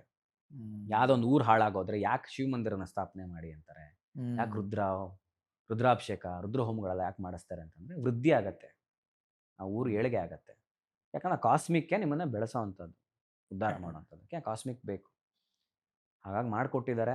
ಇಷ್ಟೆಲ್ಲ ನಮಗೆ ಒದ್ದು ಮಾಡಿ ಟ್ರೈನ್ ಮಾಡಿಸಿದ್ದಾರೆ ಗುರುಗಳು. ಆಮೇಲೆ ಅವರು ಹೇಳಿದ್ನಲ್ಲ, ವಜ್ರಾದಪಿ ಕಠೋರ ಕುಸುಮಾದಪಿ ಮೃದು, ಹ್ಮ್. ಎರಡೂ ನೇಚರ್ ಕಾಣತ್ತವರಲ್ಲಿ. ಹೌದು. ಒಂದು ದಿನ ನಮಗೆ ಜೋರ ಬೈದೋರು ಅಲ್ಲ, ಹೊಡೆಯೋದಲ್ಲ, ದೂರ ಮುಟ್ಟೂ ಇಲ್ಲ ಪಾಪ, ಬೈದೋರು ಅಲ್ಲ, ಕಣ್ಣಲ್ಲೇ ಭಯ ಪಡಿಸುವಂಥದ್ದು ಇಟ್ಟಿದ್ದಾರೆ. ಆ ಶಕ್ತಿ ಅವ್ರಿಗೆ ನವಾಗ ಏನಕ್ಕೆ ಅವ್ರು ಬೈಬೇಕು? ಅಷ್ಟೇ ಪ್ರೀತಿ, ಅಷ್ಟೇ ಒಂದು ಕೇರು ಕನಸನ್ನು ಅವರಿಂದ ಕಾಣ್ತೀವಿ. ಇಷ್ಟು ಆಶ್ರಮದ್ದು ನೋಡ್ಬೋದಾದಂಥದ್ದು ವಿಚಾರಗಳಿಷ್ಟಿದೆ. ಹ್ಮ್. ಇಲ್ಲ, ನನಗೆ ನಾವು ಮಾಡಿದ ತುಂಬ ಎಪಿಸೋಡ್ಸ್ಗಳು ಮಾಡ್ಬೋದು. ನನಗೆ ನಿನ್ನ ಕರೆಸೋವಂಥ ಒಂದು ಸಂದರ್ಭ ಈ ರೀತಿಯಾಗಿ ಆಯಿತು. ಅದು ನೀನು ನಿನ್ನ ಡ್ರೈವ್ ಟು ಡಿವೈನ್ ಕೂಡ ಎಪಿಸೋಡ್ಸ್ಗಳಲ್ಲಿ ನೀನೆಲ್ಲ ದತ್ತನ ಕ್ಷೇತ್ರಕ್ಕೆ ಹೋಗಿ ಮಾಡ್ಕೊಂಡು ಬರ್ತಾ ಇದ್ದಿದ್ದು. ಆಮೇಲೆ ನಿನ್ನ ಗುರುಜಿದೆ ವೀಡಿಯೋಸ್ಗಳಲ್ಲಿ ಇದರಿಂದ ನಿನ್ನ ಚಾನಲ್ ಕಾನ್ಸಂಟ್ರೇಟ್ ಮಾಡೋಕ್ಕಾಗಿರಲಿಲ್ಲ. ವೆಲ್ ಎನಿವೇ ಮತ್ತೆ ಸ್ಟಾರ್ಟ್ ಮಾಡಿದ್ಯಾ, ಅದನ್ನು ಕಂಟಿನ್ಯೂ ಮಾಡು. ಒಳ್ಳೊಳ್ಳೆ ಪರಿಚಯ ಮಾಡು, ತುಂಬ ಜನ ಕೇಳ್ತಾ ಇರ್ತಾರೆ ಡ್ರೈವ್ ಟು ಡಿವೈನ್ ಬಗ್ಗೆ. ಅದು ಒಂದು ಕಡೆಗೆ ಆಗಲಿ. ಈಗ ಇಷ್ಟೆಲ್ಲ ಒಂದು ಪರಿಚಯ ಮಾಡಿಕೊಟ್ಟಿದ್ಯಾ. ಇನ್ನೂ ಗುರುಗಳು ನೆಕ್ಸ್ಟು ನೋಡಬೇಕು, ಅವರು ಮತ್ತೆ ಡೇಟ್ ಕೊಟ್ಟರೆ ಒಂದು ಎಪಿಸೋಡಲ್ಲಿ ಇದರದ ಮುಂದುವರಿದ ಭಾಗವಾಗಿನೋ ಅಥವಾ ಅದರದ ಡೀಟೇಲ್ಗಳಿನ್ನ ನಮಗಿಂತ ಅವರು ಅದರದ್ದು ಕಾರಣ ಹೇಳಕ್ಕೆ ಸಾಧ್ಯ ಆಗುತ್ತೆ. ಸೊ ಅಷ್ಟೇ ಅಪ್ಪ, ನಾನು ಏನು ಹೇಳೋಕ್ಕಾಗಲ್ಲ. Good that we discovered so many things. ಯಾಕಂದ್ರೆ ನನಗೆ ಎಷ್ಟೋ ಗೊತ್ತಿರಲಿಲ್ಲ. ಯಾಕೆ ಗೊತ್ತಿರಲ್ಲ ಅಂದರೆ ಜನಕ್ಕೆ ಗೊತ್ತಿರಲ್ಲ. ನಾನು ಮದುವೆ ಆದಾಗಿಂದನೂ ನನ್ನ ಏರಿಯಾನೇ ಚೇಂಜು. ಹಾಂ, ಅಲ್ಲಿ ಹಾಗಾಗಿ ಒಂದು 9 ವರ್ಷ ಆಯಿತು, 10 ವರ್ಷ ಆಯ್ತು ನಾನು RR ನಗರಕ್ಕೆ ನಾನು ಶಿಫ್ಟ್ ಆಗಿ ಈ ಕಡೆ. ಹೌದು. ಕೆಂಗೇರಿಲ್ಲ ನೀರು ಅಂತ. ಬಟ್ ಅಂದ್ರು ಆಶ್ರಮದ ವಿಚಾರ ಬಂದಾಗ ಇಬ್ರು ಸಾಧಾರಣ ಅಲ್ಲಿ ಕಾಣಿಸ್ಕೊಂತೀವಿ. ಅಂದ್ರೆ ಯಾಕೆ ಅಂದ್ರೆ ಸ್ವಲ್ಪ ಟೈಮ್ ನಿಂದು ಮಾರ್ನಿಂಗ್ ಬ್ಯಾಚ್ ಬಂದು ನೀನ್ ಪೂಜೆ ಮಾಡ್ತಾ ಇದ್ದೆ, ಈವ್ನಿಂಗ್ ಪೂಜೆ ನನಗೆ ಬೀಳ್ತಾ ಇತ್ತು. ಸೊ ನೀನು ಬೆಳಗ್ಗೆ ಪೂಜೆ ಮಾಡಿಬಿಟ್ಟು ನೀನು ಕೆಲ್ಸಕ್ಕೆ ಹೋಗ್ತಾ ಇದ್ದೆ. ನಾನೆಲ್ಲ ಮುಗಿಸಿ ನಾನು ಸಂಜೆಗೆ ಬರ್ತಾ ಇದ್ದೆ. ಅದಕ್ಕೆ ನಿಂಗೆ ಹೇಳಿದ್ದು ಸೂರ್ಯ ಬರಕ್ಕೆ ಮುಂಚೆ ಬರ್ತಾನೆ ಅರುಣ. ನೀವೇ. So thank you so much ಅಪ್ಪ. ಅಯ್ಯಪ್ಪ, ಥ್ಯಾಂಕ್ಸ್. ಇದು ಅವಕಾಶ ಮಾಡಿಕೊಟ್ಟಿದ್ದಕ್ಕೆ. ಇರಲಿಲ್ಲ, ಅವಕಾಶ ಏನಿಲ್ಲ, ಇದು ಪ್ಲಾಟ್ಫಾರ್ಮೇ, ಇದು ಭಗವಂತನ ಕರುಣೆ ಆಗಲಿ. ಸೊ ನೀನು ಫೈನಲ್ ಆಗಿ ಏನಾದ್ರು ವಿಷಯಸ್ ಹೇಳಿದ್ರೆ ನಮ್ಮ ಆಡಿಯನ್ಸ್ಗೆ ಹೇಳ್ಬೋದು. ಖಂಡಿತ ಏನಿಲ್ಲ, ಎಲ್ಲರೂ ನಾನು ಹೇಳಿರೋದು ಉಪಯೋಗ ಬರುತ್ತೆ ಅಂತಂದರೆ ದಯವಿಟ್ಟು ಅದನ್ನು ಸ್ವೀಕಾರ ಮಾಡಿ. ಇಲ್ಲ ಅಂತಂದರೆ ಬಿಟ್ಬಿಡಿ. ಕಮೆಂಟ್ಗಳು ಮಾಡ್ತಾರೆ, ಕೆಲವು ಎಲ್ಲ ನೋಡ್ತಾರೆ. ಅಂದರೆ ನಾನು ಹೇಳಿರೋದೆಲ್ಲ ನನ್ನ ಅನುಭವಕ್ಕೆ ಬಂದಿರೋವಂಥದ್ದು. ಅದು ನನ್ನ ಪ್ರಕಾರ ನನಗೆಲ್ಲವೂ ಸತ್ಯನೇ. ನಿಮಗೂ ಅದು ಸತ್ಯ ಆಗಬೇಕು ಅಂತಾರೆ ನೀವು ಎಕ್ಸ್ಪೀರಿಯೆನ್ಸ್ ಮಾಡಿ. ಯಾರೇ ಏನೋ ಒಂದು ಕಮೆಂಟ್ ಮಾಡೋಕ್ಕೂ ಮುಂಚೆ, ಏನೋ ಒಂದು ಹಿಂಗೆ ಹಂಗೆ ಅನ್ನೋದಕ್ಕೂ ಮುಂಚೆ ಮೊದಲು ನೀವು ಅದನ್ನು ಎಷ್ಟು ಪರೀಕ್ಷೆಗೆ ಹಾಕಿದ್ದೀರಾ, ನೋಡಿದ್ದೀರಾ ಅಂತ ನೋಡಿ. ಯಾಕಂದರೆ ನಾವೆಲ್ಲ ಸುಮ್ಮನೆ ದೇವ್ರನ್ನ ಒಪ್ಪದೇ ಇರೋವಂಥವ್ನು, ನನ್ನ ದೇವ್ರು ನಂಬ್ತಾನೆ ಇಲ್ಲದೆ ಇದ್ದಂಥವ್ನು. ಇವತ್ತು ನಾನು ಇಷ್ಟೆಲ್ಲ ಮಾತಾಡ್ತೀನಿ, ಇಷ್ಟೆಲ್ಲ ನಾನು ಒಪ್ಪಿದ್ದೀನಿ ಅಂತಂದರೆ ನಾನು ತುಂಬ ಪರೀಕ್ಷೆಗಳು ಮಾಡಿದ್ದೀನಿ. ನಾನು ಸುಮ್ಮನೆ ಬಿಟ್ಟಿಲ್ಲ. ನಮ್ಮ ಗುರುಗಳು ಯಾವಾಗಲೂ ಹೇಳೋರು, ನೋಡಪ್ಪ ನನ್ನ ನೀನು ಪರೀಕ್ಷೆ ಮಾಡಲೇಬೇಕು ಅಂತ ಹೇಳೋರು. ಪರೀಕ್ಷೆ ಮಾಡಿ ಹಂಗೆ ಅಕ್ಸೆಪ್ಟ್ ಮಾಡಬೇಡ. ಈಗ ಯಾರೊಬ್ಬ ನಾನು ಪೊಲೀಸ್ ಅಂತ ಬರ್ತಾನೆ ಸಿವಿಲ್ ಡ್ರೆಸ್ಸಲ್ಲಿ, ನೀನು ಅವಾಗೇನು ID ಕಾರ್ಡ್ ಅಂತ ಕೇಳಲ್ವಾ? ಹೆಂಗ್ರಿ ನೀವು ಪೊಲೀಸ್, ಏನ್ರಿ ನಿಮಗೆ ಅಂತ ಕೇಳ್ತಿರ್ತಾನೆ. ಹಾಗೆ ನಾಳೆ ಶಿವನೇ ಬಂದ್ರು ನಾನು ಶಿವ ಅಂದರೆ ನೀನು ಹೆಂಗೆ ಪ್ರೂವ್ ಮಾಡಪ್ಪ ನೀನು ಶಿವ ಅಂತ ಕೇಳು. ಸೊ ಪ್ರತಿಯೊಂದನ್ನು ನೀನು ಮಾಡು. ನಾನು ಯಾವುದೋ ಚಾಕ್ಲೇಟ್ ಕೊಟ್ಟೆ ಅಂದರೆ ರ್ಯಾಪರ್ ಬಿಡಿಸಿ ನೋಡಿ ಮಾಡೇ ತಿನ್ನು. ನಾನು ಸುಮ್ಮನೆ ಯಾಕೆ ರೇಪರ್ ಸಮೇತ ತಿಂದ್ಬಿಡ್ತಿಲ್ಲ ತಾನೆ, ನೋಡ್ತಿರ್ತಾನೆ ಚಾಕ್ಲೇಟ್ ಅಂದ್ಬಿಟ್ಟು ಅಂತ. ಹಾಗೆ ಪ್ರತಿಯೊಂದನ್ನು ಸಂಶೋಧನೆ ಮಾಡಿ ತಿಳ್ಕೊ, ನೋಡಿ ಮಾಡಿನೇ ಮಾತಾಡು ಅಂತಾರೆ. ಸೊ ಹಾಗಾಗಿ ಪ್ರತಿಯೊಂದು ಪರೀಕ್ಷೆಯಲ್ಲೂ ನನ್ನ ಗುರುಗಳು ನಾನು ಹಾಕಿದ ಪರೀಕ್ಷೆಯಲ್ಲಿ ಅವ್ರು ಪಾಸಾಗಿದ್ದಾರೆ. ಅವ್ರು ಮಾಡಿರೋ ಎಷ್ಟೋ ಪರೀಕ್ಷೆ ನಾನು ಫೇಲ್ ಆಗಿದ್ದೀನಿ. ಅದು ಅಂದರೂ ಪರೀಕ್ಷೆಗಳು ಕೊಡ್ತಾ ಇದ್ದಾರೆ, ಜಸ್ಟ್ ಮಾಸು ಈ ಥರದಲ್ಲೆಲ್ಲ ಹೋಗ್ತಾ ಇದ್ದೀನಿ. ಬಟ್ ನನ್ನ ಎಲ್ಲ ಪರೀಕ್ಷೆಯಲ್ಲೂ 100 ನನ್ನ ಗುರುಗಳು ಪಾಸಾಗಿದ್ದಾರೆ. ಹಾಗಾಗಿ ನಾನು ಅಷ್ಟು ಡೀಪಾಗಿ ನಾನು ಒಪ್ಪಿದ್ದೀನಿ, ಅಕ್ಸೆಪ್ಟ್ ಮಾಡಿದ್ದೀನಿ ಅವರು ನನ್ನ ಗುರುಗಳು ಅಂತ. ಆದರೆ ನಾನು ಇನ್ನೋರು ಶಿಷ್ಯ ಅಂತ ದೇವರಾಣೆಗೂ ಹೇಳೋಕ್ಕೋಗಲ್ಲ. ಯಾಕಂದರೆ ಒಂದು ಔಂಚ್ ಅಂತಾರಲ್ಲ, ಅದೇ ಹೇಳದ್ನಲ್ಲ, ಒಂದು ಸಾಸಿವೆ ಕಾಳಷ್ಟು ಇನ್ನೂ ಪ್ರಯತ್ನಗಳು ಮಾಡೋದ್ರಲ್ಲೇ ಇದ್ದೀನಿ ಅವು ನಡೀತಾ ಇರೋ ದಾರಿಲಿ. ಹಾಗಿದ್ಮೇಲೆ ಯೋಗ್ಯತೆ ಇಲ್ಲ ನಾನು ಶಿಷ್ಯ ಅಂತ ಹೇಳ್ಕೊಳ್ಳೋದಕ್ಕೆ. ಸೊ ಅಷ್ಟೇ ವಿಚಾರ, ಇನ್ನೇನಿಲ್ಲ. ಏನಾದ್ರು ಉಪಯೋಗ ಆಗಿದ್ದರೆ ದಯವಿಟ್ಟು ಅದನ್ನು ಖುಷಿಯಿಂದ ತಿಳಿಸ್ಕೊಡಿ ಅಷ್ಟೇ. ಥ್ಯಾಂಕ್ ಯು ಸೋ ಮಚ್ ನಿಮಗೆ ಅಂತ ಹೇಳ್ತಾ.